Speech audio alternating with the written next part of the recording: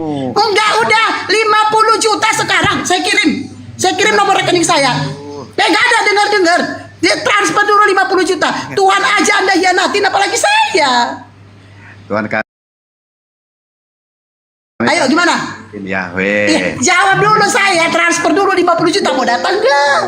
Gitu ya. Mau datang enggak? Orang Batak kan dulu Oke, saya sapa dulu abang kami ya. Selamat siang Bang Da. Assalamualaikum warahmatullahi wabarakatuh. Waalaikumsalam warahmatullahi wabarakatuh. Alhamdulillah. Jadi ini Abang Da. Siap.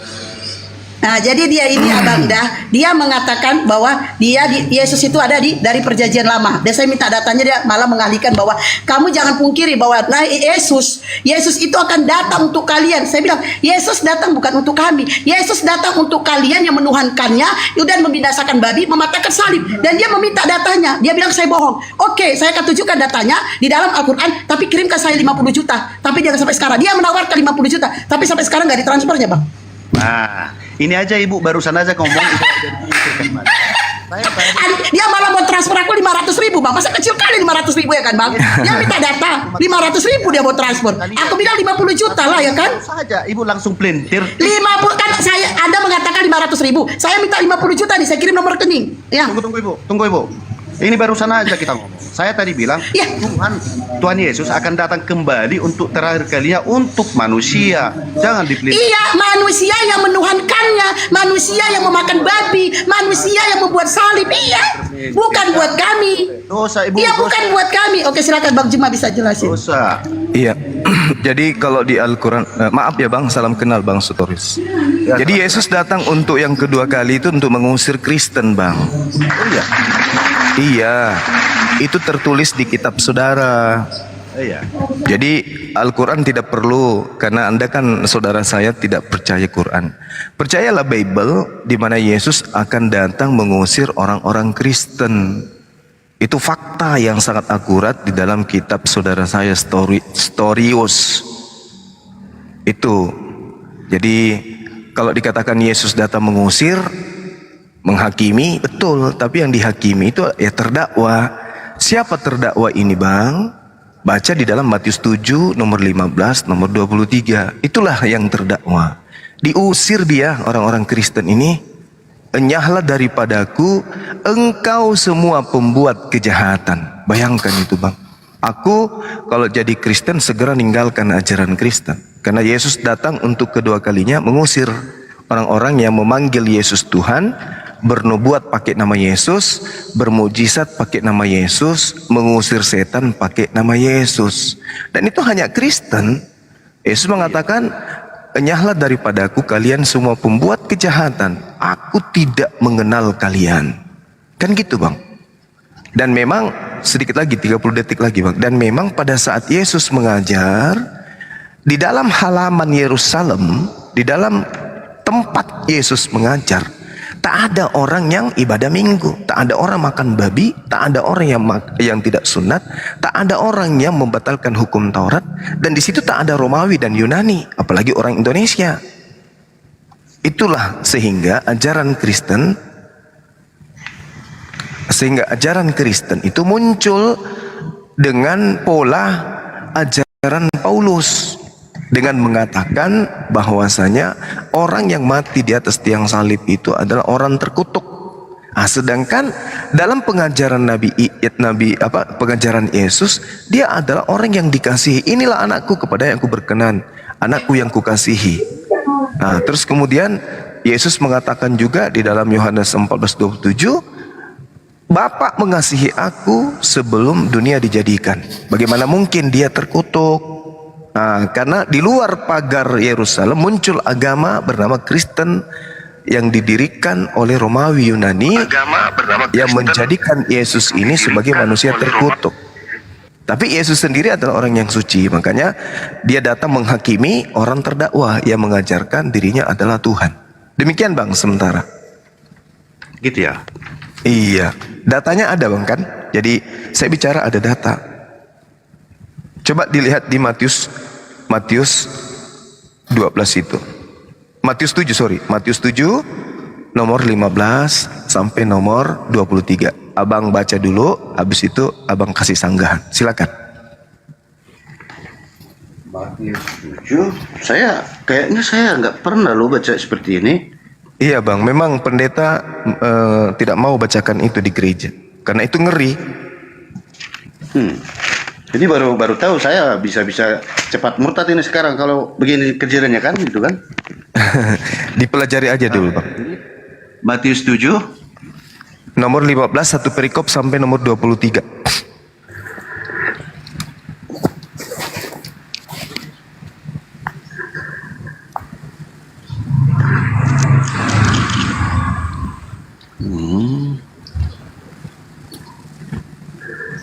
Assalamualaikum warahmatullahi wabarakatuh, Deng, Gurunda. Waalaikumsalam warahmatullahi wabarakatuh. Wah, Bang Juma kecepatan masuk Bang. Nggak jadi aku dapat 50 juta Bang. Aduh Bang. Gimana? Bagi-bagi. Ini si Taurus sih tadi mau ngasih aku 50 juta. Ini dari Aduh Abang. Kristen apa versinya Islam ini Bang Juma? Aku bagi 5. Gimana? 5 juta. Gimana bang? Yang lain bisa diam dulu gak? Yang bagaimana? Ayat yang abang tadi bacakan itu versi Kristen atau versi yang lain? Kristen itu bang punya Matius 15 sampai nomor 23. Itu di dalam Bible. Masih belum direvisi lagi. Masih kayak begitu.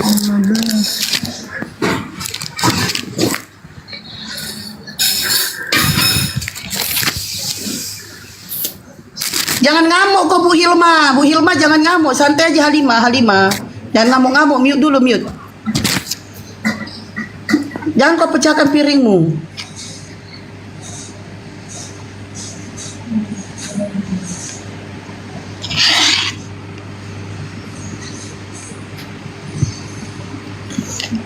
Googling dia Bang. Iya nggak apa-apa. Belajar itu penting. Iya Bang, penting kali Bang. Biar pintar dia. Ayo, yang agama Kristen ya, yang agama Kristen yang mau diskusi silakan naik minta permintaan. Yang Kristen, please dengerin ya teman-teman. Please dengerin saya. Yang Kristen yang mau diskusi silakan naik. Yang Kristen, ayo. Ayo, yang Kristen, yang agama Kristen yang mau diskusi silakan naik. Yang Kristen aja, yang Kristen. Typing di bawah agamanya guys, Kristen biar dinaikin. Typing di bawah agamanya ya, Kristen. Yang Kristen. Oke. Apa ini saya Katolik. Saya Arjun Katolik. Oh, kamu Katolik. Silakan. Ayo 8 orang pun kalian nggak apa-apa. 8 orang nggak apa-apa belajar sama Bang Juma. Belajar kita sama-sama belajar. Kami pun di sini belajar. Ayo. Yang Kristen ya. Halo. Iya, halo. Selamat siang. Siang bang, siang. Assalamualaikum warahmatullahi wabarakatuh. Nah, katanya Katolik. Oh iya Katolik saya. Kan enggak apa-apa saya ucapan salam kan. Iya nggak apa-apa. Salam apa aktivitas Toleransi. Selamat beraktivitas kan gitu ya. Selamat bekerja gitu kan ya. Oke, ini sharing aja nih Bang ya. Iya. Di sini jadi tentang keilahian Allahku Yesus Kristus kan ya. Jadi begitu sangat ini ya, sangat luar biasa gitu ya. Allahku Yesus Kristus sampai sedikit mengusik iman gitu ya, mengusik iman jadi kayak mengganggu agak sedikit kendor gitu ya, iman ya karena Tuhan Yesus Kristus bukan hanya seorang messenger tapi seorang Allah gitu kan ya. Messenger itu SMS Bang. Ya terserah deh mau bilang nabi, message atau apa terserah ya. Cuman saya cuma gini aja ya. Kalau bahasa toleransinya sih antara Al-Quran dan Injil bagi saya adalah dua orang yang berbeda gitu kan ya. Tentang Isa Al-Masih, Nabi Isa yang diceritakan pada Al-Quran, dan Tuhan Yesus Kristus Allahku Yesus yang diceritakan di Injil kami. bahasa toleransinya adalah kita adalah dua person yang berbeda. Nah, tapi kalau mau disinkronkan ya nggak pernah akan nyambung. Karena di situ konteksnya di agama, di iman kami Katolik, ya, Allahku Yesus adalah sudah membuat rencana mulai dari penyalipan. Allah Swiss itu siapa, Bang? Allah Swiss itu siapa? Mati kan? Gimana? Enggak, biarin aja. Iya. Mengerti aja lah. Iya, mulai mulai penyalipan, ya kan, dia kebangkitan sampai naik ke surga itu sudah rencana Allah gitu loh. Iya, terus Bang.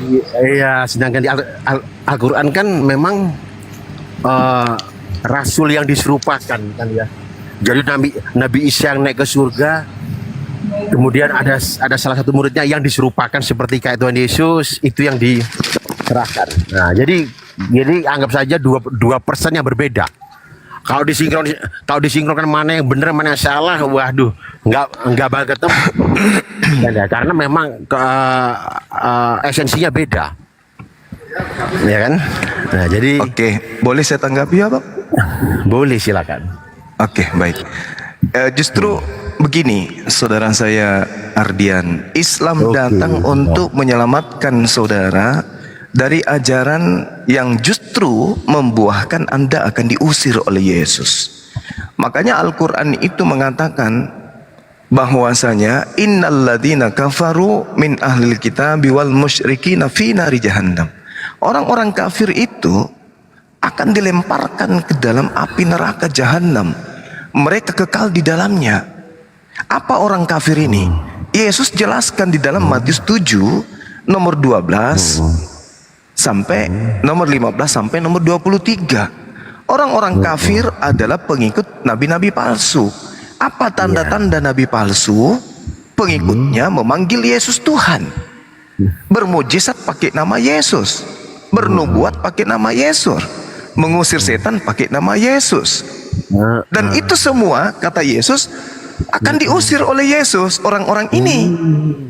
Jadi apa yang saudara katakan tadi, Tuhan Anda luar biasa, umat Islam kemudian merasa terganggu. Tidak, kami hadir untuk menolong abang agar abang tidak termasuk dari buah-buah pengajaran nabi palsu. Gitu. Memang Anda merasa nyaman. Kenapa? Karena iblis akan mengajarkan Anda memandang indah ajaran sesat, ajaran kejahatan yang Anda lakukan, menyembah manusia, tidak bersunat, makan babi, ibadah hari Minggu dan seterusnya. Anda merasa nyaman, Anda merasa itu indah. Kenapa? Karena setan yang mengajarkan itu. Tapi bagaimana dengan ajaran Yesus? Justru akan mengusir orang-orang yang memanggilnya Tuhan, yang menganggapnya Tuhan, yang bermujizat pakai namanya, mengusir setan pakai namanya. Dan orang yang jahat menurut Yesus itu akan dilemparkan ke dalam api neraka. Matius 13 nomor 50, sama dengan Al-Quran. Innalladzina kafaru min ahlil kitabi wal musyrikina fi nari jahannam khalidina fiha. Mereka kekal di dalamnya, Bang. Nah, itu dulu Anda sadari dulu, kedatangan Islam adalah untuk menyelamatkan saudara-saudara Kristen yang selama ini masuk dalam lingkaran setan, menyembah manusia. Demikian, silakan. Ya. Gantian ya Zuma. Iya, silakan. Oke, gantian sekarang ya. Oke Zuma. Siap. Di ayat, di perikop, di pasal mana, di santo mana dikatakan bahwa jika engkau menyebut berdoa dalam nama saya, engkau akan dilenyapkan. Saya ingin tahu di mana itu Tuhan Yesus mengatakan seperti itu.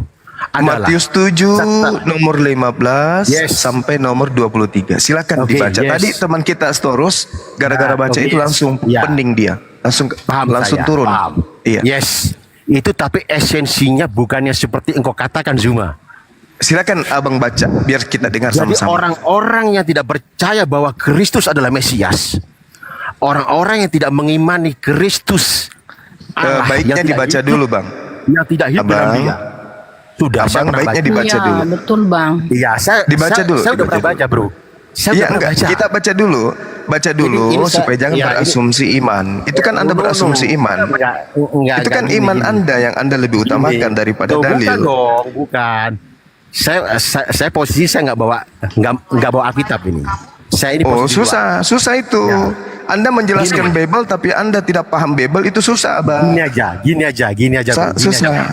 Ya, intinya gini aja. Jangan bawa Kita ambil iman tengahnya kalau lagi aja. diskusi gitu Kita loh, ambil Bang. tengahnya aja. Kita ambil tengahnya aja ya. Kalau Bang, memang Tuhan silakan. Yesus Kristus Satu aja, Bang. Allah saya, Satu Allah aja Yesus artinya Kristus, kok. kita anggap aja sebagai nabi, ya. Kalau memang kita setarakan Bukan aja. masalah menganggap, bukan masalah Nabi. menganggap, Sebentar. Abang. Sebentar, Bukan Zuma, masalah gantian menganggap. dong. Gantian Enggak, saya ngomong arahkan dong. dulu, saya arahkan dulu. Oke, Bukan ini masalah gini, menganggap. gini. No, Ini gini, masalah gini. tanda-tanda nabi Salah. palsu, Bang. Gini, siapa? Nabi setelah Tuhan Yesus Kristus. Tuhan Yesus Itu Anda memanggil dia Tuhan kan? menyatakan sendiri. Setelah Anda memanggil dia setelah Tuhan. saya, Sementara yang setelah diusir saya, Yesus yang memanggil Yesus ada Tuhan. nabi di bawah saya, semuanya itu adalah nabi palsu. Abang, ciri-ciri gini. nabi palsu, Abang, Gini aja. pengikutnya Gini aja. memanggil Yesus Tuhan. Kok jadi nuduh Gini orang aja. lain? Gini aja, ya. Adakan nabi, ya. Adakan nabi. Bukan itu yang sedang kita bahas. Yang bisa mengatakan aku dan Bapa adalah satu. Itu bukan siapapun itu. yang Justru tidak hidup itulah dalam pemahaman saya, yang dia salah akan mati. sehingga yang tidak hidup sama saya, dia tidak akan hidup kekal. Dosamu Itulah saya yang Anda gunakan. Dosamu saya ampuni. itulah Saya semua ada. data-data yang mengantarkan Sebelum Anda menjadi Ibrahim orang yang akan ada. diusir, Bang. Saya tanya sama kamu Zima, misalnya ada yang nabi yang bisa katakan seperti itu, minimal seperti itu, saya akan login masuk ke agama itu. Nggak perlu. Yesus berkata-kata seperti itu. Abang Ya dengarkan. memang nggak ada dengarkan, Zuma. Bang. Nggak Abang ada dengarkan. Zuma memang. Dengarkan Mengapa saya, kok boleh nggak? Tuhan Yesus Boleh nggak Kristus kita bilang seperti diskusi? itu? Karena dia Boleh adalah nggak kita Allah. diskusi? Bukan Nah, ngamuk. makanya gantian. Boleh nggak diskusi? Makanya Abang boleh nggak gantian. diskusi nggak ngamuk? Nah, makanya gantian. Abang kan bertanya Oke? ke saya. Abang Nah, kan bertanya, jadi saya wajib jawab dong. Oke, ada nggak Tuhan? Saya balik ya. Abang bertanya ke saya. Tolong yang lain dengarkan. Abang bertanya ke saya, ada nggak nabi yang bisa berkata seperti itu? Saya balik. Ada nggak Tuhan yang pernah mati? Saya balik nanya nih.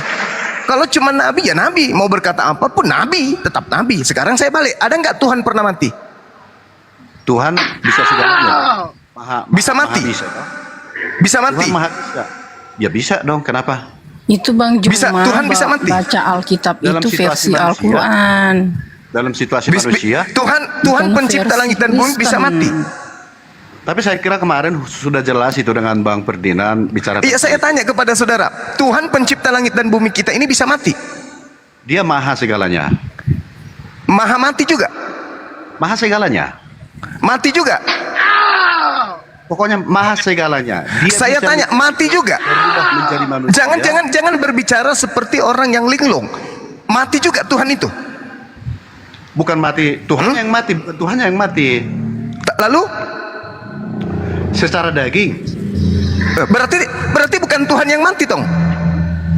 secara Tuhan itu bisa menjadi daging toh? Kalau Tuhan menjadi daging, berarti dia menjadi makhluk. Iya, betul.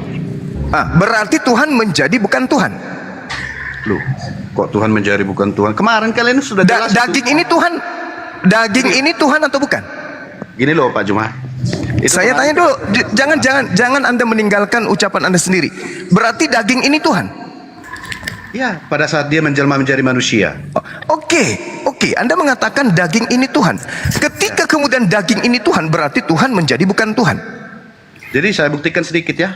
Waktu Tuhan Yesus itu disalibkan, lalu Rasul Petrus meniadakan, "Hei, itu kamu kenal itu," kata orang-orang Yahudi. Apaan ini? Pertanyaan saya, apakah Tuhan itu daging? Tunggu sebentar. Apakah Tuhan itu daging? Makanya kalian diusir karena Anda memanggil daging sebagai Tuhan. Maaf. Tadi kan saya sudah ajarin tanda-tanda pengajaran nabi palsu memanggil daging sebagai Tuhan. Anda sudah baca Matius 12, Matius 7, nomor 15 sampai nomor 23. Anda sudah baca? Saya jangan di-unmute dong. Ayo mute, kita ngobrol.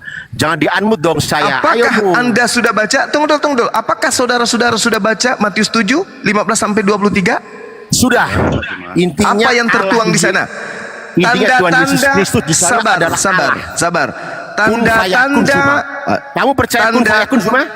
Itu Zuma, Kenapa kamu jadi kun fayakun? kenapa penyesat jadi kayak Bang Zuma, begini penyesat. diskusinya? Jadi begini. Coba Pertanyaannya dijawab dong.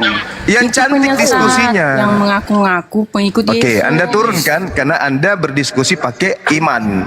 Diskusi itu tidak boleh pakai iman. Diskusi itu pakai data dan logika. Kita baca jangan pakai Alkitab iman. itu berdoa dulu, Baca, nggak sembarang Nah, kayak baca koran. sekarang coba yang perempuan saudari saya Halimah. Coba Anda baca Matius 7 nomor 15 sampai nomor 23. Yang dihakimi Yesus itu siapa di situ? Coba. Matius berapa? Matius 7 nomor 15 sampai nomor 23. Baca yang pelan, berdoa dulu. Kalau perlu berdoa kepada siapa kek, doa yang panjang Ih, sekali bisa diajarin supaya kali. Anda bisa paham. Nah, Anda mulai berdoa sekarang, habis itu Gak baca. usah diajarin kali. Iya, setelah Anda baca, kita diskusikan. Silakan. Saya ingin dengar. Tadi Matius berapa? Ah, itu ditahu aja enggak? Matius Matius 7 7 nomor 15 sampai nomor 23.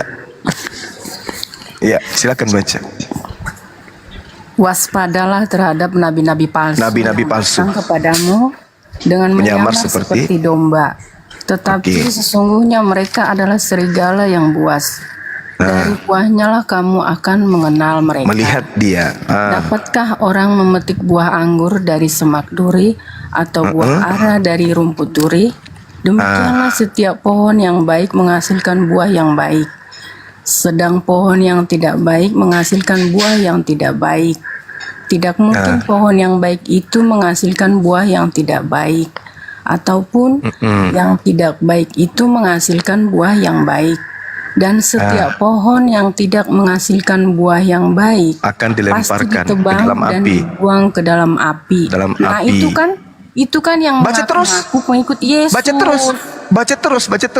terus. Dari buahnya kau mengenal dia. Apa buahnya? 1. Dari Baca terus. buahnya kamu akan mengenal mereka. Bukan Ya. setiap orang yang berseru kepadaku Tuhan, Tuhan akan masuk ke dalam kerajaan surga, melainkan dia yang melakukan kehendak Yang? Bapa. Itu yang melakukanlah yang benar. Oke. Iya, baca terus. Melainkan Baca sampai dia yang satu perikop. melakukan kehendak Bapakku yang di sorga. Pada hari terakhir banyak orang akan berseru kepadaku. Nah, itu dia yang di luar Kristen yang berseru-seru. Sementara Iya, mereka itu silakan kan aja tidak menuduh. menyembah Yesus. Silakan Anda menuduh. Ada nggak orang di luar Kristen memanggil Yesus Tuhan? Pada hari Baca terus. terakhir banyak akan berseru kepadaku, Tuhan, bukankah kami bernubuat demi namamu dan mengusir setan demi namamu dan mengadakan banyak mujizat demi namamu juga. Pada siapa waktu itu lah itu penyesat tadi. Ya. Iya, siapa? Agama apa? Apa agamanya? Oh, agama itu baru sekarang itu loh. Itu kalimat. Iya, siapa oknumnya? Oknumnya memanggil Yesus Tuhan bermujizat pakai nama Yesus itu siapa? Ya itu yang di luar Kristen yang mengaku-ngaku. Siapa di luar Kristen? Siapa di luar Kristen? Ya, siapa? Siapa di luar Kristen yang bermujizat pakai nama Yesus? Ada. Yang menghujat, yang Banyak menghujat lah. Yesus. Siapa? Yang mengikuti Yesus banyak lah. Pada Kok waktu mengikuti itulah Yesus? aku akan Justru berseru pengikut-pengikut kepada mereka Yesus dan lah. berkata, aku tidak pernah Enyahlah mengenal daripadaku. kamu, enyahlah daripadaku. Kamu sekalian pembuat kejahatan. Dari Nah, buahnya. itu dia. Sekarang kan Dari banyak buahnya. itu. Sekarang banyak itu agama-agama yang Siapa? di luar Agama apa? Kristen tuh. Baik dia Siapa? pun Kristen tapi dia sesat gitu. Banyak itu. Berarti Kristen kan? Ada juga Kan dari agama lain. Tunggu, Di luar siapa? dari Kristen. Siapa di luar agama Kristen mengusir setan pakai nama Yesus, memanggil Yesus Tuhan itu siapa? Yang Agama mengaku apa? Kristen lah, yang mengaku-ngaku Mereka Kristen. yang- Kalau Dia mengaku bukan Kristen Yesus. berarti Kristen. Kalau mengaku Kristen berarti Kristen. Ingat, Mereka yang- di situ mereka ada, yang tidak dengarkan. melakukan Saudara Storus diam dulu. Storus diam dulu. Saya sama saudari Halimah dulu. Iya, Di situ tadi ada betul. pohon kata Ya, begitu Yesus. bagus ayatnya loh. Gampang Iya, dipercaya. memang bagus. Storus bisa diam dulu nggak? Tadi pas Anda keluar. Setiap orang yang mendengar. Enggak, saya Setiap orang. Sekarang begini, saya tanya kepada saudari saya Halimah. Di situ dikatakan kecuali yang melakukan kehendak Bapa. Saya tanya, apakah Anda menyembah Yesus atas kehendak Bapa? Menyembah Yesus kehendak Bapa. Iya. Jawab. Jawab. Itu kan Bapak. Lihatlah, inilah yang akan diusir. Andalah yang akan diusir. Kecuali mereka yang melakukan kehendak Bapakku yang ada di surga. Tunjukkan kehendak Bapa agar kalian menyembah anak Maria. Mana dalilnya kehendak Bapa itu? Mana? mengasihi sesama manusia. Inilah yang saya katakan, Islam datang menyelamatkan saudara-saudara yang hanya menjadi Kristen karena doktrin gereja. Ini jarang dan bahkan tidak pernah diajarkan pendeta kepada kalian. Buah dan pohon, dari buahnya kita lihat pohon ini adalah nabi palsu atau bukan. Buahnya memanggil Yesus Tuhan tidak atas kehendak Bapa, maka itulah buah yang dimaksud oleh Yesus. Enyahlah daripadaku kalian semua pembuat kejahatan. Apa nggak takut diusir sama Yesus? Itu baru satu. Yang kedua, atas kehendak siapa kalian ibadah hari Minggu? Kehendak Bapa, mana dalilnya? Ada itu. Itu kan Mana? hari Mana? maksudnya itu hari peristirahatan. Yesus kan, Tuhan kan Ibadah hari Minggu, kenapa? Nah, hari ketujuh hari peristirahat kita harus berdoa, bersyukur. Terus kenapa perintahnya? Kenapa perintahnya di dalam kitabnya Yahudi justru hari Sabtu? Keluaran 31 nomor 16 nomor 17. Inilah perjanjian kekalku. Kuduskanlah hari Sabat, hari Sabtu. Kekal, perjanjian kekal berarti selama-lamanya. Itu kehendak Bapa. Terus kehendak siapa kalian ibadah Minggu? Enyahlah daripadaku kalian semua pembuat kejahatan. Ada pendeta berani membahas dalil ini? Ibadah itu bukan harus setiap hari Minggu, setiap saat, setiap detik. Oke. Kita harus ibadah berdoa. Saudariku yang baik hati, kami melihat Anda ibadah hari Minggu di gereja. Pertanyaan saya, atas kehendak Bapakkah saudari menyembah hari Minggu?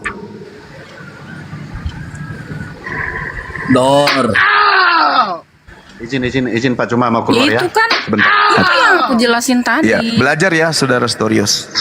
Halo, 6 sebentar ya. hari Izin. lamanya Tuhan menciptakan langit segala isi. Tuhan yang beristirahat, saudari. Tuhan Nah, beristirahat kita pada hari ketujuh, oke. Bersyukur pada hari ketujuh, menyembahnya. Hari ketujuh itu jangan pakai hitungan Romawi. Hari ketujuh itu pakai hitungan Tuhan. Hari ketujuh itu Sabtu bagi Tuhan. Hari Minggu itu hari pertama. Hari Senin hari kedua. Oke, izin Hari sebentar ketujuh ya, itu hari sebentar ya. Sabat. Disitulah Tuhan istirahat. Jangan pakai hitungan Romawi. Romawi hitungan hari ketujuhnya Minggu. Kenapa? Karena mereka ibadah menyembah dewa matahari pada hari Minggu. Sandai hari matahari, mereka beribadah hari Minggu. Sebentar. Saya izin ya, ada kerjaan ini sebentar. Ya. Cuma sedikit saya pesan saja seperti kemarin. Silakan. Baik-baiklah kita dalam agama ini. Silakan rumah tangga iman Pak Juma silakan diperdalam. Kami juga demikian juga ya, supaya kita damai apa adanya. Oke. Ya, ini kita sudah perdalam ini. Tapi Ini kita sudah perdalam ini. Islam kita sudah dalami ini. Kristen itu bukan cuma beribadah hari Minggu loh. Hari Sabtu Saya juga minta ada, Jumat kehendak juga ada, Bapak, Minggu juga kehendak ada. Bapak. Kan Yesus mengatakan kecuali mereka yang melakukan kehendak Bapak. Mana kehendak Bapak ibadah hari Minggu? Itu kan pertanyaan saya.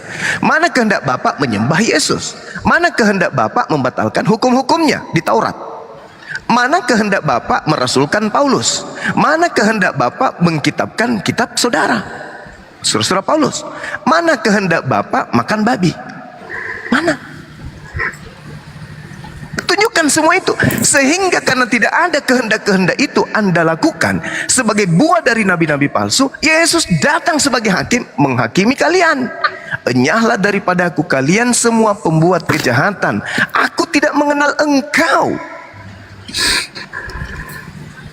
Pendeta mana yang berani bahas ini? Gak ada. Kenapa? Kapan dia jujur bahwa sebenarnya kita ini adalah buah dari pohon nabi palsu, maka perpuluhan rontok sedunia. Karena Kristen kuat itu karena perpuluhan, bukan karena yang lain. Coba dipikirkan deh. Ini dalil. Al-Quran datang kemudian meluruskan pola keagamaan saudara Kristen, bentuk wujud rahmat kepada alam semesta. Innal ladzina kafaru min ahlil kitabi wal musyrikina fi nari jahannam khalidina fiha ulaika hum syarrul bariyah. Seburuk-buruknya makhluk di atas muka bumi ini adalah orang kafir. Kenapa? Mereka menyembah bukan kepada Tuhannya, tetapi kepada pencipta. Siapa yang menyembah Tuhan? Lah, sekarang ketika Anda menyembah Yesus, apakah itu kehendak Cuma Bapa? itu yang lahir duluan di dunia ini, di bumi. Saudariku, Kok tahu saudariku, soal Alkitab? saudariku, Matius 7 tadi itu siapa yang diusir itu dulu? Itu nabi palsu yang di luar Kristen. Nabi palsu. Nabi palsu buahnya seperti apa? Satu, memanggil Yesus Tuhan. Itu buahnya.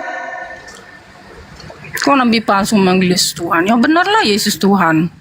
Nah, itu kan? Nah, jelaskan nabi palsu, buahnya ada di Anda kan? Anda ngototlah nanti pada saat Yesus datang untuk menghakimi, Anda ngotot. Memang Anda Tuhan. Yesus mengatakan, di mana saya ajarkan diriku Tuhan? Sejak kapan saya ajarkan? Sejak kapan ibuku Bunda Maria menyembahku? Sejak kapan saudaraku Yudas, Yusuf, semua menyembahku? Sejak kapan? Sejak kapan murid-muridku menyembahku? Sejak kapan? Kapan saya ajarkan sembahlah aku? Di mana? Tapi begini ya. Apa jawaban saudari? Dengar dulu. Kalau Ya, ketika Yesus bertanya begitu, apa jawaban saudari? Dengar dulu Bang Juma. Iya, saya dengar, saya dengar. Juma yang ganteng. Iya, baik, saudaraku yang baik. Silakan. Dari dulu saya perhatiin ya, umat Muslim ini membaca ayat Alkitab itu dipelintir-pelintir, bukan? Saya nggak ada pelintir loh. Bukan ayat ini ke ayat ini disatukan karena ada mirip-miripnya. Bukan Itu satu perikop. cara baca Alkitab, salah.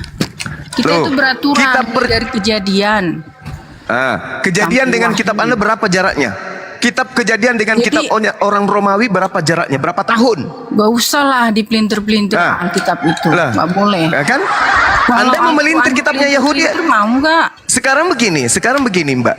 Nah, begini. Perjanjian begini, lama itu kitabnya siapa? Itu Al-Quran itu kenapa harus ada tafsir? Setiap tafsir itu berbeda-beda pengakuan Apa ustaz. tafsir? Apa Ya, pengertian banyak tafsir? tapi aku nggak Apa ngerti pengertian soal ini. tafsir? Aku nggak ngerti Apa sih pengertian itu, tafsir? baca Arab. Apa pengertian Jujur, tafsir? saya Kenapa nggak larinya ngerti ke bahasa Al-Quran? Arab. Aduh. Kenapa larinya ke Al-Quran? Kenapa larinya ke Al-Quran? Ini kok malah Kenapa ngorok. nggak Anda Iya, selesaikan Al-Quran masalah Anda? Perdalam Oh, nggak kalian bisa, tafsirannya nggak bisa. itu Sekarang aneh-aneh. ada tidak? Kata Ustadz ini Begini, salah gini, tafsirannya. Kata ini Begini, salah tafsirannya. Saudari Halimah, Jadi ada nggak usah tidak lah tanda-tanda Nabi ngotak-ngatik palsu itu? Alkitab. Itu no Ada blessing. nggak tanda-tanda Nabi Kamu palsu itu kena Kristen, kepada umat tapi Islam? Kamu megang Alkitab. Apa gunanya kamu itu mempelajari Alkitab kalau kamu menghujat terus? Oh, saya menghujat ya? Panik bang. Saya menghujat. Ini Saya hanya minta, apakah di dalam tanda-tanda pengajaran Nabi palsu itu, dari buahnya kamu mengenal mereka? Apakah ada tanda-tanda Islam di situ? Yang saya tahu itu Nabi palsu itu di luar Kristen, titik. Udah ya, maaf, terima kasih. Loh, di mana di luar Kristen itu Nabi memanggil palsu Yesus itu Tuhan? di luar Kristen. Di mana? Coba. Yang mengaku Begini, saudari. Begini, saudariku. Yang Begini, suka gini. pamer. Tenangkan. Tenangkan dulu. Pamer ibadah. Tenangkan dulu diri Saya Anda. juga pernah pamer ibadah. Tenangkan Kalau boleh diri Anda ibadah dulu. tersembunyi yang diajarkan. Tenangkan diri Anda Bapak dulu, kandung. tenangkan dulu. terguncang dia Bang Juma, terguncang dia. Tolong tunjukkan kepada saya bersyukur beragama Kristen. tanda-tanda buah Tidak dari banyak Nabi palsu itu hujatan. ada di Islam. Coba tunjukkan ke saya, Mbak. Kalau dari kalian itu ya, Bicara sendiri sudah. Udah curhat dia, udah curhat. apalagi si Hesti. Udah curhat. Saya minta saudara Halimah. Dengar dulu. Nih aku masih ingat. Saya minta Masih ingat, saudara dengar dulu. Halimah, Bu Hesti gimana tolong sih? tunjukkan Bu Hesti, buah Nabi orang yang palsu kamu santet di- kemarin udah gimana? Sakit nggak berapa hari?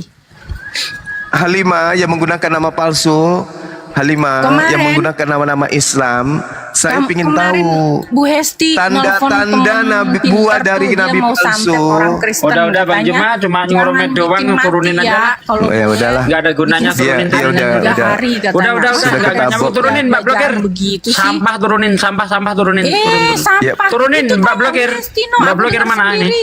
Dia Blokir nelpon permanen temen mana itu nih? pinternya tuh di Udah, teleponnya. udah, Dia udah. sakit 1 minggu apa 3 hari, jangan ikut Alah, sama ini entah istrinya, kemana-mana. katanya. Blokir Malu permanen dia mana kan. nih orangnya? Siap, Kalau siap, Bu Hesti, siap. kalau Turunin, kamu turunin, aku- turunin. Turunin. Udah. Oke. Ini. Curhat dia. Udah. Ya. Jadi Sundal saudara gereja itu nggak layak Halimah, ikut debat, turunin.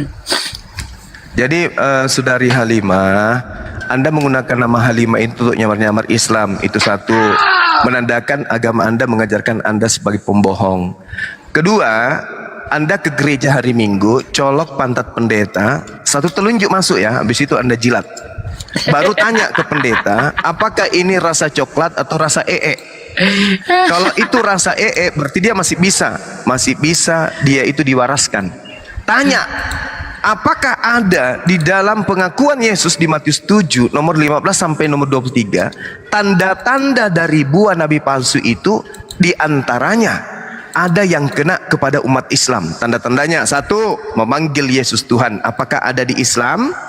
Bermujizat pakai nama Yesus, apakah ada di Islam? Bernubuat, meramal menggunakan nama Yesus, apakah ada di Islam?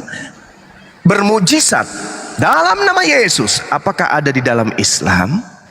Kalau ada, tunjukkan bukti itu. Nah, balik juga ke agama Anda. Apakah buah-buah nabi palsu ini semuanya ada di Kristen? Kalau ada, disitulah langkah selanjutnya. Apakah Anda waras atau Anda yang betul-betul sudah menjadi iblis? Apakah Anda masih manusia atau Anda sudah jadi iblis? Karena hanya iblislah yang mencintai kemudian kekufuran. Kalau Anda masih manusia, berarti Anda masih bisa diselamatkan.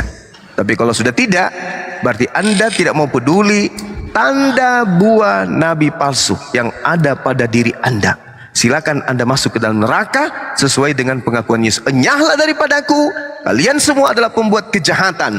Matius 13 nomor 50, pembuat kejahatan akan dilemparkan ke dalam api neraka yang menyala-nyala. Umat Islam datang hanya untuk memberi peringatan. Anda mau beriman silakan, Anda tidak mau beriman silakan. Nah, saran saya kepada saudari Halimah, ganti nama Anda saja menjadi apa bagus? Esther atau Maria atau siapa yang bagus, nama-nama Yunani?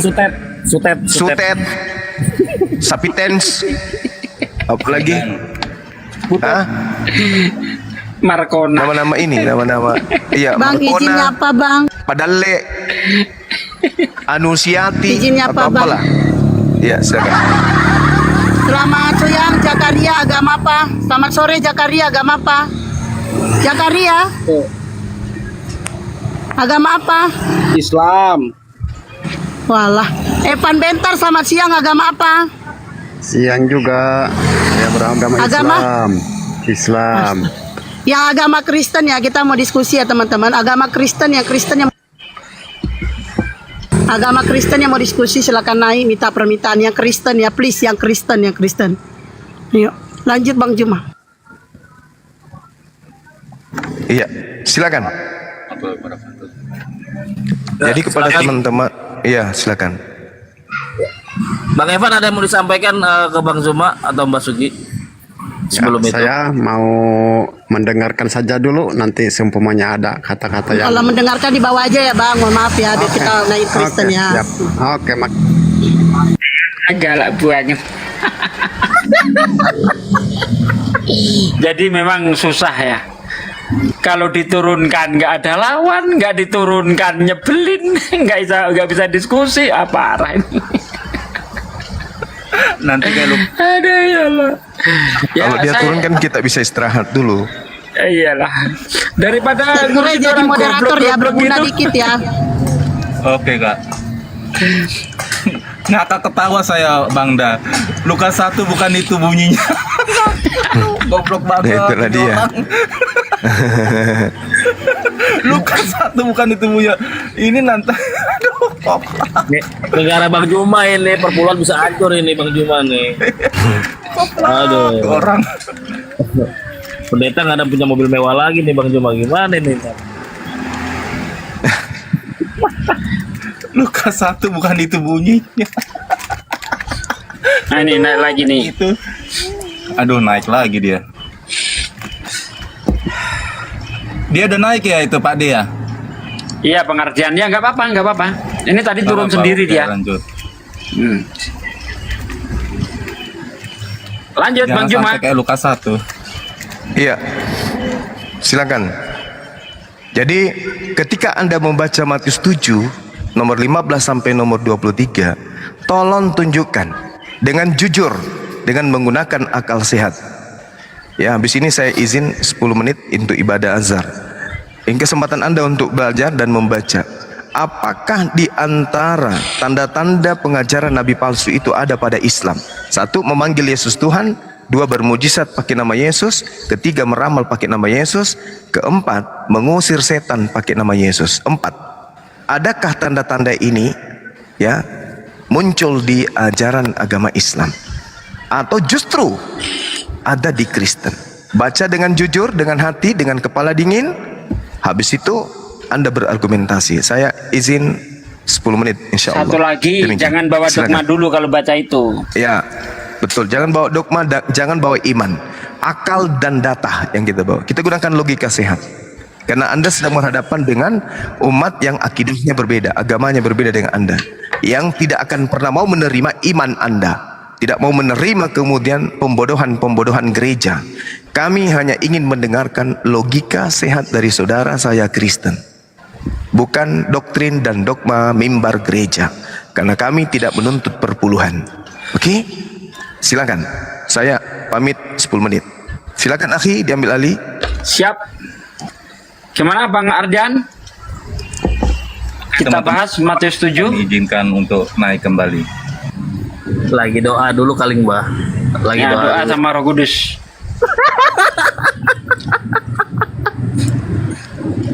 Astagfirullahaladzim, la haula wala quwata illa billah. Andalkan Roh Kudus untuk menghadapi saya. Silakan. Mana nih Bang Ardian? Halo. Ah ya. Nah, Silakan. gitu dong. Kenapa saya dikeluarin? Dikeluarin. Kan saya kan mau sharing. Iya, kenapa saya diturunin? Iya kan, naikkan saja lah saya. Kita kan sharing-sharing.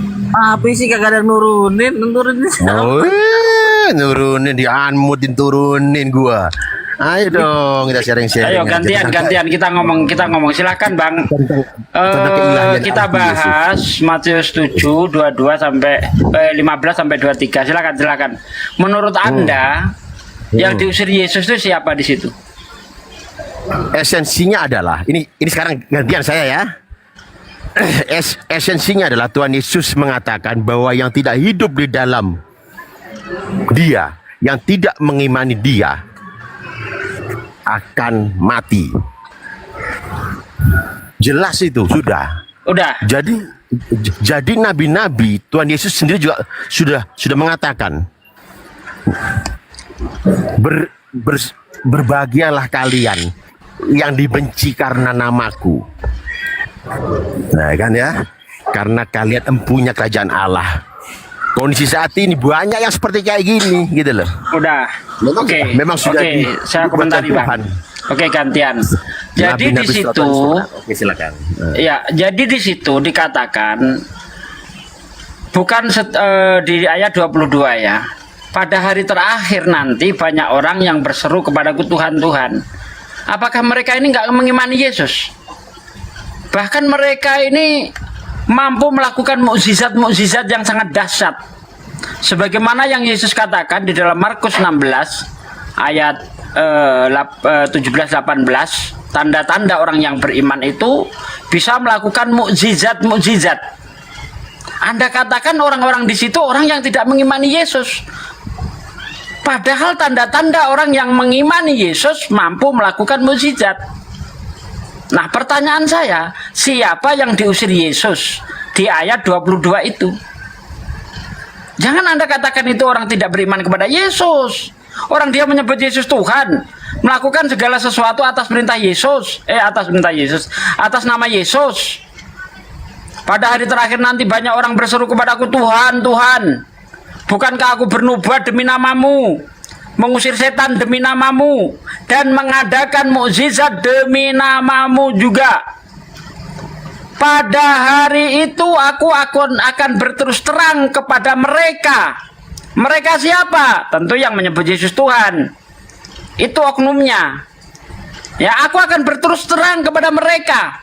Aku tidak mengenalmu. Nyah kau dari hadapanku, hai para pembuat kejahatan.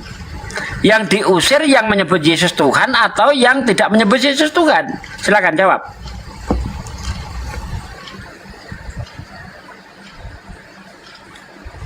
Malah jeda. Ada ya Allah ya. Ada Allah. tadi Pade ngomong dia sudah jeda, nanti saya tanya ya. Oke. Ardian, apa yang disampaikan tadi dari Pade ini penjawabannya? Anda harus buktikan dulu. Jadi yang ayat yang dimaksud Saya yang dimaksud tanya itu apa orang tadi yang tidak percaya dinarasikan kepada Allah dijawab Yesus. oleh dari Bible berjalan. Saya tanya sama kamu. Apa tanya sama saya apa? Ah, berarti Anda tidak mau mendengar apa menjadi penjelasannya. Enak benar kamu main live jeda kamu. Kamu tadi dengar enggak yang saya sampaikan, Bang? Kamu tanya apa? Ya itu tadi. Aduh. Bahwa yang ayat bahwa Ya udah ayat deh, yang kamu karena sampaikan saya capek adalah ngomong orang-orang nggak yang tidak didengerin. percaya kepada Allahku Yesus. Bang, Seperti nggak ada seperti tadi itu. tadi Orang-orang bentar yang tidak percaya kepada Allah Bang Yesus, Theodor, dia akan bentar. mati. Saya tanya, Bang, tadi ada saya menjawab apa, Bang? Dengar enggak, Bang? Iya. Iya, Kamu- pertanyaan kamu saya apa, tanyakan. Bang? Kamu tadi tanyakan orang-orang yang bernubuat itu dinyahkan oleh Tuhan Yesus Kristus sendiri. Bukan. Ya, benar. Iya, benar. Siapa orang yang memanggil Yesus Tuhan dalam konteks ini? Tuh. Itu betul Bro Admin tuh. Benar. Orang-orang yang tidak percaya kepada Allahku Yesus yang akan dinyahkan oleh Tuhan Yesus Kristus. Itu jawaban saya. Di ayat itu, Bang, orang itu memanggil Yesus Tuhan, melakukan mukjizat atas nama Yesus. Kok Anda bilang dia tidak percaya kepada Yesus? Ini gimana nih, Bro Admin? Jelas-jelas orang itu menyebut Yesus Tuhan, mengadakan mukjizat atas nama Yesus, mengusir setan nama Yesus, melakukan penyembahan atas nama Yesus. Dibilang nggak Jeda beriman lagi kepada dia, Yesus. Pade. Gimana Jeda, sih? Pade. Jeda lagi ini nggak menghargai orang diskusi dia ini. Iya, sama Bro Admin aja deh. Gimana Bro Admin? Siapa yang diusir di situ, Bro Admin? Diusir ya yang cuman manggil Tuhan-Tuhan aja tapi cuman di mulut saja. Yang diusir yang memanggil Tuhan-Tuhan saja, Iya. tetapi cuma di mulut saja. Iya. Oke. Kita lihat dari ayat 15 ada dua pohon. 15. Pohon yang baik tidak mungkin menghasilkan buah yang buruk. Betul. Pohon yang buruk tidak menghasilkan buah yang baik. Iya. Kalau memang Kristen pohon yang baik tidak mungkin menghasilkan perbuatan yang buruk. Betul. Nah, ternyata di ayat 22 masih ada orang-orang Kristen yang berbuat buruk. Hanya mengatakan Yesus Tuhan tapi tidak melakukan, itu buah buruk. Padahal menurut Yesus, buah yang baik tidak menghasilkan buah buruk. Pohon yang buruk tidak menghasilkan buah yang baik. Gimana? Ayo, gimana? Silakan. Iya, itu sudah. Saya rasa gampang itu untuk dipahami ya Pak Sugi. Bukan setiap orang, berarti ada yang iya, ada yang tidak, kan? Yang berseru kepadaku, Tuhan, akan masuk dalam kerajaan surga, melainkan dia yang melakukan kehendak Bapakku di surga. Nah, kehendaknya nih yang mana nih? Nah, itu dia. Yang dimaksud, begitu kan? Apakah menyembah Yesus kehendak Bapa? Kehendak. Ini berbicara percaya. ajaran loh, berbicara Iya, percaya. ajaran loh. Enggak. Berbicara Kalau tentang ajaran nabi palsu dan nabi benar nih Bang Bro Admin. Iya. Apakah menyembah Yesus termasuk perintah Bapak? Iya. Di mana? Karena Yesus kan hanya melalui dia saja bisa sampai Iya, kepada di Bapa. mana perintah Bapak untuk menyembah Yesus? Bukan menyembah, perintahnya itu percaya kepadanya begitu. Nah, kalau percaya kepadanya, percaya sebagai apa? Ya dua-duanya dong Pak. Kalau kita kan percaya Oh, sebagai nggak bisa. utusan dan Kalau Anda dua-duanya sebutkan ayatnya, kalau cuma satu sebutkan ayatnya, enak. ya percaya diutus Bapa dong. Nah, utusan, berarti bukan Ya, Tuhan? diutus Papanya. Oke, itu saya setuju. Sebagaimana tertulis dalam Yohanes 17 ayat 3. Inilah hidup yang kekal itu, yaitu mereka percaya bahwa Engkaulah satu-satunya Tuhan yang benar dan mengenal Yesus Kristus sebagai utusan. Kalau itu nggak masalah, saya pun setuju. Yang jadi masalah di dalam iman Kristen adalah percaya Yesus sebagai Tuhan. Nah, ini yang belum ketemu ayatnya. Itu ketemu, Pak Diubut-ubut Sugi. sampai botak nggak ketemu Pak ayat Sugi. ini. Ayatnya itu masih di Yohanes yang sama, misalnya di Yohanes 17:2. Ya kan gini, mengakui Yesus Tuhan ini kan sebenarnya mengakui klaimnya Yesus yang melampaui kemanusiaannya. Nah, karena melampaui kemanusiaan, maka kita kategorikan sebagai keilahian. Misalnya Yohanes 17:2, sama seperti Bapa. Ya, telah memberikan kepadanya kuasa atas segala yang hidup, demikian pula ia akan memberikan hidup yang kekal kepada semua orang yang telah Engkau berikan kepadanya. Di situ kan klaimnya sama seperti Bapa. Makanya orang Kristen mengatakan Yesus itu setara dengan Bapa. Yes, benar. Gitu, Oke. Pak Sugi. Kalau memang Anda kalau mengatakan yang melampaui. Melampaui Anda mengatakan kemanusiaan, yang ya. melampaui. Melampaui Artinya ada sesuatu yang dikerjakan Yesus yang melampaui keumuman manusia atau kejadian yang Ya, luar ya, ya, biasa betul. yang dilakukan Yesus. Baik. Sekarang kita lihat. Klaimnya Pak Sugi, bukan kejadiannya. Kalau kejadian kan mukjizat, itu kejadian. Tapi klaimnya ini. Ini kan Klaimnya klaim gimana maksudnya ini? Yohanes 17:2 ini kan klaimnya Yesus ini. Misalnya klaim yang lain, akulah kebenaran. Nah, itu kan klaimnya Yesus. Padahal di ayat lain, firman Tuhan adalah kebenaran. Begitu loh. Ini Anda kalau mengutip Yohanes 17 ayat 2, ini nggak bisa Anda jadikan dasar ketuhanan. Kenapa? Karena kalau kita lihat dari judulnya saja, doa Yesus untuk murid-muridnya.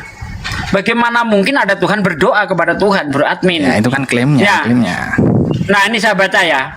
Demikianlah kata Yesus. Lalu ia menengadah ke langit dan berkata, Bapa, telah tiba saatnya permuliakanlah anakmu supaya anakmu mempermuliakan engkau. Ini berdoa, Bro Admin. Yesus berdoa.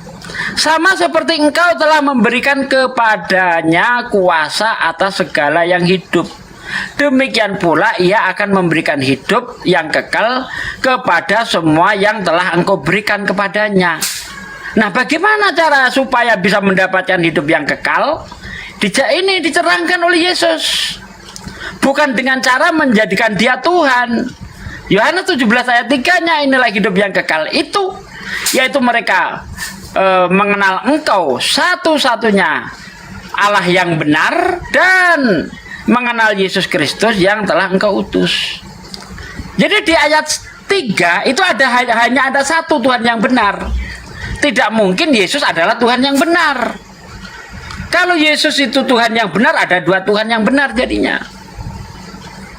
Jadi ayat 2 gagal kalau Anda pakai untuk membuktikan itu Yesus sebagai Tuhan di situ. Karena Yesus di ayat 1 itu berdoa sampai seterusnya. Bahkan nanti kalau kita lihat di ayat 8, sebab segala firman yang engkau sampaikan kepadaku telah aku sampaikan kepada mereka, dan mereka telah menerimanya. Mereka tahu benar-benar bahwa aku datang daripadamu, dan mereka percaya bahwa engkau yang telah mengutus aku. Pengajaran Yesus, keterangan-keterangan Yesus kepada muridnya membuat murid-murid itu percaya Yesus utusan, bukan percaya Yesus Tuhan, Bro Admin. Coba diperhatikan itu ayat itu. Coba di dogma dihilangkan dulu deh. Kita pakai akal sehat aja untuk menelaah kitab Bible itu. Ya, kalau nggak pakai dogma berarti ya udah utusan aja. Nah ini, Anda membaca Bible pakai dogma, sehingga apapun itu dikaitkan dengan Yesus itu Tuhan. Enggak, bukan gitu Pak Sugi. Begini, orang Kristen kan kita menghargai timeline-nya. Di dalam timeline, keilahian Yesus itu diakui bahkan bukan semata-mata acara kecil ya, itu pakai konsili, acara besar. Waktu itu ada pandangan yang menolak keilahian Yesus, artinya menolak klaim Yesus, menolak Alkitab, begitu loh. Dan itu dikuatkan di konsili bahwa keilahian Yesus diakui. Yesus sepenuhnya manusia, sepenuhnya ilahi. Makanya dipanggil Tuhan, begitu. Nah sekarang kita apa ya, jangan ambil pendapat-pendapat orang lain, karena di sini ada pelakunya, ada aktor utamanya, siapa? Yesus. Nah kita gali dari Yesus itu sendiri. Apakah Yesus pernah mengajarkan bahwa dirinya itu Tuhan? Bahkan ketika dia melakukan keajaiban terdahsyat, ya, menyembuhkan itu hal biasa, membuat orang lumpuh bisa berjalan itu hal biasa. Ada yang lebih hebat daripada itu. Apa? Ketika dia membangkitkan orang mati. Anda lihat di dalam Yohanes 41. Ya, Yohanes 11 ayat 41, kita baca. Maka mereka mengangkat batu itu, lalu Yesus menengadah ke atas dan berkata, Bapa, aku mengucap syukur kepadamu karena engkau telah mendengarkan aku. Berarti Bapa mendengarkan doanya Yesus. Aku tahu bahwa engkau selalu mendengarkan aku, tetapi oleh karena orang banyak yang berdiri di sini mengelilingi aku mengatakannya supaya mereka percaya bahwa engkau yang telah mengutus aku. Ya, Yesus melakukan keajaiban yang hanya bisa dilakukan Tuhan. Tetap saja Yesus mengaku sebagai utusan Tuhan. Seharusnya kalau memang Yesus itu Tuhan, ini kesempatan emas bagi Yesus. Aku Tuhan, kamu nggak percaya? Ini aku bangkitkan Lazarus. Tapi faktanya tidak demikian. Justru Yesus mengaku sebagai utusan Tuhan. Nggak ada Yesus mengajarkan aku Tuhan, nggak ada. Nah kemudian, ya, selain Yesus yang harus kita percaya, bentar Pak Ardiansa. Oh, pernah mendengar Pak Santo? Tolong di mute dulu Pak, saya belum selesai Pak. Di mute dulu Pak ya, saya belum selesai. Kedua, setelah Yesus siapa yang bisa kita percaya? Yang bisa kita percaya adalah orang-orang terdekatnya. Siapa orang terdekatnya? Keluarganya. Kita lihat di dalam Markus 3 ayat 21. Di mute dulu Pak. Pak, Anda ganggu Pak. Turunin aja Mbak Esti dulu, Mbak Esti. Kalau dia nggak bisa diatur. Waktu kaum keluarganya mendengar hal itu, mereka datang hendak mengambil dia. Sebab kata mereka, ia gila. Dia tidak waras lagi. Kaum keluarga Yesus tidak pernah menuhankan Yesus. Kalau kaum keluarga Yesus pernah menuhankan Yesus, tidak mungkin kaum keluarga Yesus akan mengatakan Yesus gila. Nggak mungkin. Yang kedua, murid-muridnya. Apakah murid-muridnya pernah menuhankan Yesus? Nggak. Faktanya berbenturan dengan apa yang dikatakan Paulus. Kalau menurut Paulus, Yesus itu mati dan bangkit untuk menjadi Tuhan.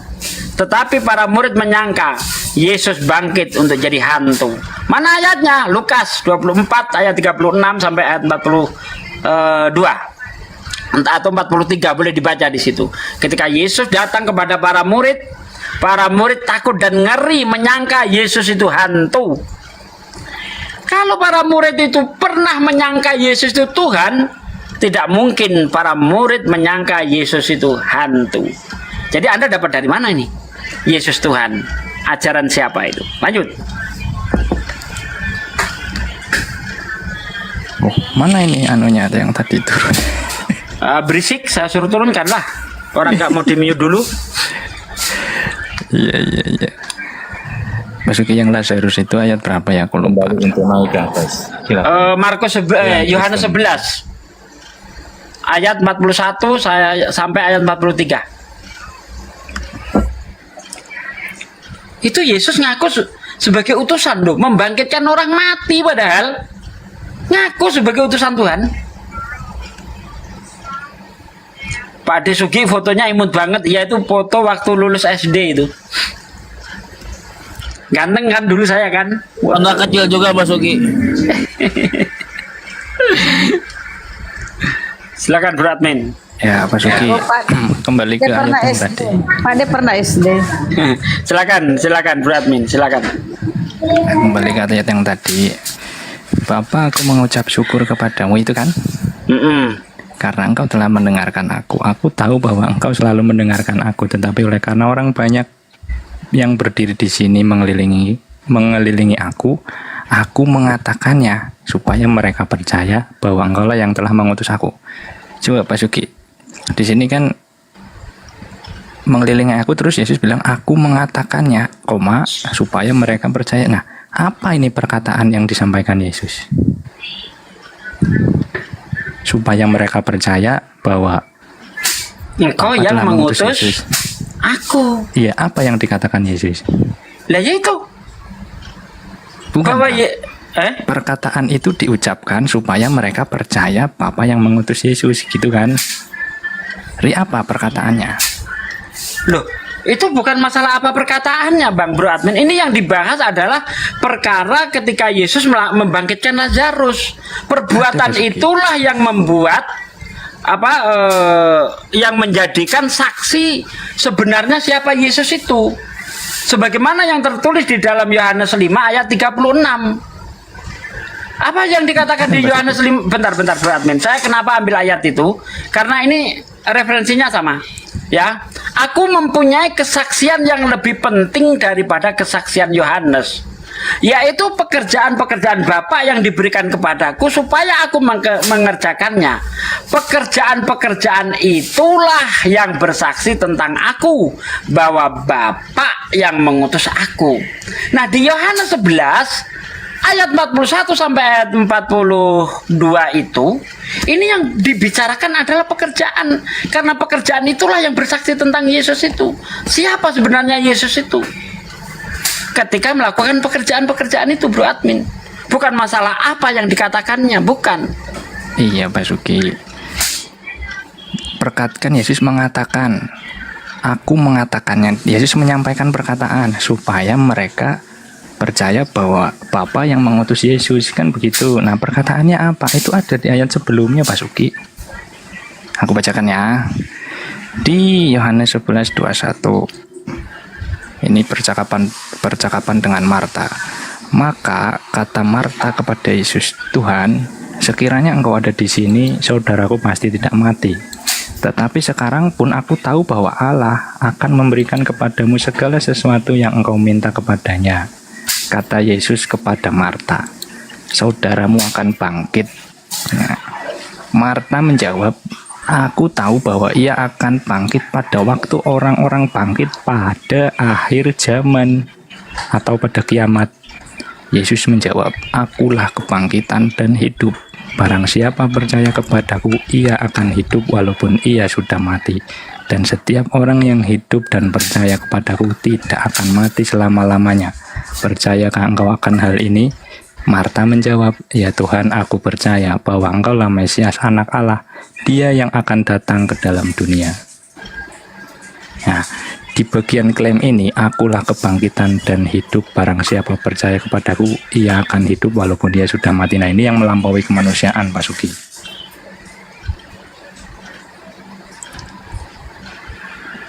Jadi pernyataan ini disampaikan supaya Marta percaya bahwa Tuhan yang Marta atau Bapa ini yang mengutus Yesus, yang dinanti-nanti itu sebagai Mesias, sebagai anak Allah yang datang ke dalam dunia, begitu.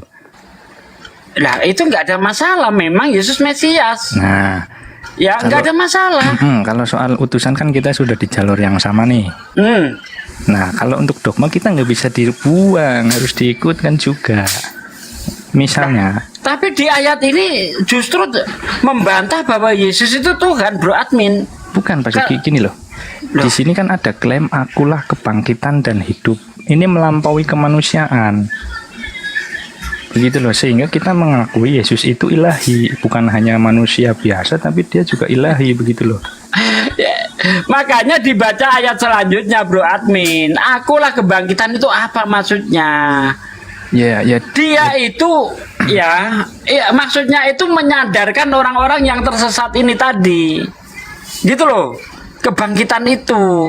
Dan apa kekal itu? Orang-orang yang sudah dibangkitkan, orang-orang yang sudah disadarkan sehingga dia kembali kepada jalan Tuhan, ya, percaya bahwa Yesus itu utusan Tuhan, dia akan mendapatkan hidup yang kekal. Apa hidup yang kekal? Masuk surga. Apa syaratnya masuk surga? Ayat selanjutnya 42, percaya Yesus sebagai utusan, Bro Admin. Di sini belum konteks masuk surga, Pak Suki. Ini sedang membahas Yesus itu adalah kebangkitan dan hidup. Hanya Tuhan saja yang maha hidup atau sang hidup itu, begitu loh maksudnya. Nah, klaimnya Yesus Jangan ini dipahami secara harafiah, Bro Admin. bukan. Secara dogmatis ini dianggap sebagai klaimnya Yesus yang melampaui kemanusiaan, gitu loh. Itu secara dogma, tapi apakah Yesus mengajarkan itu melampaui kemanusiaan? Tidak, justru Yesus di situ perbuatan-perbuatan yang melampaui itu bukti bahwa dia itu utusan Tuhan. Bukannya begitu. Makanya nanti kalau kita lihat di dalam Kisah Para Rasul 2 ayat 22, ya ini ayat ini sangat tenar sekali. Nah ini Kisah Para Rasul 2 ayat 22. Apapun yang dilakukan Yesus, itu bukan Yesus yang melakukannya. Hai orang-orang Israel, dengarlah perkataan ini. Yang aku maksudkan ialah Yesus dari Nazaret, seorang yang telah ditentukan Allah dan yang dinyatakan kepadamu dengan kekuatan-kekuatan dan mukjizat-mukjizat dan tanda-tanda yang dilakukan Allah dengan perantaraan Dia di tengah-tengah kamu seperti yang kamu tahu. Jadi apapun yang dilakukan Yesus, bahkan seandainya Yesus bisa membelah bumi sekalipun, itu bukan Yesus yang melakukannya. Siapa? Tetapi Bapa. Ini ayatnya. Makanya Yesus berkata, aku tidak dapat berbuat apa-apa dari diriku sendiri. Semua yang aku lakukan sesuai yang aku dengar. Clear toh? Ini pernyataan Yesus. Silakan Bro Admin.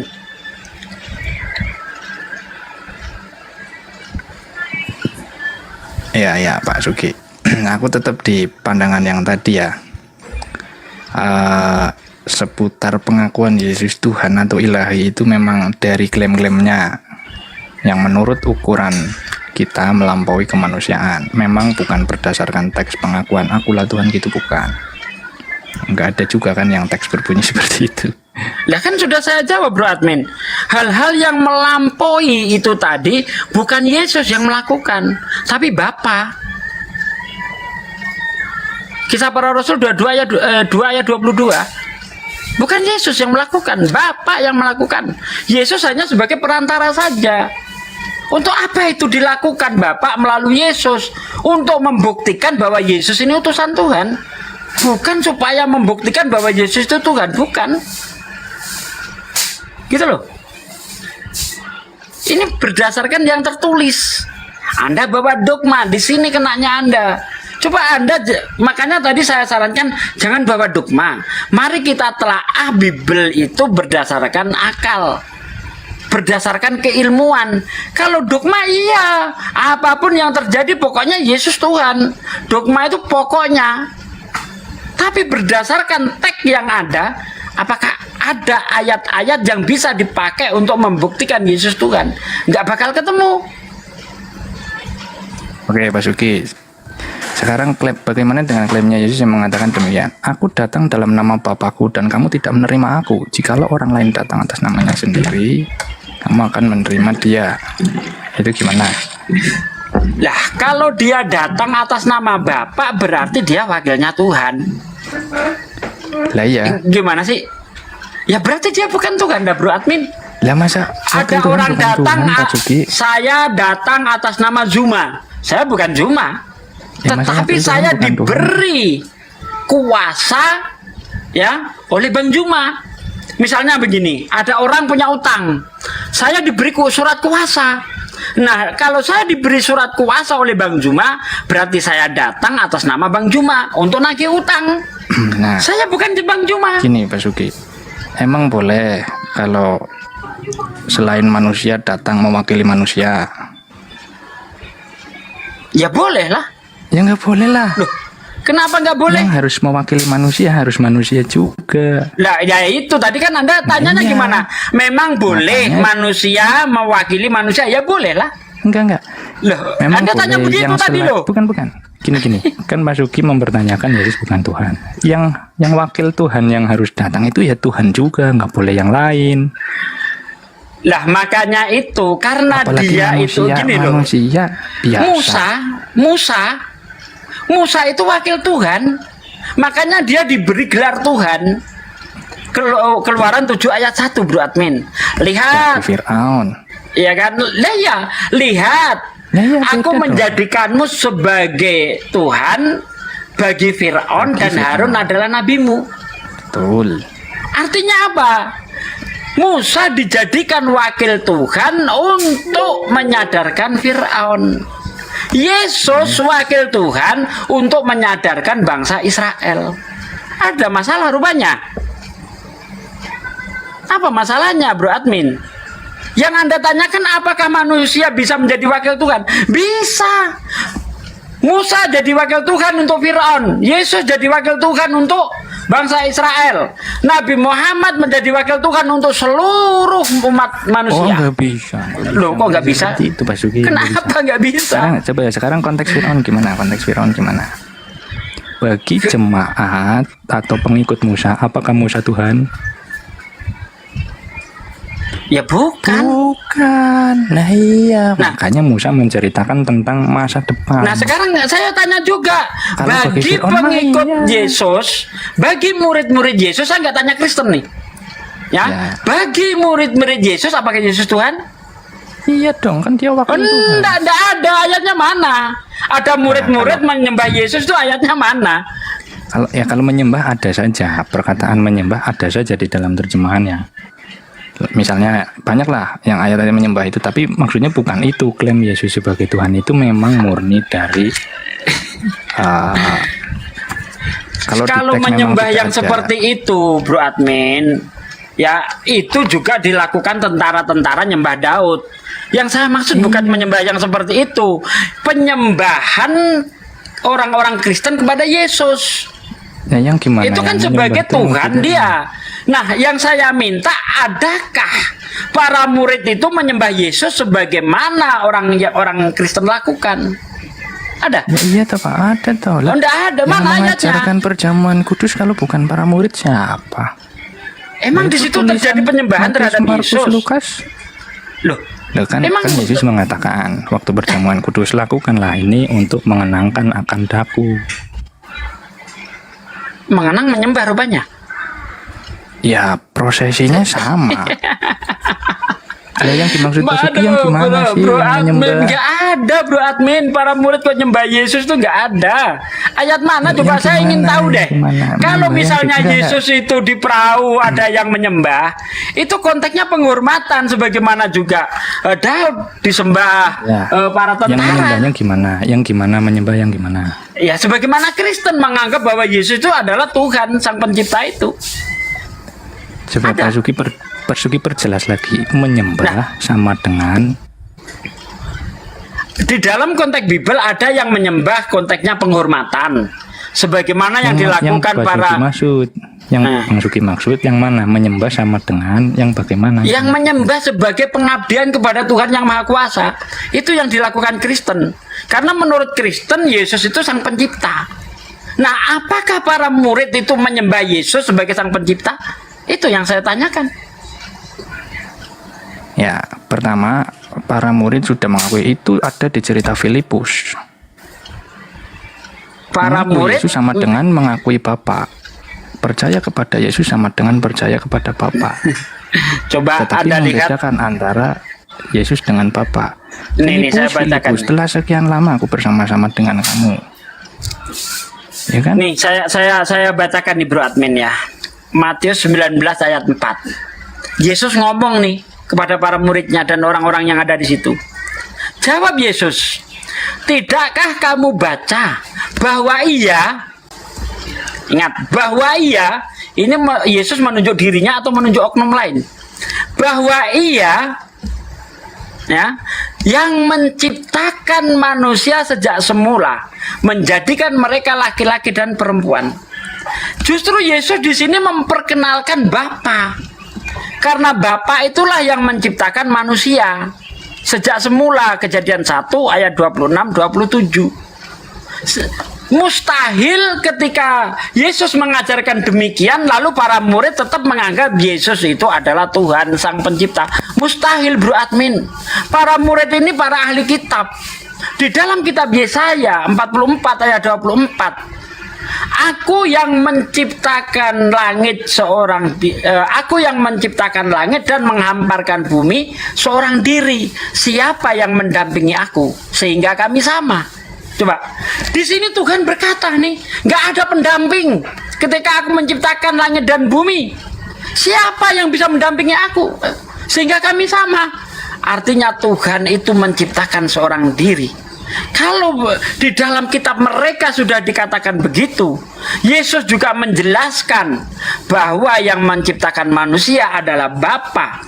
Bagaimana mungkin para murid itu sebodoh itu tetap menganggap Yesus itu adalah Tuhan? Itu nggak mungkin, Bro Admin. Secara logis nggak mungkin. Ya, Pak Sugi, ketika mengatakan Yesus sebagai Tuhan itu sedang mengakui keilahiannya ya. Jadi biar nggak salah persepsi. Alkitab sudah jelas itu tertulis di ayat 1-nya, pada mulanya adalah firman. Nah, Bapa selalu menciptakan dengan firman-Nya. Apapun cara yang dipakai, Alkitab sudah menerangkan berdasarkan pengakuan para murid, ayat 1-nya sudah jelas. Pada mulanya adalah firman. Firman itu bersama-sama dengan Allah. Dan firman itu adalah Allah. Dalam hal penciptaan, betul sekali. Bapa sebagai sumber menciptakan melalui firman-Nya. Begitu Pak Sugi. Jadi sekarang ada hubungannya lah kalau dikait-kaitkan. Gitu. Sekarang kita cek. Apakah benar klaim ini? Bahwa Tuhan menciptakan dengan firman-Nya atau Tuhan menciptakan dengan cara berfirman? Kita cek saja. Berfirmanlah Allah jadilah terang. Berfirmanlah Allah jadilah cakrawala. Berfirmanlah Allah jadilah benda-benda penerang. Ini artinya apakah Tuhan menciptakan dengan firman-Nya atau Tuhan menciptakan dengan cara berfirman? Wah, kalau itu persepsi sudut pandang. Kalau saya dengan firman-Nya. Tidak, ini yang tertulis, Bro Admin. Ya kalau saya ya itu kan? Kitab lah dengan firman-Nya. Nah, kalau dengan di berfirman situ nanti Yohanes, Pak Sugi. makanya itu mana yang bisa kita percaya, pernyataan Yohanes atau pernyataan Yesus? Yohanes mengatakan bahwa Yesus itu yang mencipta. Tetapi Yesus sendiri mengaku bahwa Bapa yang mencipta. Mana ayatnya? Matius 19 ayat 4. Jawab Yesus, tidakkah kamu baca bahwa Ia yang menciptakan manusia sejak semula? Kalau memang Yesus sang pencipta, seharusnya ngomong Yesus nih. Jawab Yesus, tidakkah kamu baca bahwa Aku yang menciptakan manusia sejak semula? Seharusnya seperti itu. Sudah ada Pak Sugi klaimnya Yesus. Apa? Yesus mengatakan begini, oleh sebab itu ya Bapa, permuliakanlah Aku padamu sendiri dengan kemuliaan yang kumiliki di hadiratmu, di hadapanmu, di dekatmu, dengan ya kan, sebelum dunia ada. Ini kan sudah jelas itu, sebelum dunia ada klaimnya Yesus loh. Lah yaitu, kalau memang artinya, Yesus itu Tuhan, seharusnya dia tidak minta dimuliakan. Itu bukan minta dimuliakan, permuliakanlah Aku padamu sendiri dengan kemuliaan. Ini doa, Bang. Kalau ini doa berarti permintaan. Loh, ya betul, ini kan betul doa permintaan, ini. Betul permintaan ini. Lah iya, katanya nggak permintaan. Coba baca permintaannya. Permuliakanlah Aku. Doa Yesus. Agungkanlah Aku padamu sendiri dengan berarti Yesus minta dimuliakan oleh Tuhan. Iya betul sekali. Kan begitu. Kalau Yesus itu memang Tuhan, nggak perlu dia minta dimuliakan. Apakah Bapak minta? Bukan Pak Sugi. Gini loh, Yesus mengatakan, agungkanlah Aku dengan keagungan yang kumiliki di hadiratmu sebelum dunia ada. Keagungannya sebagai apa? Sebagai firman itu. Bro Admin, itu kalau di Islam itu sama dengan ayat ini. Aduh lupa saya ayatnya. lalu dimuliakanlah anak Bani Adam. Aduh, kemarin astagfirullahaladzim sampai lupa aku ayatnya. Akhir Juma, kemarin saya katakan sama Bang Juma itu. Benar, Ya, saya Pak Suki, tarikan. Pak Suki. Bentar, Ya, kalau bentar, yang bentar. klaim-klaim kayak gini ya jangan dipantau atau Pak Suki, wong itu kan sudah clear. Ini dipantau semua terus pi. Bang Bro Admin, mohon izin Gurunda. Baik, Siap Bang Cuma. Bro Admin. Monggo monggo. Kemuliaan itu milik siapa? Nah, kalau itu klaimnya Yesus itu yang kumiliki. Nah, pernah memiliki itu. Oke. Iya. Jadi ketika kemudian jadi gini, sebuah karyawan, oke, masuk mendaftar sebagai pegawai di sebuah instansi, kemudian dia diberi seragam, baju seragam yang kumiliki. Ini adalah milik perusahaan yang seragam ini sudah ada sejak perusahaan itu dibentuk dan sebelum saya menjadi karyawan. Pada saat saya menjadi karyawan, maka baju seragam milik perusahaan itu diberikan kepada saya. Baju seragam yang dimiliki perusahaan sebelum kemudian saya menjadi pegawai. Coba Anda baca di dalam Yohanes 1 nomor 14. Kemuliaan yang ada pada diri Yesus adalah kemuliaan yang diberikan oleh Tuhan kepada dirinya. Kemuliaan yang mana? Kemuliaan yang kumiliki, yang ada pada dirimu sebelum dunia dijadikan. Seragam yang aku punya, yang kumiliki, yang daripadamu perusahaanku sebelum saya menjadi pegawai. Apa enggak? Ada yang kurang sampai Pak. di situ. Ada yang kurang. Apa tuh? Di Apa yang kurang? hadiratmu. Iya, makanya pada saat Yesus belum diciptakan, kemuliaan itu sudah ada pada Allah. Kemuliaan itu sudah ada pada Tuhan. Ya, betul. Begitu Yesus dicipta, kemuliaan itu diberikan kepada Yesus. Yesus berkata apa? Kemuliaan yang kumiliki sekarang ini adalah kemuliaan yang berasal daripadamu, yang ada pada dirimu sebelum dunia dijadikan. Apa yang masalah? Ya, itu sesuai dengan Yohanes 1 ayat 1 Bang. Keagungan Yesus itu sebagai firman Tuhan, sebagai sang firman. Oke, sekarang begini. Pada mulanya adalah Bro Admin. Bro Admin bersama-sama dengan yang ada di dalam dirinya. Apakah Bro Admin adalah Jawab dulu. Enggak, Jawab jangan dulu. melampaui gitu. Jawab dulu. Jangan melampaui gitu. Jawab dulu. Segala sesuatu yang bersama-sama itu sudah pasti bukan satu hakikat. Betul. Coba. Bukan bisa dibedakan, betul sekali. Pada mulanya adalah firman. Ini kan bukan firman Tuhan dan ini juga bukan sabda Yesus. Ini hanya himne Plato.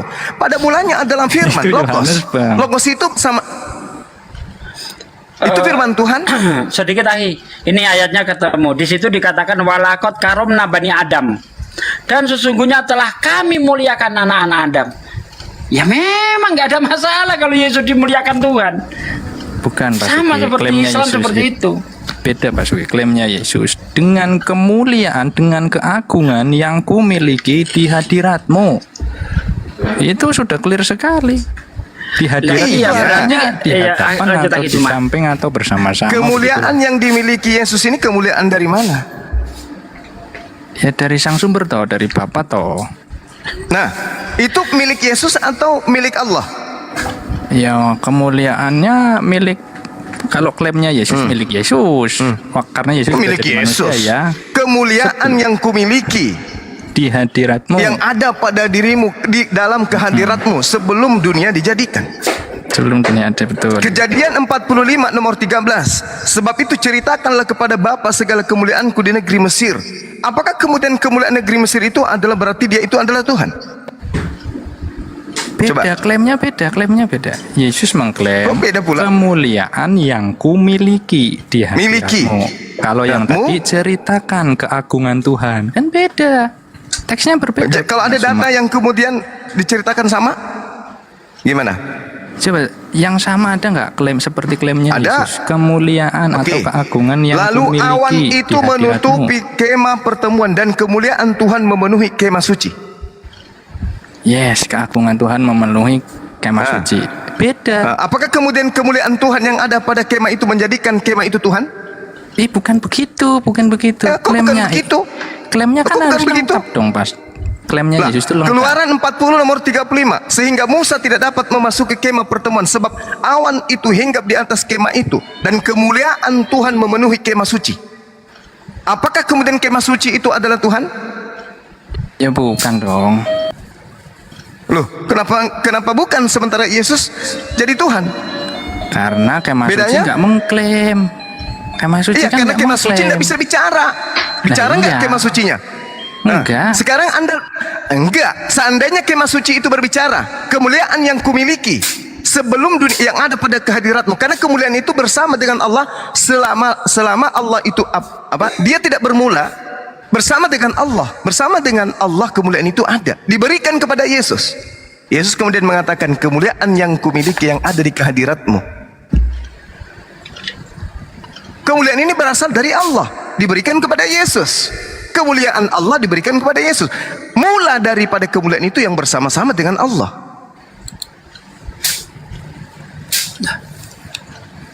Iya, itu Bilangan sesuai 14 ayatnya. nomor 21. Bilangan 14 nomor 21. Hanya demi aku yang hidup dan kemuliaan Tuhan memenuhi seluruh bumi. Kemuliaan Tuhan yang memenuhi seluruh bumi itu kemuliaan siapa? Kemuliaan milik bumi yang diberikan oleh Tuhan. Di mana kemuliaan itu sudah ada sebelum bumi diciptakan bersama-sama di kehadirat Allah. Apakah bumi menjadi Tuhan? Di ayat mana yang sama dengan klaimnya Yesus Pak Suma? Saudara bro admin, coba Anda bedakan antara Yesus yang bisa berkata dengan bumi yang tak bisa berkata. Ini masalah kemuliaan. Kemuliaan yang ada pada diri Yesus. Pak Suma. Kemuliaan yang Ini masalah klaim, bukan soal kemuliaannya. Oke. Ini klaimnya. Baik. Oke, baik. Itu firman yang keluar dari mulut Yesus kan? Iya, betul sekali. Yesus mengatakan segala firman yang keluar daripadaku telah aku sampaikan kepada mereka dan mereka percaya bahwa mereka telah meniruannya dan mereka percaya bahwa aku adalah utusan. Terus kenapa Anda memaksakan Tuhan? Ya kan Siapa tadi Anda? Sudah saya bilang. Ke siapa Tadi kan Anda? sudah saya bilang. Kalau Siapa hal- Anda? Murid Yesus mengklaim Yesus mengklaim muridnya percaya. Setelah dia menyampaikan kemuliaan, muridnya percaya dia adalah utusan. Siapa Anda yang melantiknya menjadi Tuhan karena itu? Hanya satu ayat yang Anda comot itu. Siapa Anda? Bukankah Anda justru adalah buah dari nabi-nabi palsu tadi? Di Yerusalem, tempat Yesus mengajar, dia hanya rasul. Di Roma, Vatikan, penyembah dewa-dewa matahari, dia jadi Tuhan. Anda posisinya di mana? Pengikut orang yang percaya kepada Yesus atau pengikut orang Romawi yang mengatakan dewa matahari sudah diganti dengan Yesus? Anda berada di mana?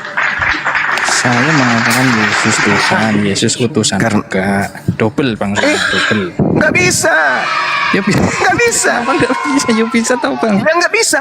Apakah ada kehendak Bapak? Ya kehendak Bapak sudah clear itu. Barang siapa Apa percaya kehendak Bapak? kepadanya, beroleh hidup yang Percaya kekal. sebagai Percaya dia diutus Bapak dong, utusan dong. kalau dia diutus apakah dia Tuhan? Iya, Tuhan itu melampaui kemanusiaan itu, makanya kita sebut Tuhan, karena banyak klaim melampaui kemanusiaannya. Tunggu. Sebut Tuhan. Itu sesuai klaimnya. Saudara Yesus bro, juga. di mana Yesus mengatakan agar mereka percaya bahwa aku adalah Tuhan? Itu di mana? Nggak ada toh. Yesus itu datang sebagai Nggak ada, wakil kan? Tuhan, anak Nggak Allah, ada, kan? Mesias. Nggak ada Bukan kan? Bapa. Coba. Yohanes 11:42. Aku tahu bahwa engkau selalu mendengarkan aku, tetapi oleh orang banyak yang mengelilingi aku di sini, aku mengatakannya. Mengatakan apa? Kemuliaan yang ada pada kehadiratmu sebelum dunia ada. Itu salah satunya. Bukan, Supaya Bang. mereka percaya. Bahwa engkau Supaya yang telah mereka mengutus percaya. aku. Berarti Yesus mau agar orang-orang percaya kepada dirinya bahwa dirinya adalah Diutus Bapa, bukan dirinya kalau dia diutus Bapa, apakah dia berarti Tuhan? Dia bukan Bapa. Kalau dia diutus Bapa, berarti dia bukan Bapa, begitu loh. Oke, terus kenapa Anda menyembahnya? Ya, karena Yesus bilang klaimnya kan. Loh, tadi bukannya dia mau dipercaya? Saudaraku, tadi bukannya Yesus cuman Yesus doang, Bang. Untuk tapi sampai tadi kepada Bapa. maunya, aduh susah ini beradmin karena akal tidak dipakai. Tadi bukannya Yesus mau percaya agar orang-orang mau agar Yesus ini dipercayai sebagai utusan. Kenapa Anda merubahnya? Yesus mau agar orang-orang yang mengelilinginya percaya kalau dia adalah utusan.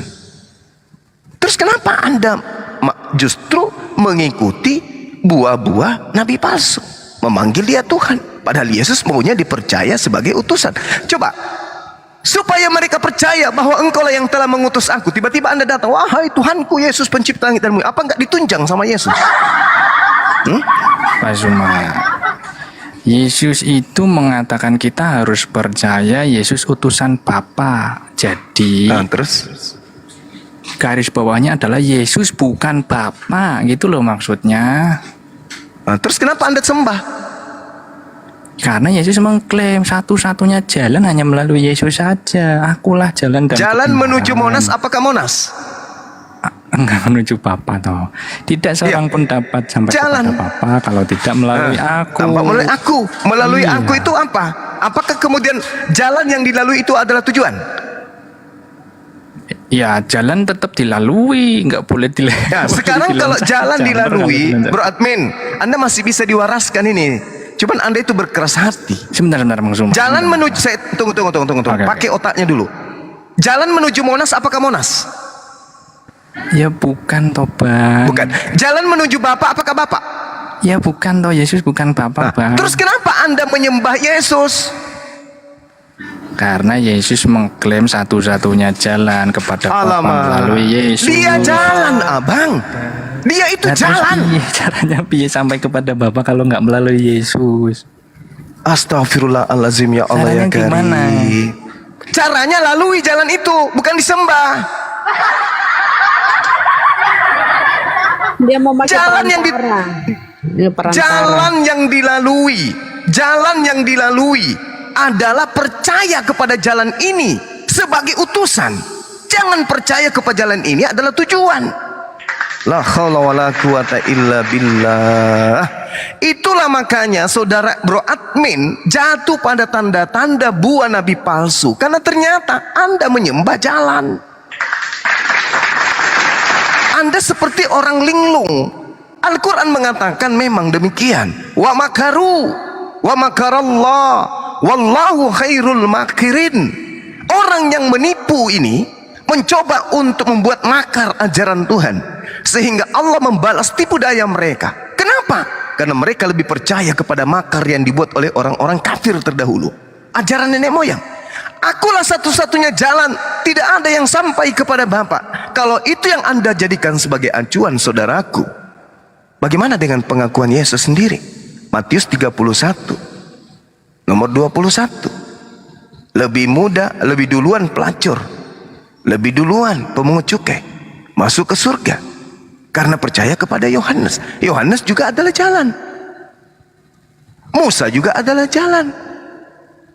Juru selamat Musa itu. Ulangan Yesaya atau Ulangan, Keluarannya 19:20. Juru selamat. Yesus juru selamat. Bukan berarti dia adalah tujuan. Akulah jalan, akulah kebenaran. Justru kalau Anda menggunakan data itu, Yohanes 14:6, Yesus tidak boleh disalib. Karena Tuhan tidak menginginkan kemudian orang benar dibunuh. Itu di Amsal 23, sesuai dengan pengakuan Yesus. Ya, mau nyambung yang mana nih, Bang Suma? Satu-satu toh soal penyaliban. Oke, satu-satu, soal jalan, status Yesus jalan. Tuhan, atau yang mana? Oke, jalan. Baik. Ketika saya tanya kepada saudara, yang mana yang tujuan? Bapak atau Yesus? Ya, Bapa. Bapak. Kenapa Anda Tujuan menyembah Bapa. Yesus? Kenapa menyembah Yesus? Karena hanya bisa sampai kepada Bapa melalui Yesus. Yang mana yang Hanya harus disembah, orang yang Yesus atau percaya Bapak? kepada anak bisa sampai kepada Bapa. Percaya anak. Yang sama mana dengan yang harus percaya disembah? Bapa. Oke, yang mana yang harus disembah menurut Yesus? Yesus atau Bapak? Ya Allah, kalau Yesus bilang Bapa. Ya, kok larinya ke Allah lagi? Nah, inilah cara setan berdiskusi. Bukan, Bapak. Tadi Anda tidak pernah kan aku membawa bilang. Allah, Anda tidak pernah. Ini hanya Yesus dan Bapa. Tidak usah bawa Tuhannya Islam. Ini hanya Sorry. Bapa. Oke. Ini hanya Bapa dengan Yesus. Tuhannya orang Romawi. Yang mana yang harus disembah? Tuhannya Romawi atau Tuhannya Yahudi? Jawab. Tuhannya Romawi atau Yahudi? Yes. Sama aja itu kok. Alkitab mengatakan. Oh, yang jadi Yesus sama dengan Bapak? Yesus Oh, sama beda, dengan Bapak? Bukan. Itu kan Anda bilang sama. Lucu ente ini. Enggak, pertanyaannya jenengan enggak jelas kok. Tuhannya Maksudnya Romawi yang mana? apakah Elohim? Kutanya dulu. Tuhannya Romawi apakah Elohim? Tuhannya Romawi ya bukan toh Bang. Romawi dulu kan bukan. masih pagan. Nah, toh. bukan. Yesus kan masih Dengan di menyembah Yesus apa bedanya? Yahudi. Yesus masih di Yahudi, belum ada di situ di Romawi itu. Oke, belum masuk. baik. Boleh tidak abang saya jelaskan ke saya apa perbedaan antara jalan menuju kantor dengan kantor? Bisa nggak Anda menunjuk? Ya bedakan beda. saya. Kalau jalan coba bedakan. itu, ya kalau jalan itu ya mungkin istilah lainnya, mungkin caranya, mungkin pintunya, mungkin gerbangnya, begitu. Ya. Kalau tujuan ya yang setelah itu toh di dalam itu misalnya. Oke, sekarang begini. Penghambaan manusia puncaknya itu pada saat dia menyembah objek. Itu puncak penyembahan kan? Puncak pengabdian hamba kepada pencipta langit dan bumi adalah ibadahnya. Betul? Betul? Iya, ya maksudnya ibadah gimana nih? Puncak penghambaan seorang manusia kepada Tuhannya adalah menyembah kepada Tuhannya sebagai tujuan akhir, betul? Iya, lanjut. Aku ikutin. Apakah Yesus tujuan akhir? Bukan, yang kan tadi sudah dikatakan klaimnya Yesus, akulah jalan dan kebenaran. Tidak seorang pun datang kepada Bapa kalau tidak melalui aku. Ya itu saja klaimnya. Oke.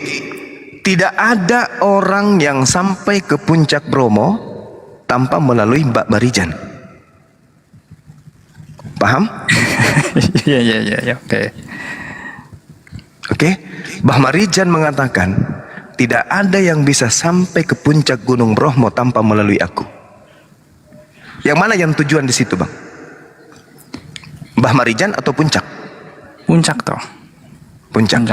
Kalau ada orang yang datang bertemu dengan Mbak Marijan di kaki Gunung Bromo, lalu dia berkoar-koar, saya sudah ketemu dengan puncak Gunung Bromo, karena menyembah dan menganggap Mbah Marijan itu adalah puncak Gunung Bromo. Apakah itu benar? Ya salah, masa Mbah Marijan puncak? Salah. Bukan dong. Salah. Bukan, iya betul. Bukan. Mbah Marijan inilah sebagai jalan menuju puncak Gunung Berapi. Tidak Iya. ada yang sampai kepada puncak Gunung Berapi kalau tidak Tanpa melalui Mbah Marijan. Iya. Nah sekarang yang mana yang menjadi sembahan? Puncaknya atau Mbak Marijan sebagai puncak tertinggi? Puncak tertinggi tetap sebagai sang sumber ya Bapak toh Bang. Nah Bapak. Terus Mbah Marijan sebagai jalan pengantar jalan aja kan? Sebagai jalan iya, tapi nggak boleh diloncati Bang. Nggak bisa pakai. Lah, misalnya justru Mbah karena dia tidak Darmo boleh gitu, diloncati. nggak bisa. Kalau Mbak Marijan bilang jalannya ke kiri, ikut ke kiri kan? Betul? Kalau Mbak Jalan ke Marijan kiri. mengatakan kanan, jalan ke kanan, betul? Ikut ke kanan. Kalau ada Mbah Marijan mengatakan, stop, dengarkan saya. Sekarang iya. kita lanjutkan perjalanan menuju kiri. Kalau ada yang ikut ngaku-ngaku sebagai pengikut petunjuk, mengikuti petunjuk Mbah Marijan, ngaku-ngaku Mbah Marijannya mengatakan ke kiri, tapi dia malah ke kanan. Apakah orang itu tidak tersesat? Ya tersesat toh. Kan nggak Tersesat. ada jalurnya. Karena tidak sesuai dengan jalur. Oke. betul. Mbah Marijan mengatakannya lurus ke depan. Maka harus mengikuti instruksi petunjuk jalan, lurus ke depan. Mbah Marijan mengatakan mendaki sedikit ke kiri. Maka mereka yang mau selamat sampai ke puncak harus mengikuti alurnya yang disampaikan oleh Mbah Marijan. Begitu kemudian mengatakan Mbah Marijan turun sedikit, setelah itu ada belokan ke kanan, ikuti arah itu. Semua yang mengikuti Mbah Marijan akan mengikuti instruksi itu, karena tidak ada yang sampai ke puncak tanpa melalui Yesus, tanpa melalui Mbah Marijan. Mbah Marijan mengatakan tinggal 3 kilo ya, istirahat dulu. Maka istirahat. Ada yang sok tahu, ada yang sok hebat, terus saja jalan jatuh karena tidak melalui jalan. Tidak ada yang sampai ke atas tanpa melalui Mbah Marijan. Harus melalui dia. Begitu mengatakan istirahat, makan Indomie dulu, jangan ada yang bikin gerakan tambahan. Kemudian Mbah Marijan mengatakan, oke, semua siap, kita lanjutkan perjalanan.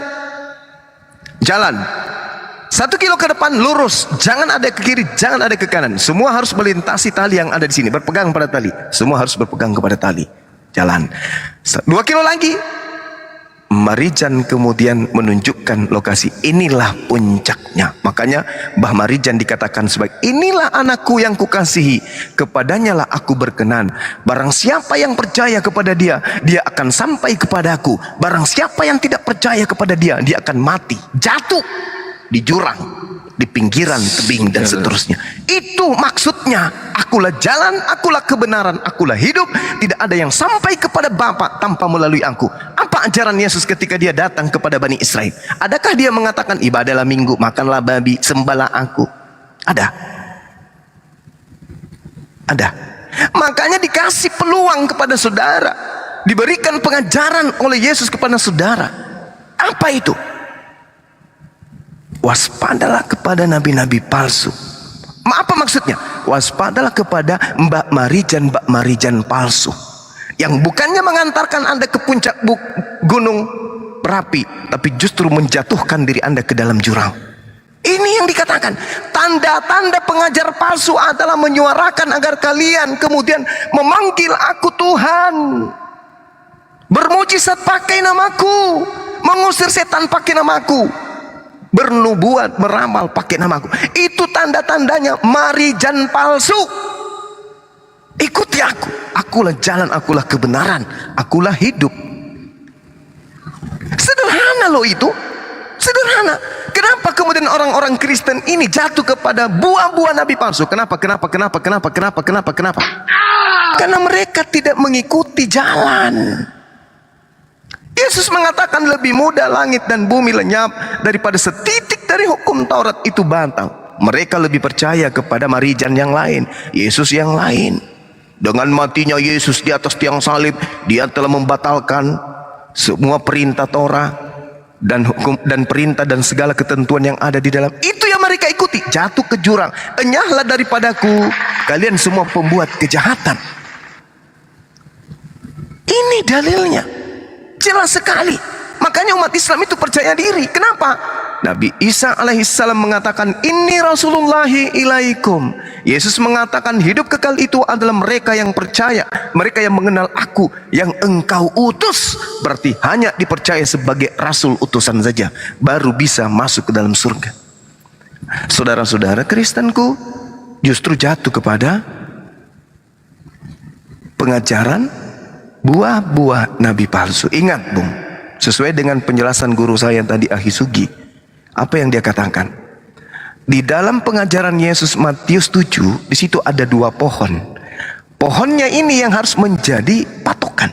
Jangan kita mengatakan, oh itu Kristen sebagian. Tidak.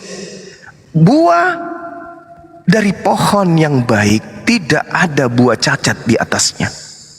Kalau pohonnya baik, akan menghasilkan buah yang baik. Tidak akan ada tanda-tanda keburukan di situ. Bahwa ini yang benar, Advent yang benar, protes. Tidak. Pohonnya tidak akan mungkin membuahkan buah yang tidak baik. Semua daripada buah akan baik dari pohon yang baik, kata Yesus. Nah sekarang mari kita uji apa yang diterangkan oleh Yesus di dalam data selanjutnya, perikop yang selanjutnya di dalam Matius 7. Kita uji nih, kita uji. Setiap orang yang mendengarkan perkataanku ini dan melakukannya, ia sama dengan orang bijaksana yang mendirikan rumahnya di atas batu. Sekarang umat Islam ketika ditanya, wahai umat Islam, benarkah rumahmu itu dibentuk, dibangun dari batu karang yang kuat? Ya, silakan aja diuji. Oke, saya mau uji, bangunanmu itu dibangun dari batu karang yang kuat atau tidak? Kalian nih setiap saat menganggap manusia yang lahir tanpa ayah, yang ada di tengah-tengah Bani Israel, yang orang Kristen sebut Yesus, yang orang Yahudi sebut Yesua, yang kalian sebut Isa, kalian mengatakan dia adalah rabi, dia adalah rasul. Benarkah pondasi kalian ini? Maka apa kata umat Islam? Tanya dalam Bible, Yesus mengaku utusan, dia mau dipercaya sebagai utusan atau dia mau dipercaya sebagai Tuhan? Maka yang kita temukan, inni rasulullahi ilaikum, agar mereka percaya bahwa engkau yang mengutus aku. Hidup kekal itu adalah mereka mengenal aku yang engkau utus. Maka pondasi bangunan rumahnya umat Islam dibangun di atas batu karang yang kokoh. Sekarang kemudian turunlah hujan dan datanglah banjir, lalu angin melanda rumah itu, tetapi rumah itu tidak akan pernah roboh. 1400 tahun silam Al-Quran menetapkan pondasi rumah bangunan Islam. Yesus, Isa, Yesua hanyalah nabi dan rasul kepada Bani Israel, dan itu tidak akan pernah gugur meskipun petir melanda, guntur melanda, badai melanda. Terpaan daripada sejarah peradaban umat manusia, sehebat apapun kehidupan manusia, tidak akan pernah merubuhkan pondasi Islam. Yesus hanya rasul, Yesus hanya nabi.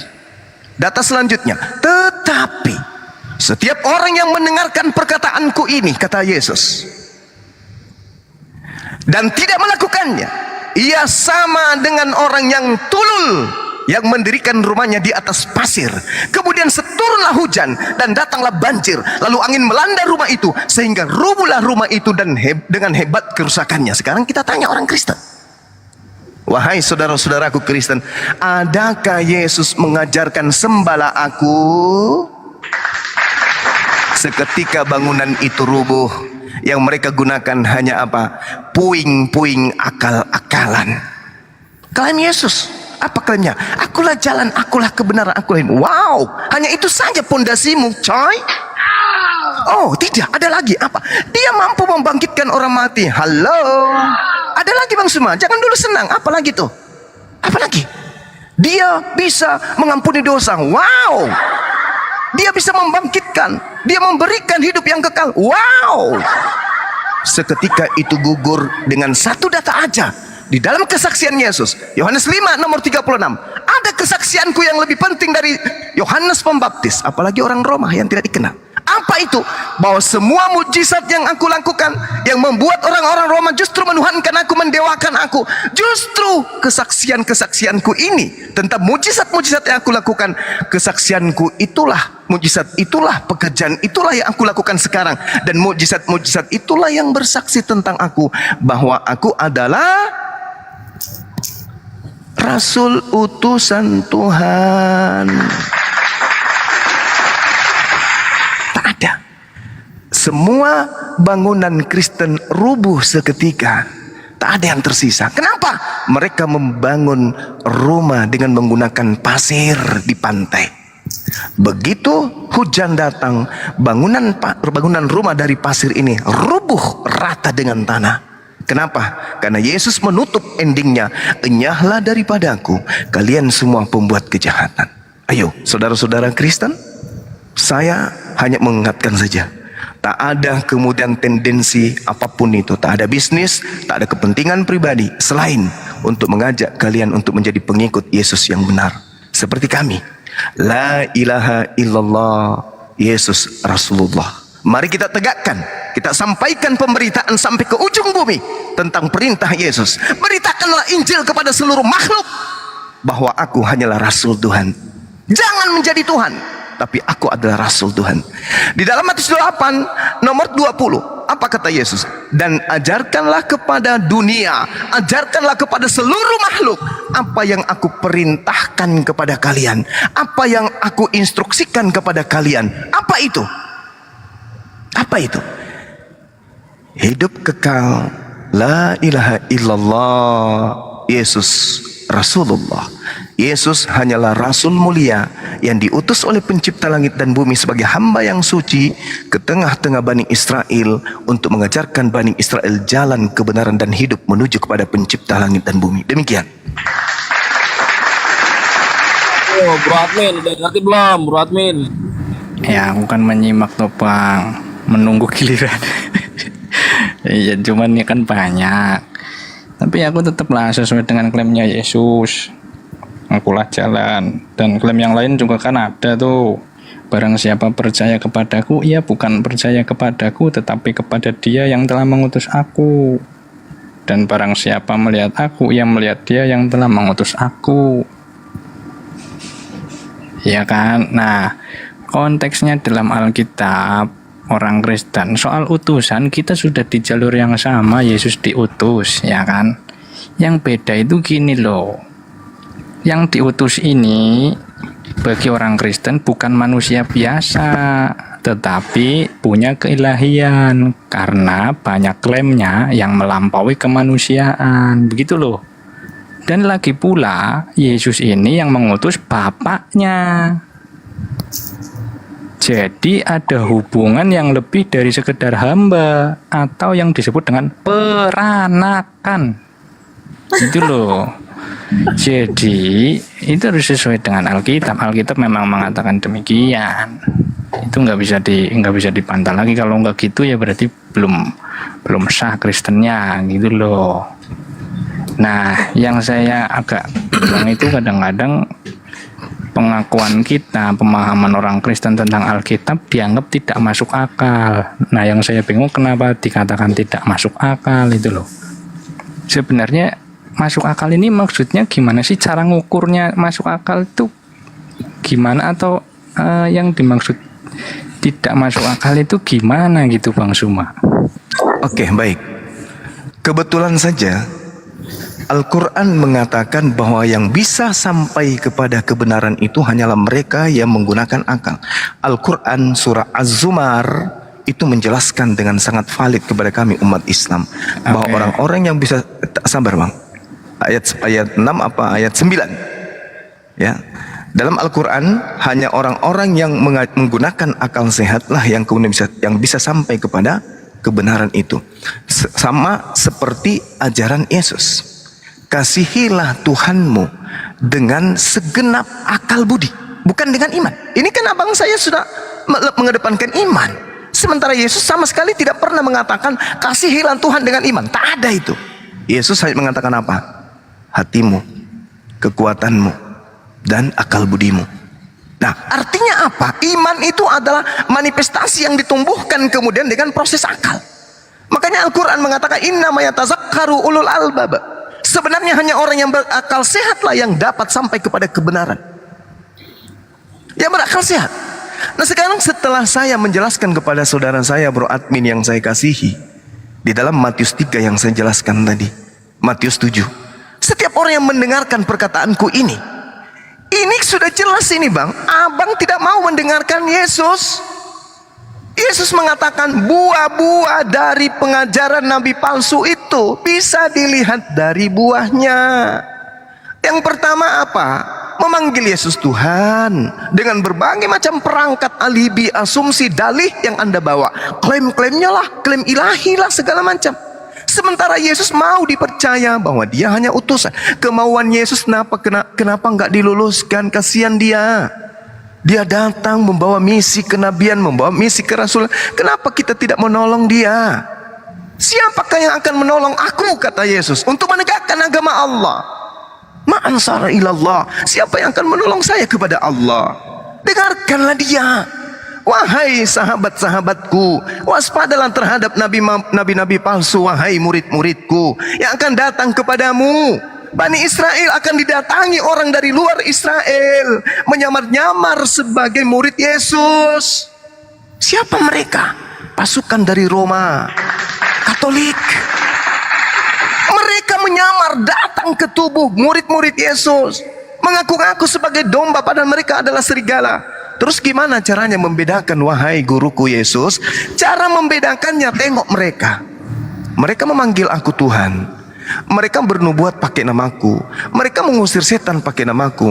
Mereka bermujizat pakai namaku. Dengarkanlah itu, bahwa siapapun yang kita temui hari ini yang memanggil Yesus Tuhan, yang mengusir setan pakai nama Yesus, itulah penggenapan buah-buah nabi palsu itu. Tolong dengarkan Yesus, karena Yesus mengatakan barang siapa yang tidak mendengarkan perkataanku ini dan tidak melakukannya, ia sama dengan orang yang tulul yang mendirikan rumahnya di atas pasir.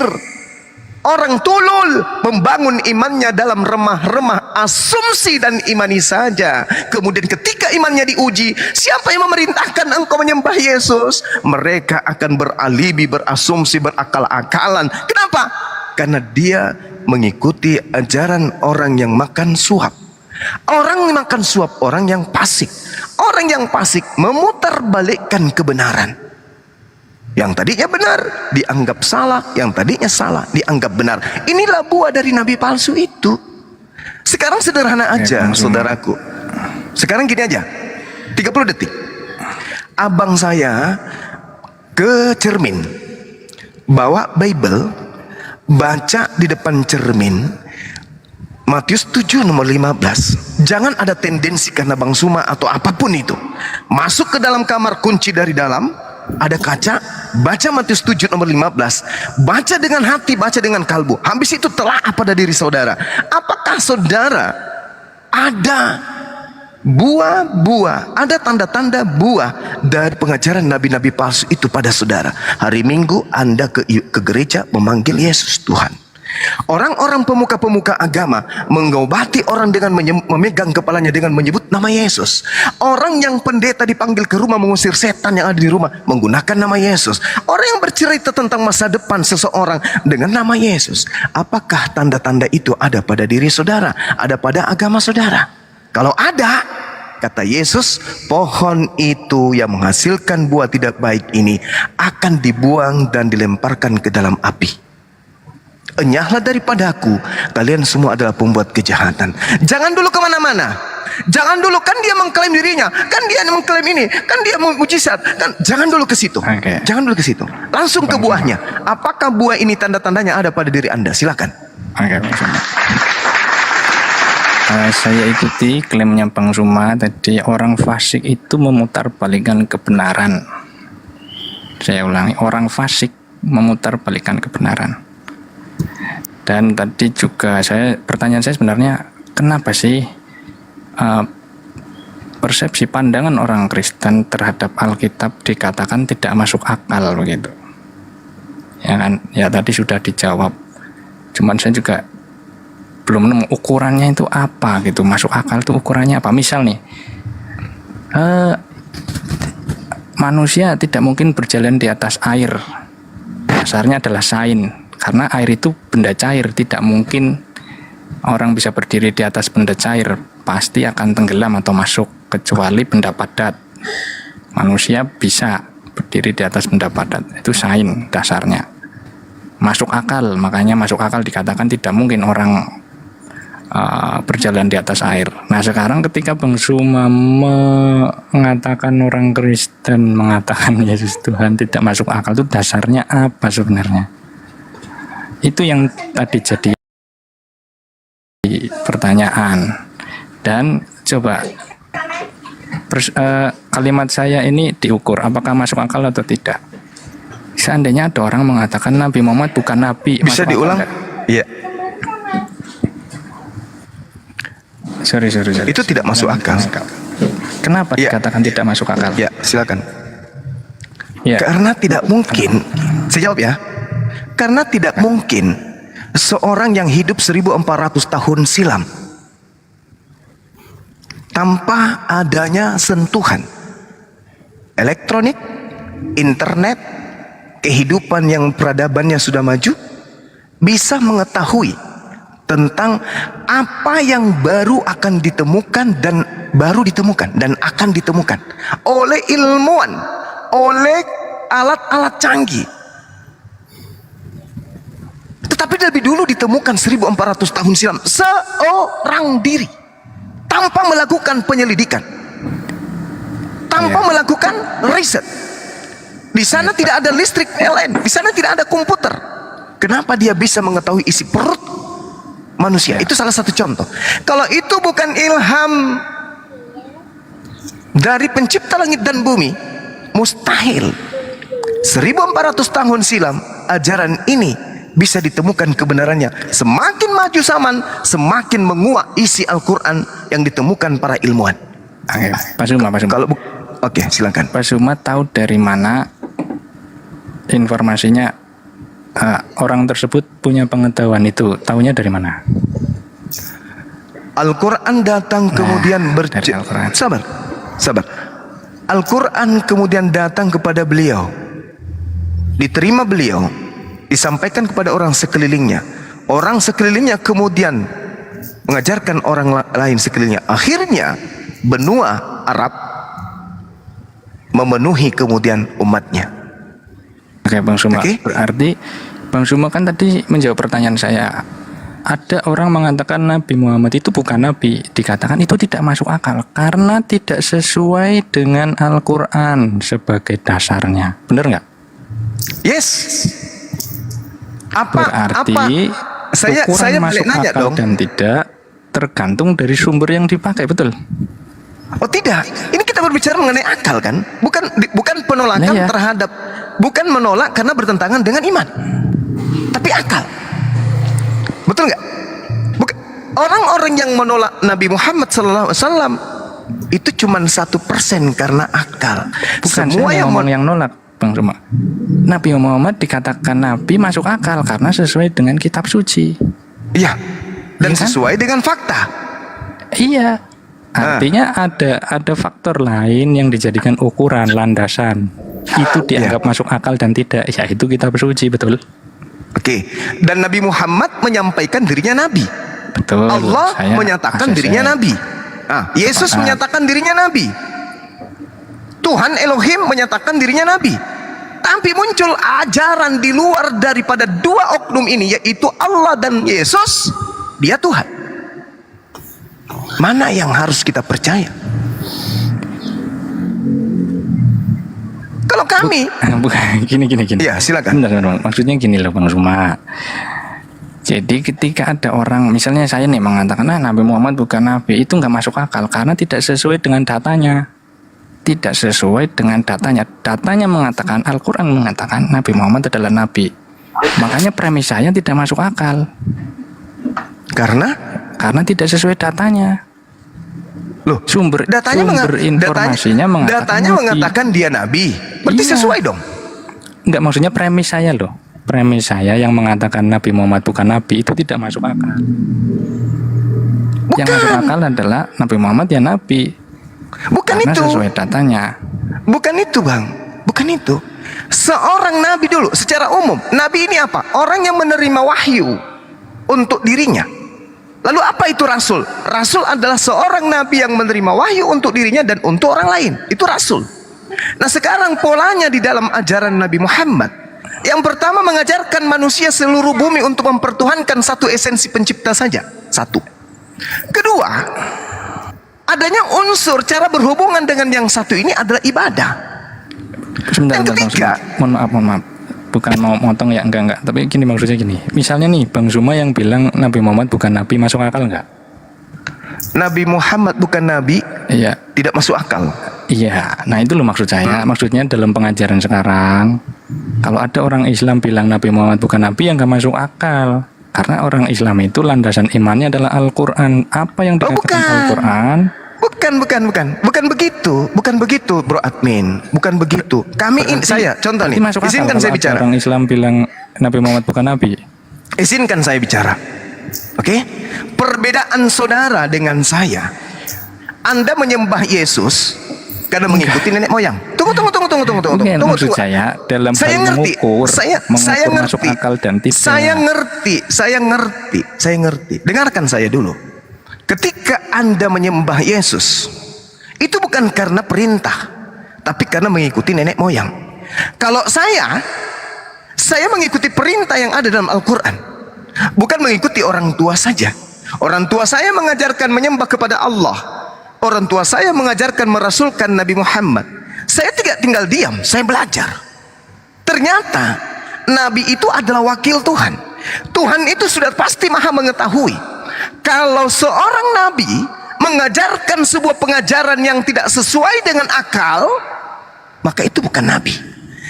Tanda-tanda Nabi palsu mengajarkan suatu pengajaran yang tidak berkesuaian dengan akal sehat. Kenapa? Sebuah kitab, Bro Admin, itu kalau dia benar dari pencipta langit dan bumi, maka isi kitab itu tidak boleh ada yang salah secuil pun. Kalau sebuah sabar.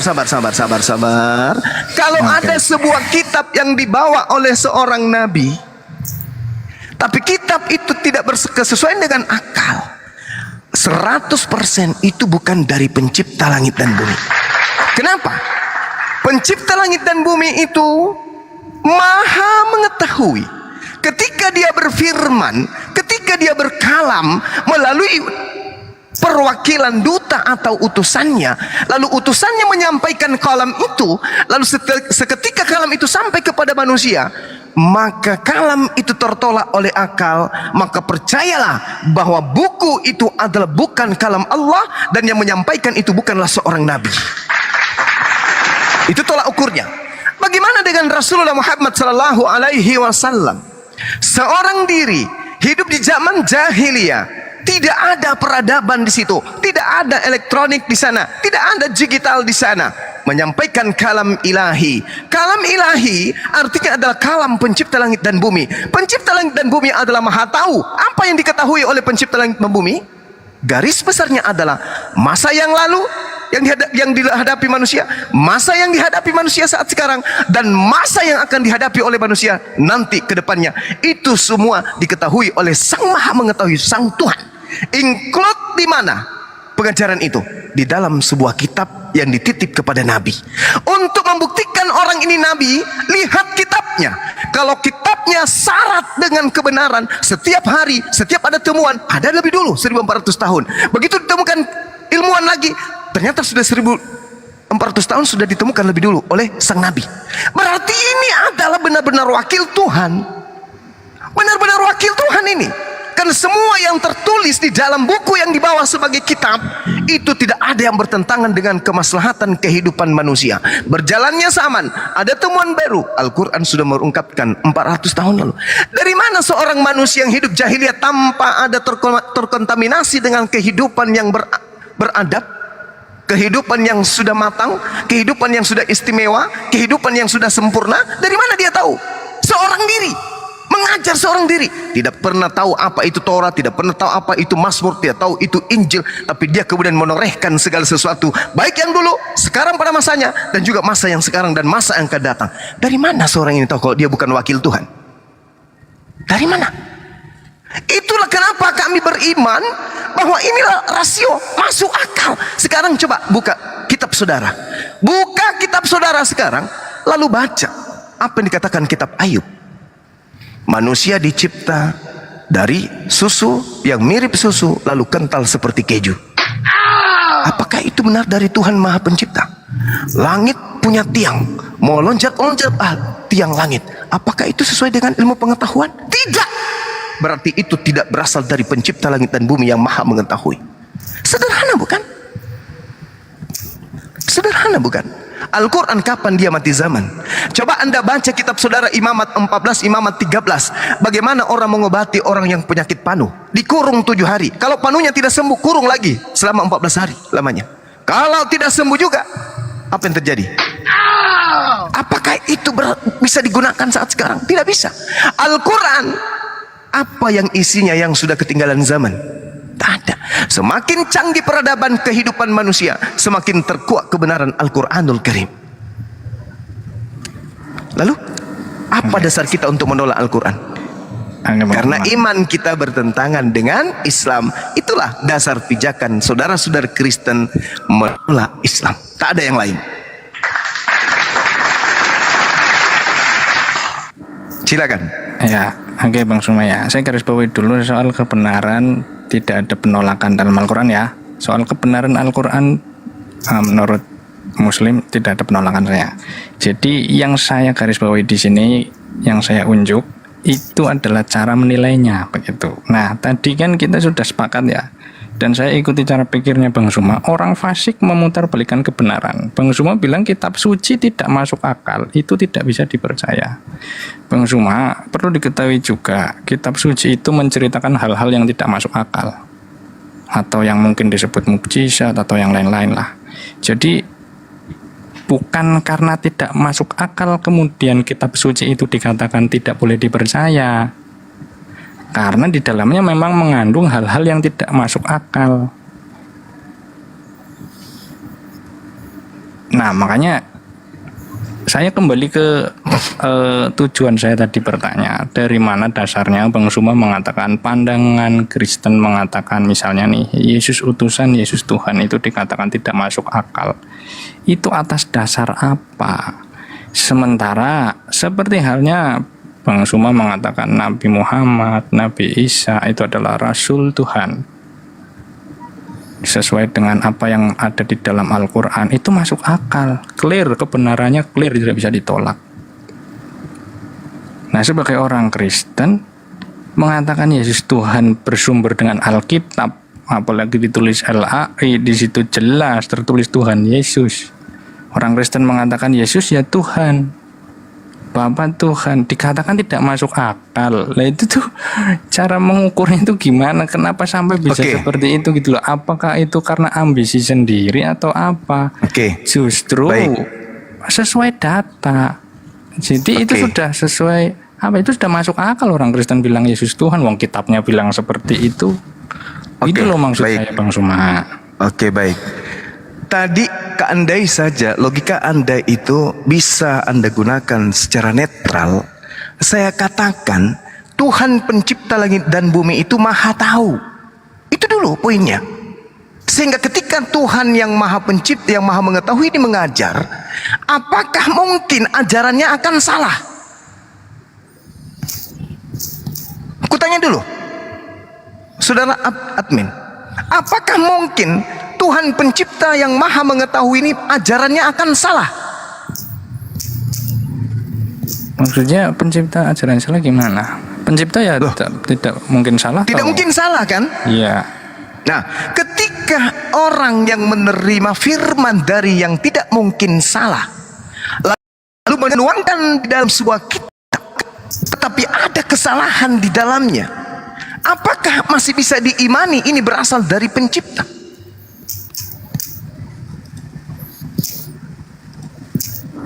Maksudnya berasal dari pencipta? Ya nggak ada yang langsung pencipta lah. Mereka cerita pengalaman hidup masing-masing. Menceritakan satu tokoh. Ini yang kita tanya adalah sumber keimanan kita ini dari mana? Dari wartawan atau dari Nabi? Ya kalau orang Kristen itu dari Alkitab, Perjanjian Lama dan Alkitab ini dari mana? Alkitab ini dari wartawan atau dari Nabi? Itu dulu poinnya. Ya ditulislah sama para murid. Sekarang permasalahannya adalah siapa di antara mereka yang sebagai penerima firman dan penyampai firman? Yesus, Paulus, Markus, Lukas, Yohanes, Matius. Siapa di antara 6 orang ini?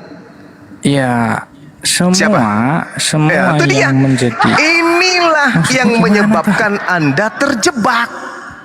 Yang bikin terjebak itu apa? Itu saya tanya lagi. Orang Kristen. Saya tanya lagi. Iya, justru karena iman Kristen lah ini yang kita bahas, Bang. Bukan iman Hindu. Iman Kristen kan sudah sesuai dengan sumbernya. Lalu terus yang salah kan gimana? Anda bertanya yang tidak masuk akal itu. Sekarang Anda bertanya yang masuk akal dan tidak masuk akal. Betul? Sekarang yang menjadi penyampai firman. Saudara, inilah anakku yang kukasihi. Anak di sini siapa? Lukas, Markus, Matius, Yohanes, Paulus, Yesus. Di ayat berapa itu ada beberapa. Inilah anakku yang kukasihi, kepadanya lah engkau. Dengarkanlah dia. Aku berkenan. Dengarkanlah dia. Iya. Sekarang siapa yang mau didengar? Yesus, Lukas, Markus, Matius, Yohanes, Yesus. Ya, kita harus mendengarkan Yesus melalui pemberitaan para murid kan begitu. Kenapa nggak langsung ke Yesus? Yang nggak bisa kalau tanpa para murid kita dapat info dari mana? Oke, sekarang tolong tunjukkan di mana Lukas bertemu Yesus. Lukas bertemu Yesus, tunjukkan yang nggak ada loh sumber informasi tentang Yesus itu dari Alkitab, Perjanjian Baru. Saudara admin yang kukasihi, yang mau Anda dengarkan ini menurut Tuhan Lukas atau Yesus, saudara admin? Perkataan Yesus melalui pemberitaan para murid melalui Alkitab. Kalau perkataan Yesus di luar Alkitab nggak ada. Saudaraku, Yesus mengatakan segala firman menurut Di mana? catatan waktu. Yesus mengatakan segala firman itu di mana? Yohanes 17:8. Lah itu pakai Yohanes. Kenapa saya pakai Yohanes? Karena itu hasil penelitian. Oh, kalau yang Yohanes boleh. Loh, Kalau yang lucu Lukas ini gitu. orang. Yang itu Saya orang juga Kristen semua. saya juga mendengarkan. Saya juga mengatakan Lukas. Saya juga menggunakan Lukas karena hasil penelitian.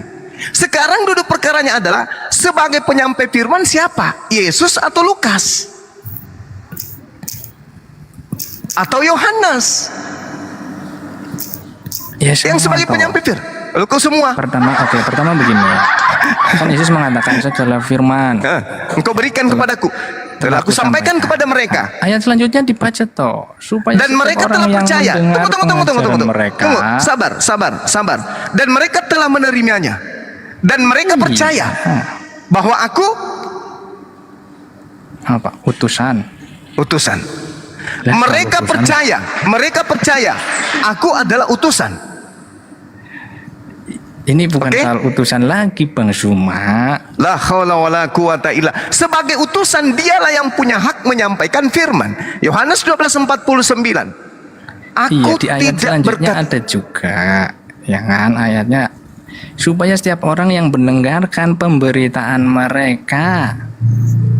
Mereka ini siapa?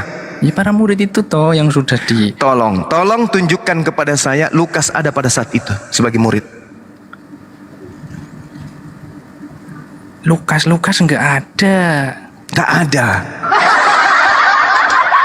ada Lukas. Paulus ada nggak sebagai penerima firman? Kalau Paulus kan kisah para rasul dia mengklaim berjumpa dengan Yesus. Nah, tuh. Cobalah. Inilah yang kemudian Anda percayai kan? Sementara Ya, yang mau iya, didengarkan, orang Kristen yang mau percayanya didengar kan siapa? gitu. Yang mau didengar siapa? Yesus atau mereka sang penulis? Ya, kita mendengarkan Yesus melalui pewartaan penulis dong, Bang Suma. Nah, Kalau nggak ada ya kalau nggak bisa begitu, toh. kalau begitu, saudara admin, agar supaya Anda bisa meyakini dengan akal Anda bukan dengan iman bahwa apa yang mereka tuliskan itu benar-benar dari Yesus sang sumber. Apa alat Anda untuk mengukurnya? Apa? Kalau umat Islam kan nih, sabar. Kalau umat Islam kan gini, bro admin. Untuk mengetahui bahwa Al-Quran ini berasal dari Rasulullah, beliau mengatakan, Huzu Quran min arba'ah. Terimalah Al-Quran dari keempat sahabatku ini. Disebutlah namanya, Ubayn bin Ka'ab dan seterusnya. Itu kan ada. Oke? Yesus pun mengatakan, dia memanggil kemudian Filipus. Lalu Yesus bersama Filipus datang ke Galilea mengajarkan Injil Allah. Lalu di dalam kisah para Rasul 7, Yesus Filipus mengajarkan Injil Yesus. Kalau Anda menggunakan standar akal sehat, Anda harus mencari Injil Filipus. Kenapa? Karena Yesus hanya memanggil Filipus untuk sama-sama ke Galilea mengajarkan Injil Allah. Lukas, Paulus mana? Kapan dipanggil? Kenapa kitab mereka yang dipakai? Apa takaran Anda bahwa yang mereka tulis itu sudah benar sesuai dengan ucapan Yesus? Sementara mereka tidak pernah hidup berdampingan dengan Yesus. Sedangkan Yesus sendiri mengatakan menurut penelitian Yohanes, aku tidak berkata-kata dari diriku sendiri. Apa yang aku katakan adalah apa yang aku dengarkan. Berarti Yesus tidak menambah, Yesus tidak mengurangi. Wa qulil haqqu min rabbikum. Tidak ada yang kemudian disampaikan oleh Yesus kecuali kebenaran dari Tuhannya. Nah, sedangkan Lukas, Theophilus yang mulia, banyak orang yang menyusun peristiwa apa-apaan itu, Bang? Apa itu, Bang? Apa itu yang Oke, Lukas Bang lakukan? Suma, sebentar. Jenengan udah melampaui batas ini. Soal kitab suci apapun bentuk dan narasinya, saya tadi sudah tegaskan. Sama seperti Al-Quran itu adalah kebenaran, saya tidak menolak. Begitu juga umat Kristen itu menganggap Alkitab sebagai sumber iman yang terpercaya. Maka tidak bisa lantas dengan mengatakan, itu begini, itu nggak boleh seperti itu. Maksudnya itu udah melampaui batas. Jadi orang Kristen mengatakan mempunyai persepsi dan mengakui Yesus sebagai utusan berdasarkan Alkitab, mengakui Yesus sebagai ilahi atau Tuhan berdasarkan Alkitab juga, bahkan ada tambahannya lagi, berdasarkan pengajaran yang waktu itu atau cara mudahnya orang menyebut konsili, itu digabung, nggak bisa dipisah. Dan Kalau itu salah? dasar. Ya, itu dasar. Saya hargai itu. Saya hargai. Ya, kalau Tapi kalau menghargai itu nggak tidak boleh berasal dari kemudian Yesus, mengatakan, kalau itu tidak berasal sekarang dari Yesus, mana jenengan mengatakan itu tidak berasal, maksudnya loh. Kok jadi tanya ke saya? Saya justru bertanya kepada saudara, dari mana saudara bisa gini. mengetahui bahwa itu sudah berkesesuaian dengan ajaran Yesus? Jawab saya. ya karena sumber iman, sumber informasi tentang Yesus itu ada di Perjanjian Baru yang sudah disahkan. Siapa yang mensahkan? Cuma Yesus. yang yang mengesahkan ya bukan Yesus toh. Terus kenapa Anda mengatakan bahwa itu sudah benar? Itu memang karena landasan imannya itu, landasan Kenapa Anda tidak berani keluar dari iman buta itu? Sebentar, jenengan bilang iman buta. Lah, Iman jelas buta itu yang buta. kayak gimana? Jelas buta. Anda mengatakan itu sebuah kebenaran. Coba saya mau Kebenaran, uji dulu. dengar saya. Dengarkan saya, Bang. Dengarkan Coba, saya. saya mau uji dulu. Jawab dulu pertanyaan saya. Tuhannya Yesus Oke. dengan Tuhannya Nabi Muhammad sama atau tidak? Sama. Itu namanya iman buta. Kenapa? Yesus mengatakan Tuhan itu yang disembah Bapaknya. Yesus Maha Suci. Bapaknya Aduh, Bang parah. Suma, Bapaknya. Bapaknya maksudnya Ini apa? Bapaknya sesuai gimana? Alkitab begini loh. Iya, jangan kau bawa itu surat Alkitab. kabar robe itu, jangan kau dapat bawa itu menghadapi saya. Iya. Sekarang Gini Tuhan loh, yang Bang disembah Suma. Yesus, dengar. Enggak, Tuhan yang nggak bisa Bang Suma harus dengar saya dulu. udah. Kalau Alkitab gitu. itu Apa? Namanya Alkitab saja itu masih tipu, sumber masih. iman Kristen. Bro admin, dengarkan saya. Kitabmu aja pakai tipu-tipuan. Iya, Nama nggak apa-apa, sampulnya maksudnya aja sudah gini loh, nipu. itu memang sumber iman Kristen, jangan dibilang tipu. Justru itulah saudaraku, iman butamu itulah yang sedang kita bongkar hari Justru ini. Bang Suma yang mengatakan Tuhannya sama itu iman buta Bang Suma. Tidak sesuai Sekarang Tuhan itu- datanya. Nggak sekarang sesuai begini, datanya. saudara Kalau admin. Injil Sekarang asli itu mungkin kalau Injil asli. Ya. Sekarang begini bro admin. Tuhan itu ada berapa? Enggak. Tuhan Kalau itu ada ajaran berapa? Kristen Tritunggal. Saya itu tanya dulu, Tuhan itu ada berapa? Enggak. Itu tadi sudah clear itu, orang Kristen Tuhannya Tritunggal sesuai dengan kitabnya dan dogmanya. Jangan kau bawa ajaran dogmamu di sini. Saya minta akalmu. Kamu itu Lah, manusia kan? Kamu kan manusia kan? Kau kan manusia kan, saudara bro admin? Kau kan manusia, punya akal kan? Saya tidak mau imanmu yang cuma iman buta itu. Saya tanya, Tuhan itu ada berapa? Tanya samamu. Jangan iman gini loh, nggak bisa jenengan mengatakan iman. Saya buta. cuman pingin Ingat. akalmu saja, saudara bro admin. Akalmu aja yang kubutuhkan. Karena untuk membedakan antara monyet dan kamu, itu akalmu, bukan imanmu. Oke, sabar. jangan Oke. emosi. Saya Ingat, tidak emosi, orang saya tidak fasik- emosi. orang Saya fasik tidak emosi. memutar-balikkan Kamu kebenaran. aja yang tidak berani kemudian menjawab pertanyaan saya. Tuhan itu ada berapa secara akal? Secara akal, kalau secara akal sesuai Alkitab saya, Bang Suma. Jangan, karena kita pun tidak masuk akal bro admin. Lah ya gimana dong, jangan nggak gini loh. Itu walaupun misalnya Bang Suma bilang tidak masuk akal, ya wes itu memang, Ya, memang tidak imannya masuk orang akal. Kristen gitu loh. Oke, mari kita pakai angka ya, menguji konsep ketuhananmu ya, saudaraku ya. Oke, gimana? Berani nggak? Berani Iya, nggak? boleh, Kita gimana, uji. gimana? Ya, oke. Tuhan mengatakan di dalam 2 Tawarik ya 6:18. Tuhan tidak akan mungkin turun ke bumi sebab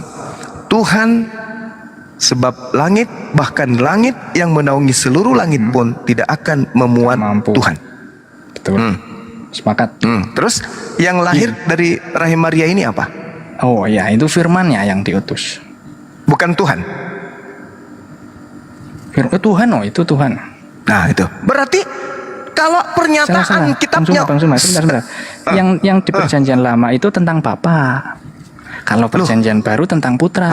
Firman yang menjadi ini dia. manusia. Apakah kemudian dengarkan dulu? Apakah Anda sudah membantah Yohanes 1 nomor 1?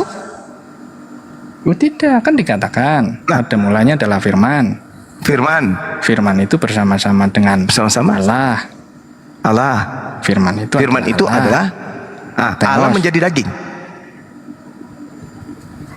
Firman itu menjadi daging. Firman itu tadi apa? Allah atau bukan?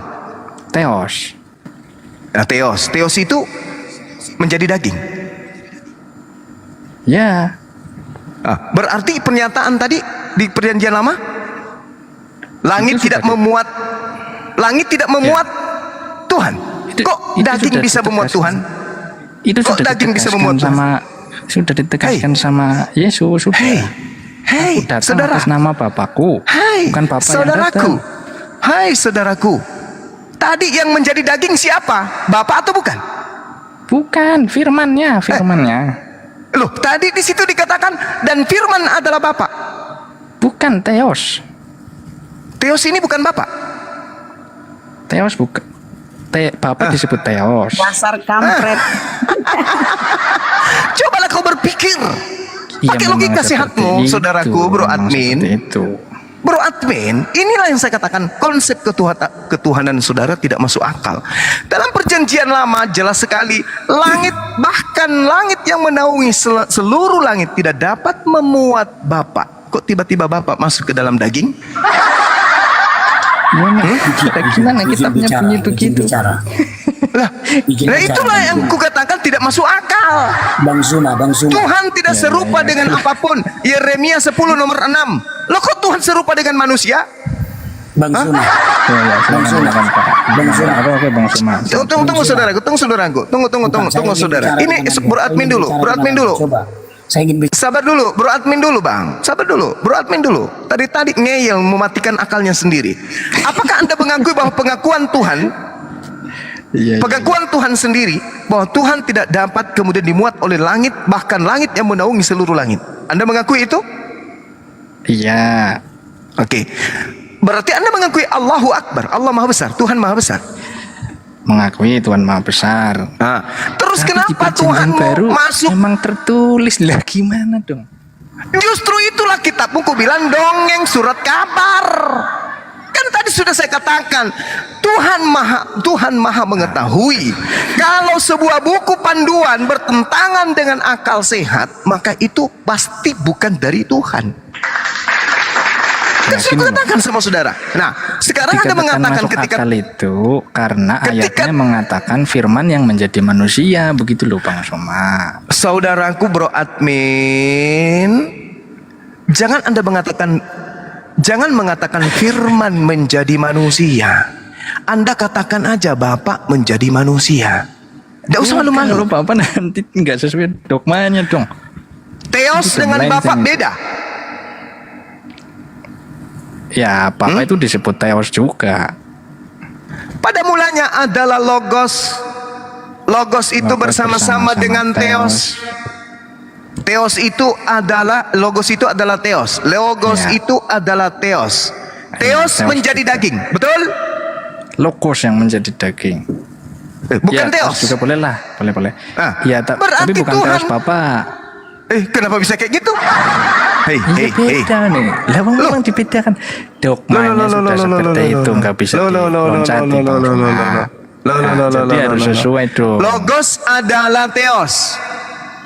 Ya. Satu atau dua di situ? Ada dua. Oh, berarti Tuhan Anda memang dua. Tiga malah. Berarti Tuhan Anda tiga. Yang mulai kan? Ada tiga. Mulai kan? Gimana dong? Apa toh? Masih Pak Sukiman.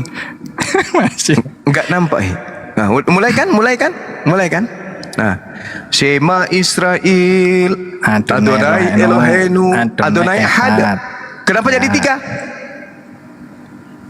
Ya memang begitu pandangannya. Pada mulanya tiga. Atau pada mulanya satu? Bukan Bang Roma. Itu masuknya ke ruang teologis tentang Yesus ini, Ya, kristologi. itulah ilmu dari Romawi Yunani. Dewa dewi menjelma Oke. menjadi makhluk. Oke, saya sepakat Bang Suma. Gini, saya sepakat itu ilmu dari Romawi dan lain-lain yang jenengan sampaikan tadi. Oleh karena pengetahuan dan kitab tersebut sehingga orang Kristen mengatakan Yesus Tuhan sesuai dengan dogmanya. Itu sesuai Bang Suma. Sesuai sesuai dengan yang tertulis itu. Tertulis tadi kan pandangan ini dari ditulis Romawi juga, ya kan? Sesuai dengan ini klaimnya Bang Suma tadi loh disampaikan. Nah, apakah ini sudah sesuai dengan akal? Nah, yang dimaksud masuk akal ini yang dari tadi saya tanyakan. Menurut orang luar, oh Yesus kok Tuhan? Oh ya pantas orang Kristen bilang Yesus Tuhan. Wong Alkitabnya bilang begitu, pengajarannya bilang begitu, gitu loh. Itu masuk akal. Nah, kalau Misalnya Tuhan saya itu bilang, 3, masuk akal enggak? Kalau Tuhan 3? ya pantas memang pengajarannya seperti itu, gitu loh. Bukan melihat pengajarannya, saudara. Masalah logika dulu, akal dulu, jangan bawa ajaran. Logika dulu Anda pakai. Masuk logika tidak Tuhan itu 3. Logika itu kan pemikiran, pengajaran. Iya, Tuhan Nah, ya itu udah, kan yang memang menciptakan. pengajarannya Saudara, begitu dianggap masuk akal. saudaraku, Bang Suma. masuk akal. Iya. Masuk akal. Akalnya. Masuk akal Tuhan itu 3. Pengajarannya seperti itu, 3 pribadi. Jangan dalam bawa satu pengajaran hakikat. lah kalau wala quwwata. Ini Lah, logika sekarang dulu kita kalau pakai. tidak membawa pengajaran, yang mau jenengan ukur apanya? Ajaran Yesusnya Tuhan itu 1 atau 3? Ajaran Yesusnya. Ya, bahkan Yesus mengatakan baptislah dalam nama Bapa, Putra dan Roh Kudus. Ya kan? Apakah di situ mengatakan baptislah dengan nama 3 Tuhan? Apakah Yesus mengajarkan di situ ada 3 Tuhan? Hanya gara-gara baptislah dalam nama Bapa, Anak dan Roh langsung 3-3-nya jadi Tuhan gitu. Apakah itu maksudnya? Dari mana Anda dapat ilmu itu? Bahwa ketika membaptis dalam 3 nama, maka 3-3-nya menjadi Tuhan. Untung dia tidak bilang baptis dalam 10 nama. Baptislah dalam nama Bapa, dalam nama Anak, dalam nama Roh Kudus, dalam nama Bom-Bom, dalam nama Christian Prince, dalam nama ini dan itu. Untung saja Anda bilang gitu. Anda tuhankan semua nanti tuh. Padahal maksudnya di situ dibaptis dalam 3 nama, anak, tetap dia adalah nabi, rasul. Roh Kudus tetaplah dia adalah malaikat Gabriel penyampai firman. Kenapa jadi Tuhan semua? Yang ngajarin siapa? Kemana Bang Suma kabur? Allahu Akbar, Masya Allah. Inilah ya teman-teman sekalian, kenapa Al-Quran mengatakan innama yatazakkaru ulul albab. Sebenarnya hanya orang yang berakal sehat yang dapat menerima pelajaran. Itu Al-Quran tidak pernah keliru. Al-Quran tidak pernah kemudian salah. Ini baru kalam Allah. Amman huwa qanitun ana al-laili sajidan wa qa'iman yahzarul akhirah wa yarju rahmat rabbi. Qul hal yastawi alladhina ya'lamuna walladhina la ya'lamun. Innama yatazakkaru ulul albab. Innama yatazakkaru ulul albab. Apakah kamu orang musyrik yang lebih beruntung? Ataukah orang yang beribadah pada waktu malam dengan sujud dan berdiri kepada Tuhannya karena takut kepada akhirat dan mengharap rahmat Tuhannya? Kul, katakanlah wahai Nabi Muhammad, hal yastawil ladina ya'lamuna wal ladina la ya'lamun. Apakah sama antara orang-orang yang mengetahui dengan orang-orang yang menutup diri untuk tidak mau mengetahui? Sebenarnya kata Allah, hanya orang yang berakal sehat yang akan dapat pelajaran. Jadi orang Kristen yang mendengarkan debat ini, kalau mereka masih berakal sehat, insya Allah mereka akan menuju kepada hidayah Allah. Kata Allah Subhanahu wa ta'ala di dalam Al-Quranul Karim, ya, sebelum kita tutup ya teman-teman, dijelaskan dengan sangat fasih oleh para ulama kita, oleh para qari kita ketika membacakan ayat suci Al-Quran. Apa yang dikatakan? Wa qala innamattakhaztum min dunillahi awthana mawaddata bainikum fil hayatid dunya mawaddata bainikum fil hayatid dunya mawaddata bainikum fil hayatid dunya thumma yawmal qiyamah yanfuru ba'dukum bi ba'din wa yal'anu ba'dukum ba'dan wa ma'wakumun nar wa ma lakum min nasirin. Sesungguhnya berhala-berhala yang kamu sembah selain daripada Allah hanya untuk menciptakan perasaan kasih sayang di antara kamu dalam kehidupan dunia. Kemudian pada hari kiamat nanti sebagian kalian akan saling mengingkari dan saling mengutuk satu sama lain, dan tempat kembalimu hanyalah neraka dan sama sekali tidak ada penolong bagi kamu. Di dalam Yehezkiel 33 nomor 31 pun dikatakan, dan mereka datang kepadamu seperti rakyat berkerumun dan duduk di hadapanmu sebagai umatmu. Mereka mendengarkan apa yang kau ucapkan, tetapi mereka tidak melakukannya. Mulutnya penuh dengan kata-kata cinta kasih, tetapi hati mereka mengejar keuntungan yang haram.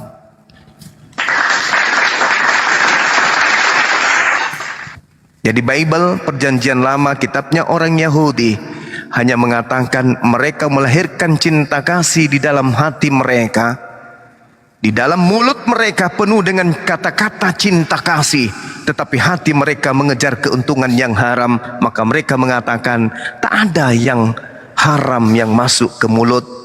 Dengan demikian dia sudah menghalalkan segala makanan. Mereka mengejar makanan-makanan haram ini dengan mengumbar ajaran kasih, ajaran kasih, ajaran kasih, ajaran kasih.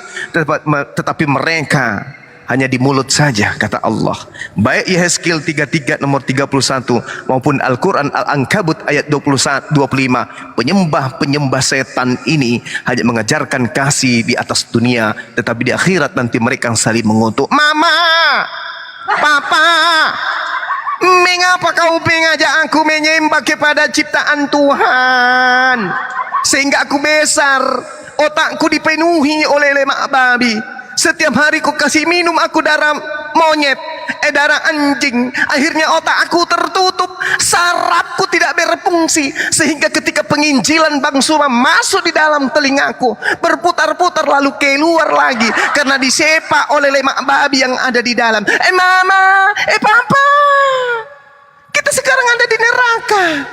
Kenapa dulu waktu kau mengajarkan aku di dunia, kenapa kau mengajarkan aku tersesat?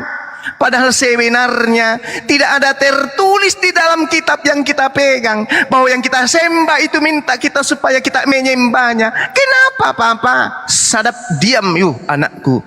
Papa juga mendengarkan dari kakekmu. Kakekmu memang itu kurang ajar. Dia menyesatkan kita. Dia yang mengajarkan kita menyembah manusia. Padahal sudah nyata-nyata penginjilan Bang Suma mengajarkan tanda-tanda nabi palsu adalah menyembah manusia. Sudah Papa diam. Anak-anakku dan cucuku juga mengutuk aku. Gara-gara Papa lah yang mengajarkan aku. Sampai anak-anakku dan cucuku juga ngamuk kepada aku. Karena Papa dan Mama yang mengajarkan aku. Kamu juga diam. Aku juga sudah marah sama buyutku. Wahai buyut, siapa yang mengajarkan kamu kepada saya? Akhirnya aku menyembah kepada Tuhan yang kau perkenalkan. Buyut pun berkata, kamu jangan banyak cerita. Sebelum kau masuk ke kubur, opamu lebih dulu dipijak-pijak sama tanah. Kamu belakangan. Opamu lebih dulu menderita di alam kubur. Kalian masih berpesta pora nyembah-nyembah pada saat itu. Kakek sudah teriak, tapi tanah menutupi suara kakek. Agar kakek bisa didengarkan, tinggalkan penyembahan berhala, cucuku. Tapi suaraku tak kau dengarkan. Jangan kau mengutuki aku, sebab di atasku masih ada nenekku. Nenekku juga yang mengajarkan aku seperti itu. Nenekku yang bersalah. Mari kita colok pantatnya pakai telunjuk, habis itu kita isap. Hanya orang yang memiliki akal pikiran yang sampai kepada kebenaran Islam. Ya Bani Israel, inni Rasulullahi ilaikum musaddiqan lima baina yadayhi minat Taurah wa mubashiran bi rasuli yati min ba'dihi ismuhu Ahmad. Subhanallah, subhanallah, subhanallah. Takbir, Allahu Akbar. Allahu Akbar. Silakan diambil alih sahabat-sahabat sekalian. Oke. Saudara Pido, syukran. Syukran. Terima kasih. Itu tadi cucu yang generasi ketiga dengan kakeknya ya. Saya belum panggil kakeknya yang generasi keempat, generasi kelima. Lanjut lagi. Generasi ketujuh. Kalau kita sampai kepada generasi ketujuh dari sekarang itu sudah mulai bahasa Yunani tuh. Iya. Ya, Suaranya seperti itu. untuk siapa aja nih? Suaranya bisa beda-beda gitu, diapain ya bang ya? Apa? Makan nyenyek. Makan nyenyek. Silakan diambil alih dulu teman-teman. Iya. Saya mau mengembalikan suara saya yang kejebak di masa silam kembali ke generasi sekarang. tes. Lanjut. Silakan akhi. Kamu baru nih. Oke, kebenaran apa? Ada apa kebenaran? Itu bagaimana tuh manusia jangan dituhankan, masih menuhankan anak manusia kebenaran. Anda menuhankan manusia gitu. Lah, Kok lah? Bang Yesus siapa? Yesus manusia bukan? Ya baca di Alkitab aja lah. Di Alkitab di Yesus itu Nah, Yesus Tuhan. anak manusia bilangnya. Dia itu turun dalam gambar manusia. Bodoh kalian dah. Turun gambar manusia. Di mana turun gambar manusia? Gak usah, Nah, kalau nggak ngerti nggak usah dikomentari gitu. Itu aja. Lah Yesus sendiri bilang. Yesus sendiri bilang kan dia kan anak manusia, bukan anak Tuhan. Gimana sih? Dia anak manusia, tetapi dia Tuhan. Anda nggak mengerti itu. Di mana Yesus mengatakan dia Tuhan? Banyak. Nggak usah Dimana? dibahas. Coba. Kalau nggak Anda mengerti, nggak usah dibahas gitu. Nanti Anda di jadi mana? kayak Nih Juma. Bang Juma ada pasien lagi nih Bang Juma nih masih nuanin anak manusia nih. Yang menciptakan tangan dan kakinya Yesus siapa, bro? Yang menciptakan tangan dan kakinya Yesus. Yes. Itu kan pencipta. Masa ditanya lagi? Saya ulang lagi. Yang menciptakan tangan dan kaki Yesus yang bayi imut itu siapa? Yesus itu kan pencipta. Masa sih Anda tanyakan siapa yang menciptakan Yesus? Berarti pencipta langit dan bumi itu bayi. Yesus bukan bayi.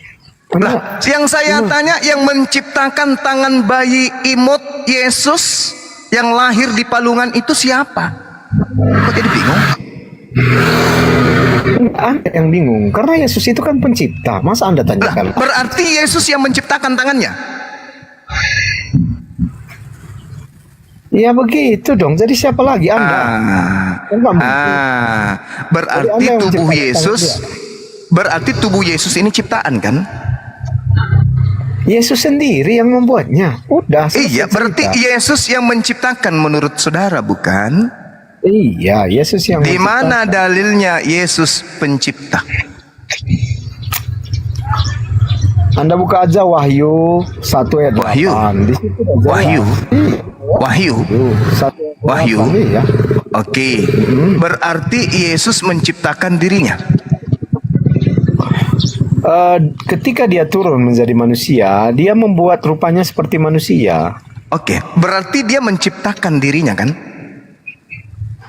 Dia menciptakan daging, dia berfirman Ya, dan daging. iya, saya tahu. Yesus menciptakan tubuhnya. Yesus menciptakan tubuhnya kan? Ya, betul. Berarti yang Anda sembah ini ciptaan, bukan? Yesus, bukan ciptaan Yesus yang saya sembah. Tadi yang menciptakan kaki Yesus siapa? Yesus. Berarti ciptaan kan kaki itu? Ciptakan siapa? Yesus kan yang menciptakan betisnya? Ya udah, saya menyembah Yesus. Oke, berarti Anda menyembah ciptaan. Ciptaannya Yesus yang Anda sembah, begitu? Saya menyembah Yesus. Iya, yang Anda, kalau Anda menyembah Yesus, dengar, kalau Anda menyembah Yesus, dengar saya, Bung. Dengar saya, Bung. Saya bertanya, siapa yang menciptakan betis tangannya Yesus? Anda mengatakan Yesus. Ya. Bagaimana ceritanya Yesus menciptakan dirinya sementara yang dikatakan ciptaan itu adalah sesuatu yang belum ada menjadi ada? Sebelum dia menjadi manusia, apakah daging dan tubuhnya sudah ada? Belum kan? Oke. Artinya daging dan betis Yesus ini itu bukan Yesus kan? Ya Yesus dong. Jadi siapa lagi? Anda ini apa? Bagaimana ceritanya nih? Ini Yesus ada sebelum ada daging atau nanti ada daging baru ada Yesus? Yesus itu sebelum ada daging pun sudah ada dan sudah ada. Oke. Yesus sudah ada lalu menciptakan daging. Menciptakan dagingnya, iya betul. Setelah menciptakan dagingnya, Yesus di mana? Maksudnya Yesus di mana? Semananya andainya. Yesus turun ke dunia. Yesus turun ke dunia berupa daging. Berupa manusia. Berarti dia sudah jadi bayi terjun dari langit.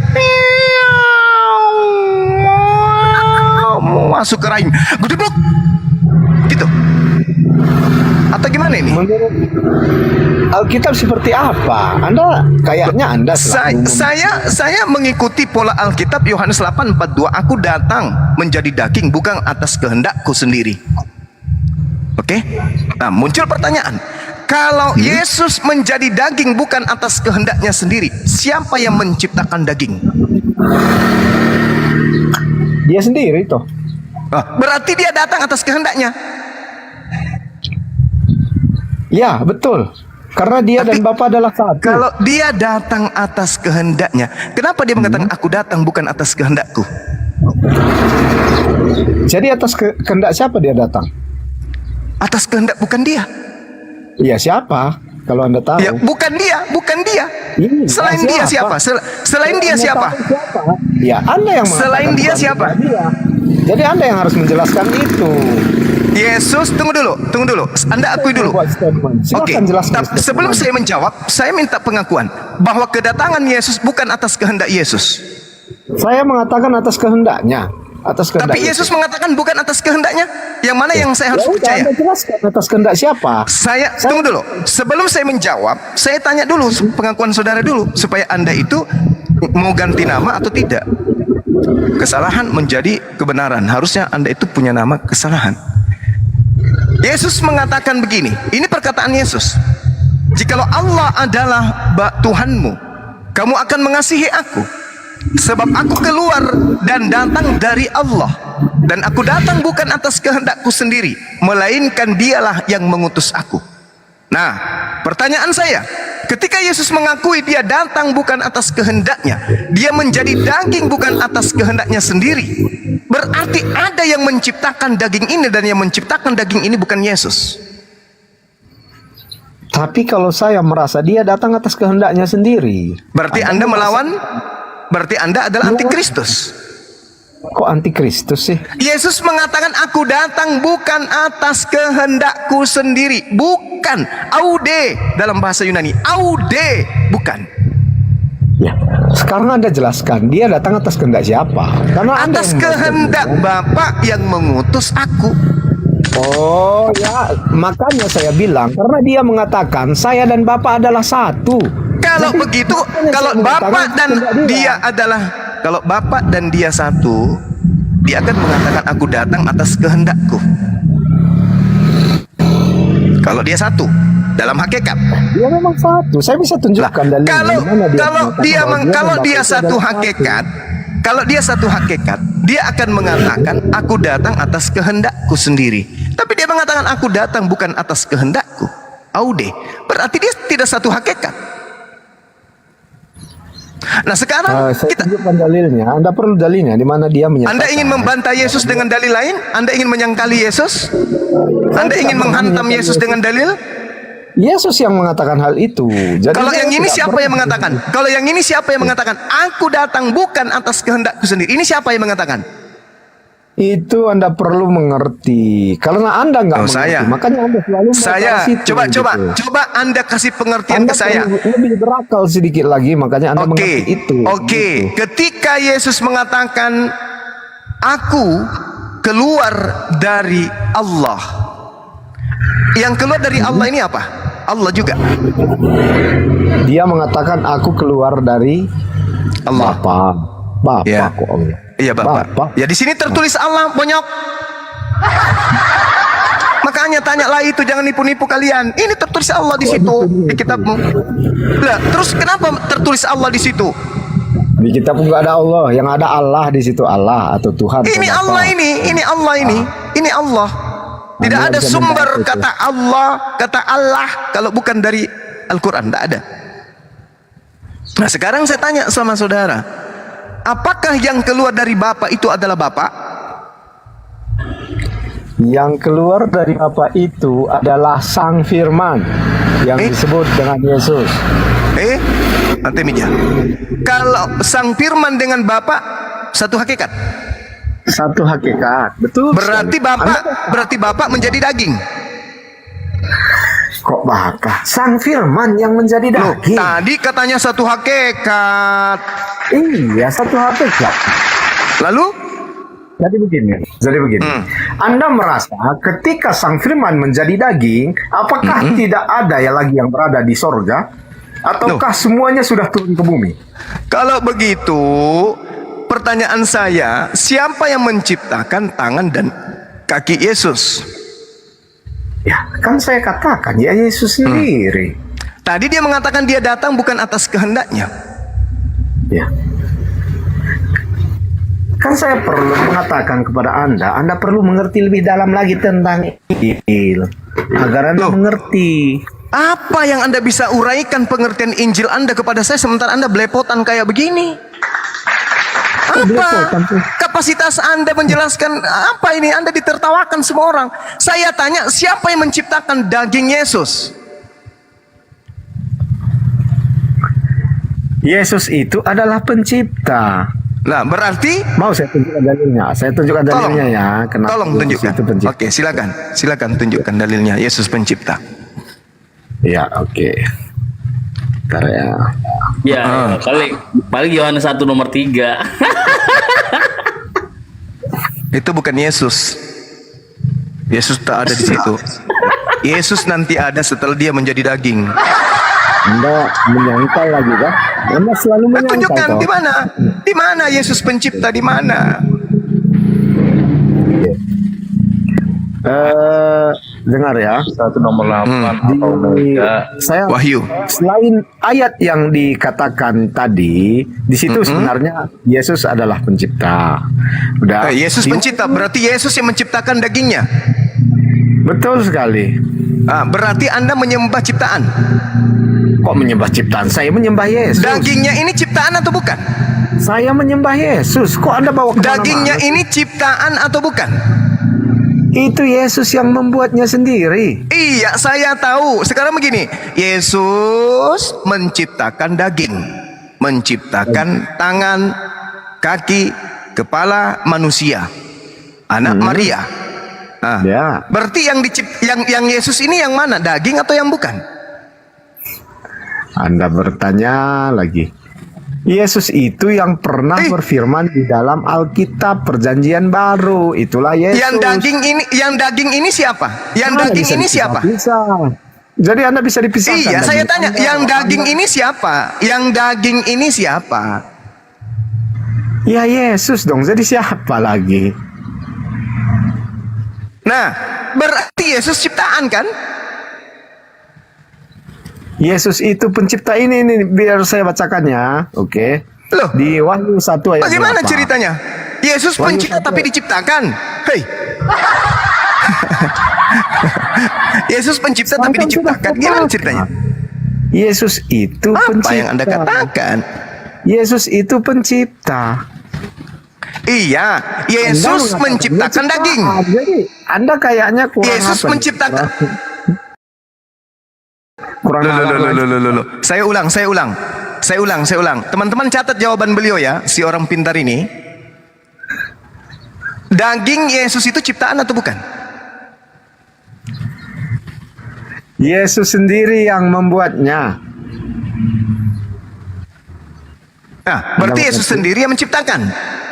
Yesus itu pencipta, betul. Yesus pencipta. Nah, Yesus menciptakan daging. Yesus pencipta, ya betul. Yesus pencipta. Pencipta daging. Pencipta apapun, segala sesuatu yang ada di bumi. Enggak dan di usah langit. melebar kemana-mana. Daging ini aja yang keluar dari rahim Maria. Daging yang keluar dari rahim, daging yang keluar dari rahim Maria. Daging yang keluar dari rahim Maria ini ciptaan. Artinya kalau segala sesuatu diciptakannya, berarti semuanya dong, ya kan? Berarti daging, berarti daging yang keluar ini ciptaan kan? Semua diciptakan oleh Yesus. Enggak usah kayak begitu, kamu bingung jadinya. Enggak usah kau tutupi. Daging yang keluar dari rahim Maria ini ciptaan. Daging yang keluar dari rahim Maria ini ciptaan kan? Segala sesuatu diciptakan oleh Yesus. Oke. Baik. Berarti daging ini ciptaan. Nah, daging ini siapa? Yesus. Daging ini mana? Yesus. Daging yang mana? Ya, tubuhnya Yesus. Dagingnya Yesus itu Yesus kan? Yesus ya. Iya, Yesus. Ah, berarti Yesus ciptaan. Yesus. Tadi Anda mengatakan semua sesuatu. Anda mengatakan Yesus ciptaan.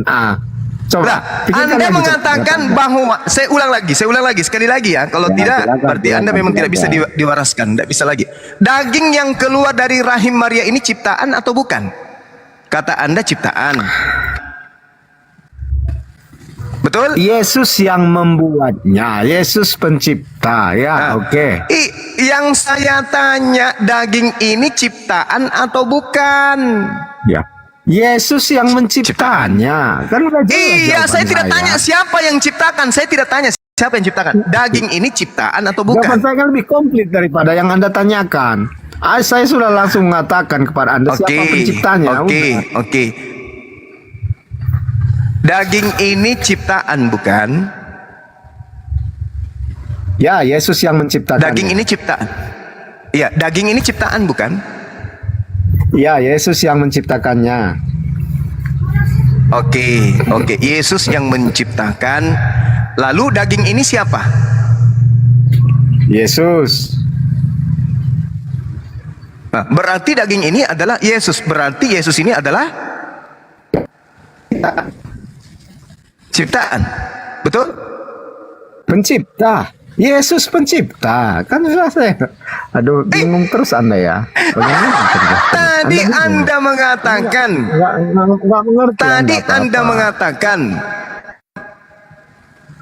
Saya mengatakan Yesus tadi pencipta, Anda mengatakan bro. Daging ini ciptaan. Dengar. Tadi Anda mengatakan daging ini adalah ciptaan. Nah, ciptaan ini kemudian Anda mengatakan sebagai Yesus. Berarti Yesus masuk ke dalam dimensi ciptaan. Betul? Yesus pencipta.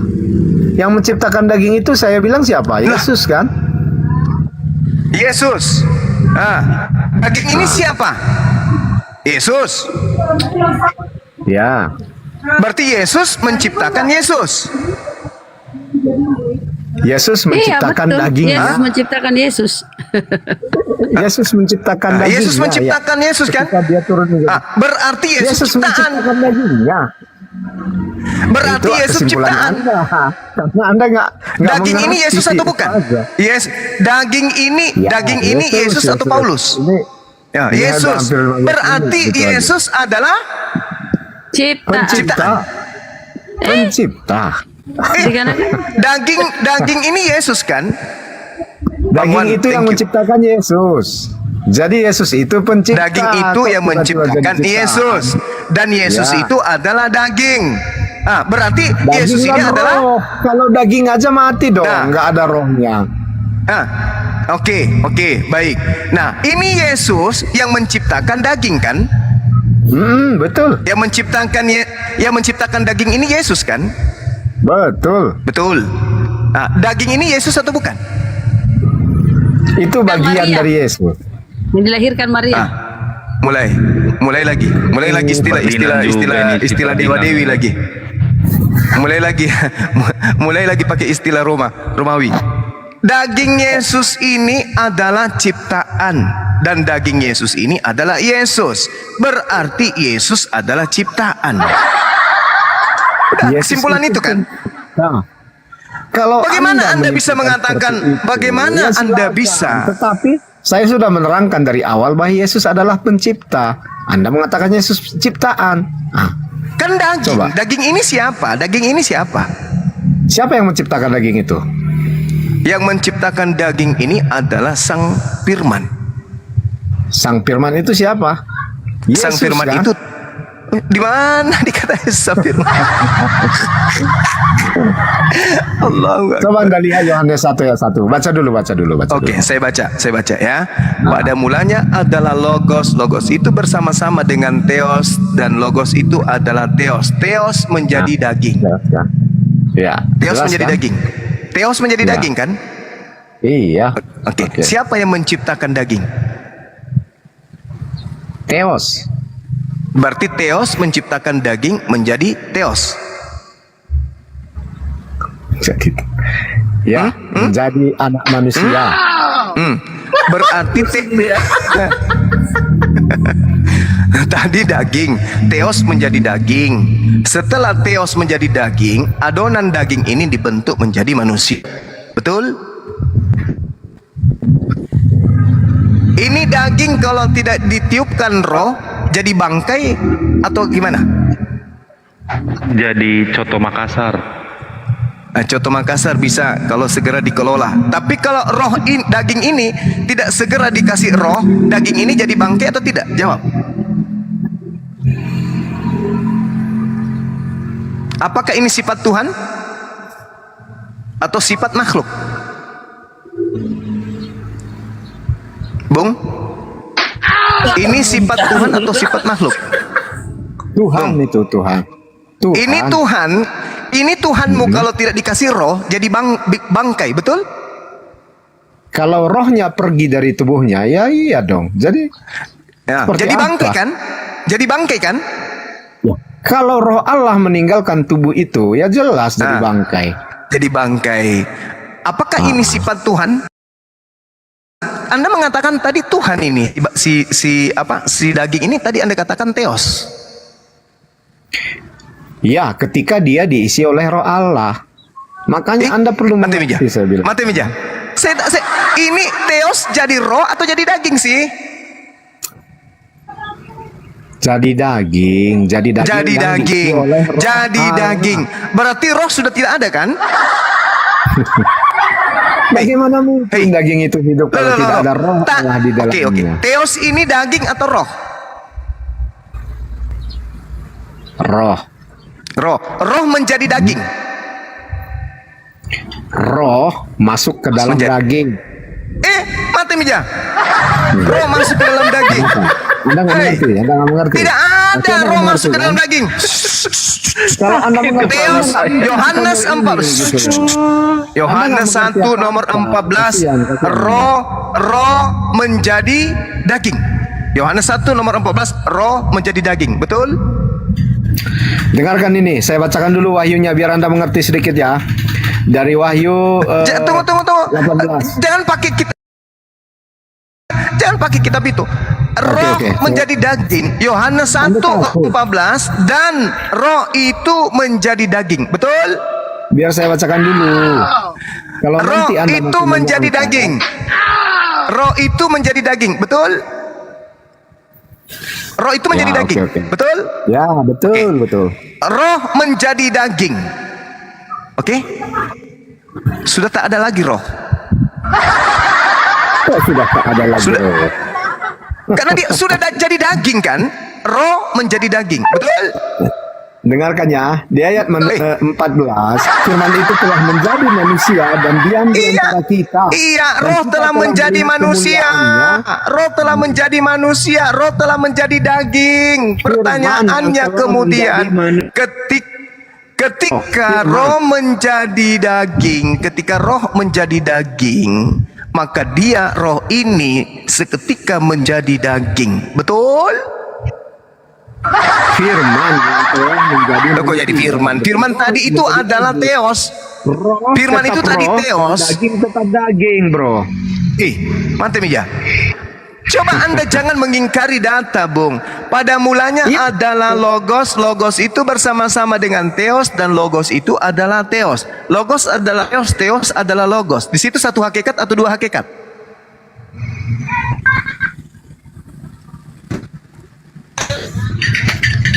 Dengarkan ya, dengarkan. Satu hakikat atau dua hakikat? Anda perlu dengarkan ini dulu, dengarkannya. Iya, saya bertanya. Di situ satu hakikat atau dua hakikat? Bukan pula secara jasmani oleh keinginan seorang laki-laki saudara, di situ satu hakikat antara logos dan satu hakikat. Ya, sehakikat. Satu atau dua hakikat? Sehakikat. Satu hakikat ini menjadi daging. Nah, iya, satu hakikat ini menjadi daging. Berarti sudah tak ada lagi roh. Karena sudah ada di daging. Disitulah Anda nggak mengerti. Mana pernah daging berubah menjadi Kok jadi roh? saya nggak ngerti? Nggak ngerti Anda. Makanya memang. kenapa konsep agamamu aneh? Bukan konsep. Otak Anda yang nggak nyampe. Aneh. Otak Anda yang nggak nyampe. Hakikat yang satu ini menjadi apa? Kutanya dulu sama Anda. Hakikat yang satu ini menjadi apa? Menjadi manusia. Daging, tidak ada manusia di original teksnya. Jangan ngadi-ngadi. Menjadi daging. Jangan lari ke manusia. Jadi daging di situ. Untung saja yang masuk roh manusia sampai dia jadi manusia. Kalau yang masuk roh sapi, jadi mas sapi dia Tuhan kamu itu. Betul? Begini Juma. Jangan tertawa, Bung, saudara. Jangan tertawa. Itu dalil. Saya kasihan sama Anda gitu. Firman itu telah menjadi daging. Sar itu daging, bukan manusia. Kalau manusia itu apa? Antropos dalam bahasa Yunani. Oke, kita Tapi dia lihat menjadi SARS dalam bahasa Yunani. Kita lihat di KJP. Loh, KJP kenapa enggak menyentuh? Kenapa enggak menyentuh original teksnya? Kenapa harus ke KJP? Mana duluan KJP daripada original teksnya? Jadi artinya Bang, begini. saudaraku, firman Kalau telah Anda menjadi menyangkal daging. KJP dan menyangkal terjemahan, artinya cuman Anda yang betul gitu loh. Orang Inggris, orang Kita Indonesia jangan semua bodoh, cuman kemana-mana. Anda yang pintar. Kita ke original teksnya mengatakan apa? Terjemahan itu sesuai dengan selera, tapi original teksnya yang menentukan. Di situ dikatakan Artinya- daging atau jadi manusia. Artinya Anda mengatakan semua yang menerjemahkan Alkitab ini bodoh. Cuman Anda yang pintar. Saya Itu tidak yang mengatakan bodoh. Saya tidak mengatakan bodoh. Saya tidak Kalau Anda mengatakan semua. salah semua. Berarti kan Saya tidak mengatakan salah semua. Saya tidak mengatakan juga bodoh. Saya hanya mengatakan original teksnya SARS. SARS itu daging. Kalau manusia antropos. Dan firman itu telah menjadi daging. Untung saja dagingnya ke rahim manusia. Kalau dagingnya ke rahim sapi, maka menjadi sapi. itu tergantung Kan kehendak Tuhan Allah, Anda bro. tidak dibatasi. Kalau Karena Tuhan menurut berkehendak saudara, seperti itu, ya, Tuhan saudara jadi maha kuasa. seperti itu. Nah, sekarang betul. yang jujur. Yang jujur. Ini firman menjadi daging atau menjadi manusia? Yang jujur. Ya menjadi manusia. Menjadi daging. Karena di situ SARS bukan manusia. Janganlah Di KJP tertawa, pun itu bukan dalil. manusia. Iya, karena Hargailah kitab saudara.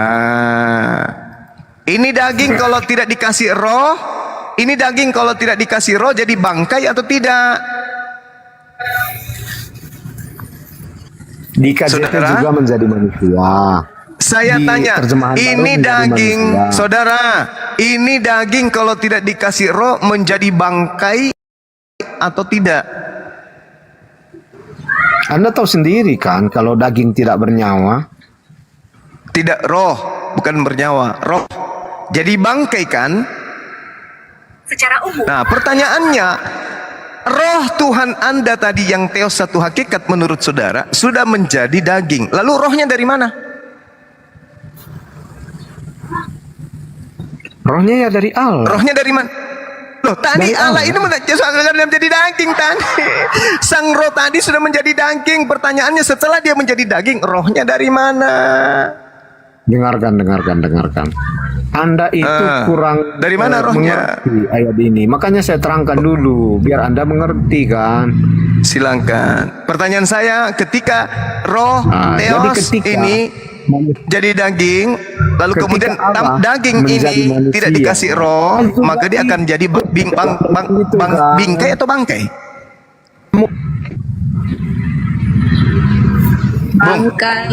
Bangkai. Jadi bangkai. Nah, setelah roh menjadi daging, stok roh dari mana datangnya lagi? Kan sudah jadi daging, stok rohnya dari mana? Dengarkan. Di dalam KJP sendiri disebut dengan flesh. Kalau flesh di dalam bahasa Inggris bisa juga digunakan secara metaforis dalam konteks manusia. Begitu loh, Bro. Oke, anggap saja manusia. Kita matikan akal sejenak. Anggap saja manusia, meskipun original teksnya mengatakan daging. Oke, kita ikuti. Manusia ini, roh tadi sudah menjadi manusia. Manusia tadi kalau dia tidak dikasih lagi roh, dia jadi apa? Bingkai atau bangkai? Biasanya manusia itu punya roh atau tidak? Tanpa roh? Punya kan? Manusia Punya, tanpa kan? roh jadi bangkai, jadi mayat kan? Saudara? Dia bukan lagi manusia kan? Kalau tanpa roh. Oke. Ya udah. Oke. Nah, sekarang kalau misalnya daging manusia ini tanpa roh, maka dia jadi bangkai. Nah, sekarang rohnya sudah jadi manusia. Terus roh manusianya ini dari mana? Kok rohnya jadi manusia? Loh, kan tadi roh menjadi daging, menjadi manusia kan rohnya? Iya, betul. Firman. Menjadi daging kan? Ya, oke. Nah, daging ini supaya dia hidup harus ada rohnya. Dari mana rohnya? Kalau sudah disebut menjadi manusia, artinya roh itu sudah tidak ada di menjadi dalam. manusia. Coba Anda lihat betapa banyak manusia yang lahir tanpa roh. Ini dia tidak jadi manusia, dia menjadi daging. Daging tanpa Di KJP roh, disebutkan bangkai. flesh itu dalam bahasa Inggris konteksnya juga bisa merujuk pada manusia loh. Benar mana itu perlu Anda tahu. antara original teks dengan terjemahan? Dari 3 penerjemah, 3-tiganya menyebutkan manusia. Jadi cuman Anda yang Kenapa betul gitu. Anda tidak merujuk kepada original teksnya? Kenapa? Anda alergi dengan kitab sendiri? Bukan, karena saya lebih mengerti terjemahannya. Saya lebih mengerti terjemahannya daripada Kenapa original Anda teks. tidak ikut ke dalam original teksnya? Kenapa? Saya lebih mengerti di dalam terjemahan. Ya. Orang tanya kenapa Anda tidak mengikuti original teksnya? Saya mengikuti. Orang ini udah diterjemahkan kan sesuai original. Original teksnya mengatakan SARS itu adalah daging. Lalu kenapa Anda nggak percaya kalau itu adalah daging? Kenapa malah lari ke manusia? Ya, karena saya baca di sini manusia toh. Ya kan? Kenapa tidak mau menyentuh aslinya? Saya udah menyentuh aslinya. Masakan saya lebih aslinya percaya mengatakan terjemahan SARS Anda daging daripada KJP dan terjemahan baru. Daging yang dikatakan di original teksnya, bukan manusia. Kenapa Anda tidak percaya kepada original Apa teks? kapasitas Anda mengatakan bahwa ini salah? Gitu loh. Di KJP Anda Salah mengatakan karena itu di salah. situ bukan manusia. Original teksnya mengatakan SARS. Artinya pasti ada panduan para penerjemah, makanya dia mengatakan di situ terjemahannya manusia. Itu udah pasti. Nggak mungkin orang Panduannya itu penyesatan pastinya. menerjemahkan. Nggak mungkin yang lain. Ya itu menurut Anda. Menurut Anda mungkin penyesatan. buktinya? Karena tidak sesuai dengan Buktinya? keinginan Anda. Kan itu aja. Justru menurut keinginan penerjemah, karena di situ original teksnya SARS, daging.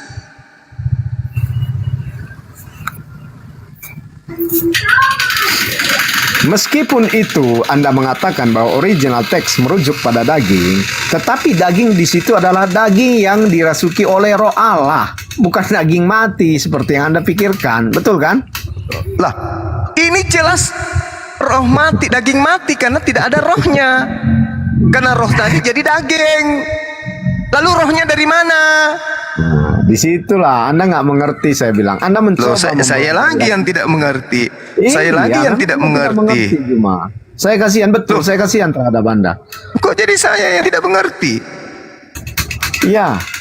Karena Anda begitu polosnya mengatakan di situ daging tidak bernyawa. Jadi untuk apa roh untuk apa Allah? Dengar. menjadi daging Firman tanpa itu nyawa? dengarkan. Firman itu telah menjadi daging dan diam di antara kita. Manusia. Mana ada Dan manusia diam di di situ? antara kita. Original teksnya itu SARS. Oke, nanti Anda berbantahan dulu dengan yang menerjemahkan ke dalam bahasa Inggris. dan Bisa ke bahasa ada yang Indonesia. bisa buka kamera? Ini abang KJV juga flash. Besarin host. Please down. Siap bang. Wasmed flash ya. Telah menjadi apaan? Daging ya. Kita lihat KJV. Dia kan bukan KJV abang ya. Kita lihat KJV.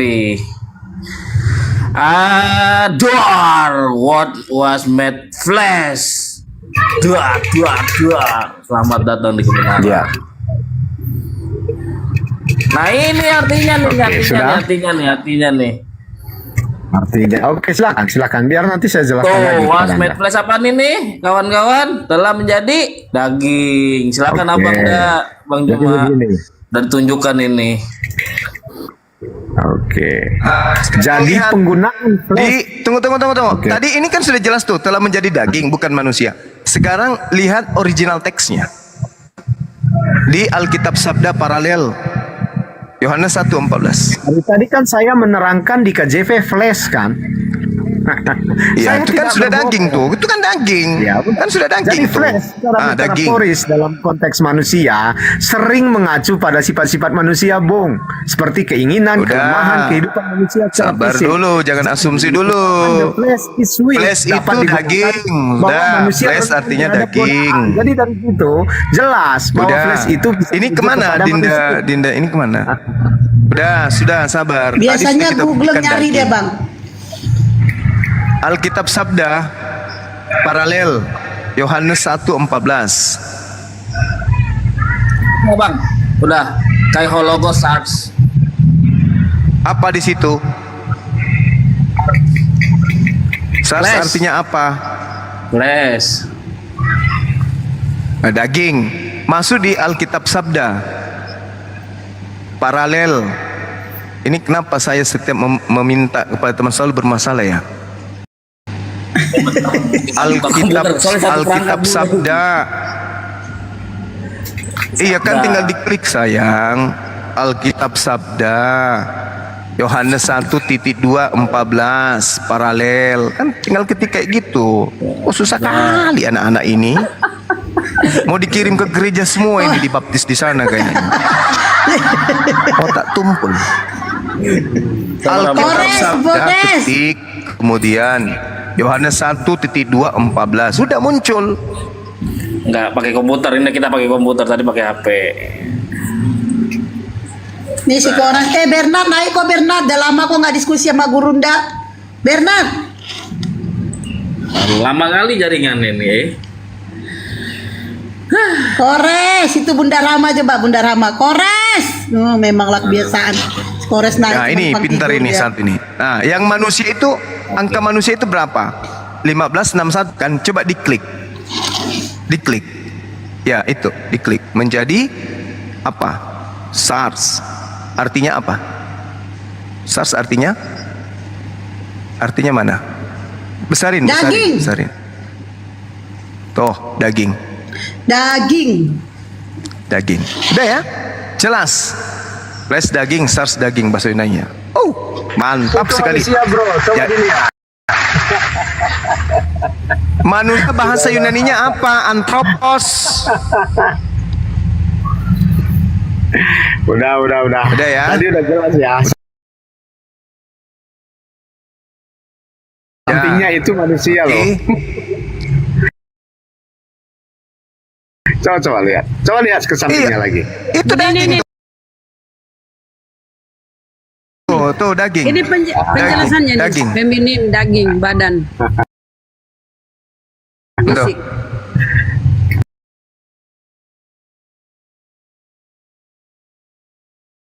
Badan fisik. Tuh. Nah.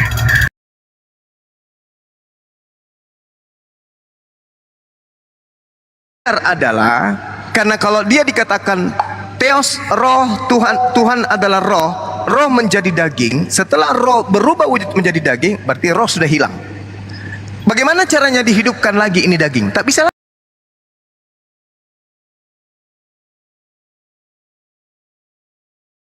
Roh menjadi daging. Sabar, nanti Anda terjemahkan, nanti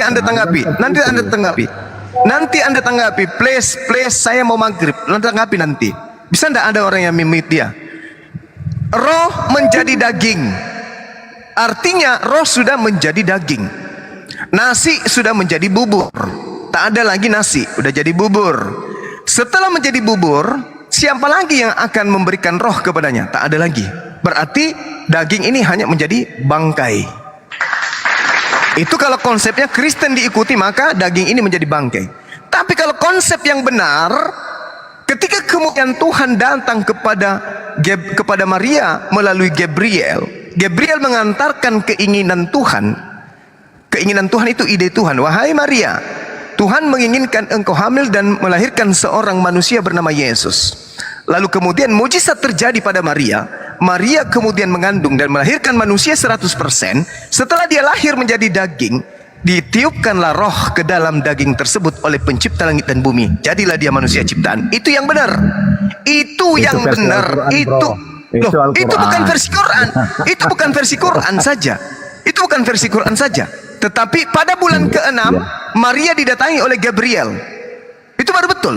Yang Anda mengatakan Yesus pencipta, itu yang salah. Yang benar adalah Yesus ciptaan. Melalui firman Allah, Yesus diciptakan. Itu baru betul. Maka ketika dia menjadi daging, ditiupkan oleh roh oleh Tuhan, maka Yesus menjadi manusia seutuhnya 100%. Dia nabi. Bagaimana setelah dia hidup? Mengajar. Dia mengajarkan dirinya nabi. Dia mengajarkan dirinya rasul. Adakah dia mengajarkan dirinya Tuhan? Tidak ada sama sekali. Karena kenapa? Kalau dia mengatakan dirinya pencipta, berarti dia menciptakan kulitnya, dagingnya sendiri. Berarti dia sama seperti kura-kura. Dia seperti kura-kura. Berarti Yesus, berarti tubuh Yesus, daging Yesus, tangannya, kakinya, kepalanya, dan biologis Yesus adalah biologis yang kerasukan Tuhan. Dia adalah siluman dewa. Demikian sementara saya ibadah dulu. Assalamualaikum warahmatullahi wabarakatuh. Silakan dilanjut. Assalamualaikum warahmatullahi wabarakatuh. Ya, oke, terima kasih ya. Jumanya sudah pergi, jadi saya juga pergi ya. Waalaikumsalam. Jangan fitnah. Bang Juma bukan pergi. Bang Juma izin sholat. Emang kau ibadah seminggu sekali. Dia sholat ya. Saya pamit dulu kalau dia sholat ya. Terima kasih. Mau kemana bang? Belum foto-foto bang. Sebentar. Nanti berapa menit? Bang Bunda balik lagi. Jadi artinya dia nyembah ini ya, dia nyembah jasad. Saya nyembah Tuhan. Kok nyembah jasad? Dia menyembah lagi? daging lah. Nyembah Udah jelasin Tuhan. tadi. Udah dijelasin tadi. Dijelasin Gimana, versi Al-Quran dijelasinnya. Iya, wajar. Versi Al-Quran. Firman itu, roh itu telah menjadi Kalau di dalam Alkitab daging. itu sejak Dia telah semula menjadi Allah daging. itu menjadi manusia. Yang kau Tuhan kan Dia datang di daging. bulan ke-6 dan meniupkan Telah menjadi roh. Yesus, daging itu kan berbentuk daging. Nah, itu yang kau Tuhan kan. Bunda Rama izin bentar Bunda. Tadi Aku kan izin dia sholat. mengatakan bahwa enggak, aku izin bentar. Tadi kan dia mengatakan ya kebenaran. Tadi kau mengatakan bahwa Yesus itu adalah Allah itu sendiri kan, Elohim kan? Iya kan? Ya, betul, betul. Aku izin Ya, sholat oke. ya. Bun, izin sholat. Iya, Lanjut. iya Bunda, iya. Ya. Konsisten ya. Kau yang tadi Anda mengatakan bahwa Yesus itu Iya, Elohim itu adalah betul, Yesus, ya, Yesus ya, adalah Elohim. konsisten. Nah, iya, saya konsisten ya. Nah, di saat Maria mengandung Yesus, apakah dia mengandung Elohim? Iya, dia mengandung Tuhan. Oh, oke. Di saat Maria mengandung Elohim, dia menyembah siapa? Wah, Dia menyembah Tuhan. Jadi Menyembah dia Tuhan. menyembah, aduh, Elohim, aduh, jangan sakit, jangan nendang dong, aduh, Elohim, jangan sakit, jangan nendang, aduh, jangan Kebenaran, nendang, kebenaran. Itu tidak ada tertulis. Kenapa nggak langsung ke antropon aja? Ke antropon kan itu manusia. Kenapa harus ke saks dulu itu? Itu bagaimana itu? Terus, tunggu dulu pas lahir, tunggu dulu, apa kau uji itu? Pas lahir, aduh, jangan pelan, jangan sakit tuh keluarnya, pelan keluarnya lu, aduh, gitu. Jadi Maria mengeluarkan Elohim, begitu? Iya, dia melahirkan Tuhan.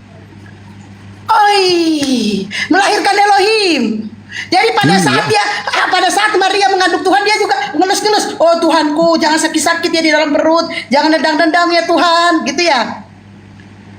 Seandainya ada tertulis seperti itu ya iya betul. Tapi ini Bukan tidak ada seandainya tertulis ya. aku Yang Anda mengikutin katakan tidak kamu ada loh. tertulis. Ini bukan seandainya, aku mengikutin daripada Tidak ada kata-katamu, tertulis. narasimu, Yang Anda ucapkan statementmu. itu tidak ada tertulis.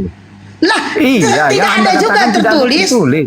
Coba Anda Tidak tunjukkan ada dalilnya di juga mana itu tertulis bahwa Elohim adalah Yesus. Tidak ada juga tertulis. Kenapa kau mengatakannya? Ada biar saya tunjukkannya ada kok. Kalau nggak Jadi saya nggak ya, bilang seperti itu nggak ada. iya di mana Saya nggak katanya? bilang toh, Jadi, oke, ya, dia kebenaran. Jadi manusia tidak bisa hidup kalau tidak ada Tuhannya, tapi Tuhanmu tidak bisa hidup kalau tidak ada manusia. Berarti yang hebat di sini manusia, bukan Tuhanmu. Ya, yang hebat di sini manusia bukan Tuhanmu. Tuhanmu tidak akan bisa hidup kalau Maria tidak melahirkannya. Tuhanmu tidak akan bisa hidup kalau Maria tidak menyusuinya. Seharusnya yang kau sembah Maria dong. Kenapa kau menyembah Tuhan? Menyembah Yesus. Maria dong yang sembah. Ya kan kebenaran? Kebenaran. Iya. Kenapa kau tidak menyembah Maria? Maria itu kan manusia. Yesus kan Tuhan. Nah, Yesus juga manusia, Bahlul. Yesus itu Tuhan. Yesus juga manusia. Kenapa kok Yesus manusia kau Yesus sembah? Tuhan. Kenapa kau tidak menyembah Maria yang melahirkan Tuhanmu? Manusia. Yesus itu Tuhan dalam wujud manusia. Itu Masuk yang perlu lagi, Anda Ji, lihat. masuk Ji. Ya, kenapa tadi kan harusnya antropon gitu? Kenapa bilangnya saks dulu gitu? Harusnya kan bisa antropon. Hah? Ayo.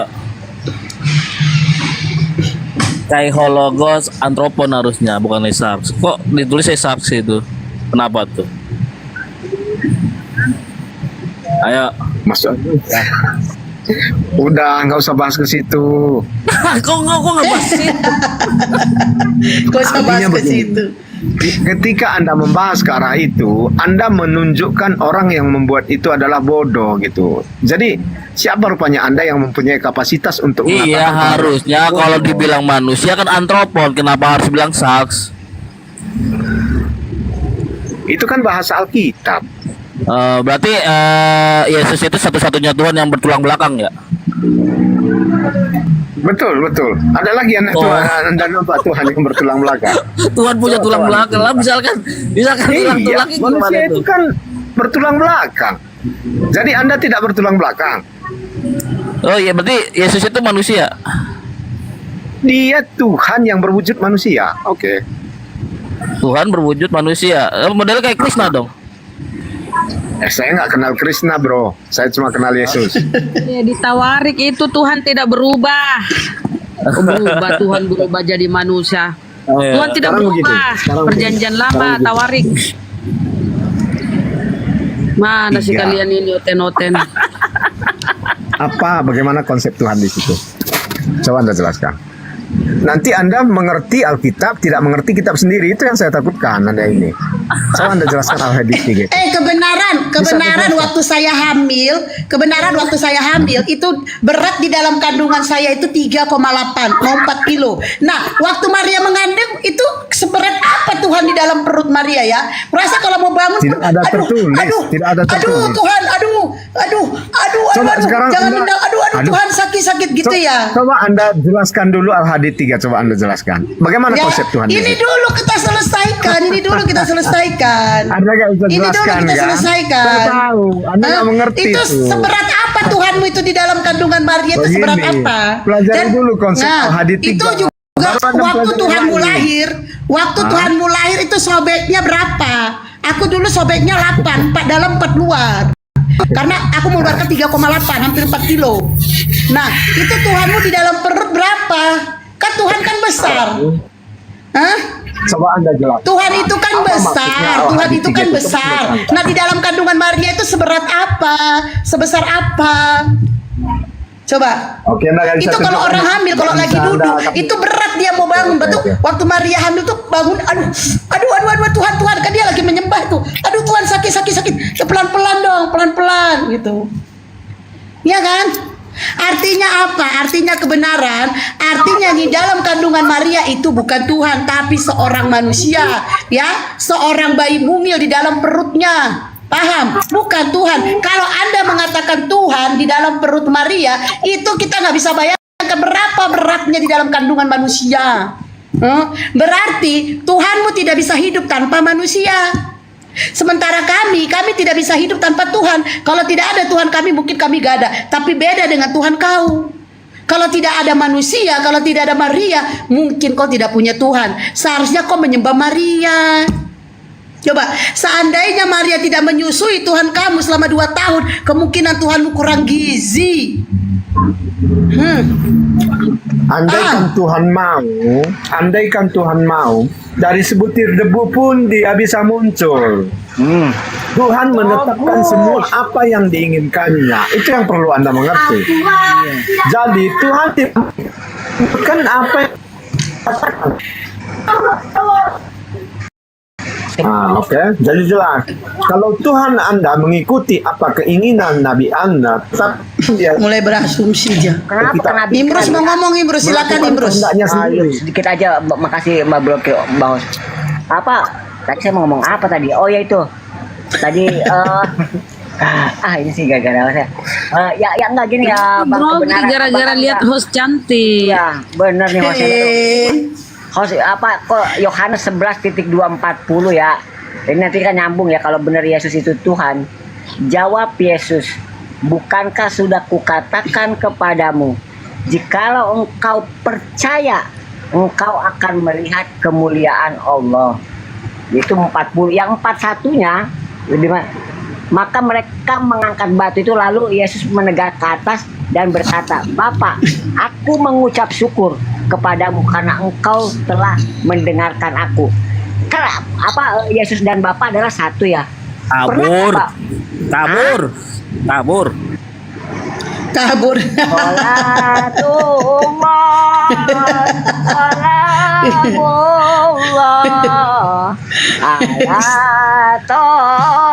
Ya Allah.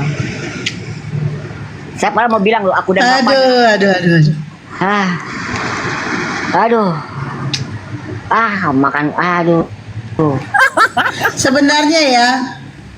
Sebenarnya sama kita aja oten-oten ini nggak bisa ini ya, nggak bisa menang. Tapi sosok pula ngelawan Gurunda. Cuma sekali kepret doang sebenarnya sih tadi tuh. Tapi tadi Iya. sama Bang Jumama itu ya, yang tentang daging itu baru itu tuh. Ya, Sama yang rempahan aja kalian kalah. Kami ini cuman reginang gitu ya, rempahan reginangnya Bang Juma. Itu aja kalian nggak bisa kalahkan kan? Pakai itu, pakai kemiri, pakai itu rengginang. Hongguan lagi. Kalian hongguan lagi ya. Sedih kali ini ceritanya.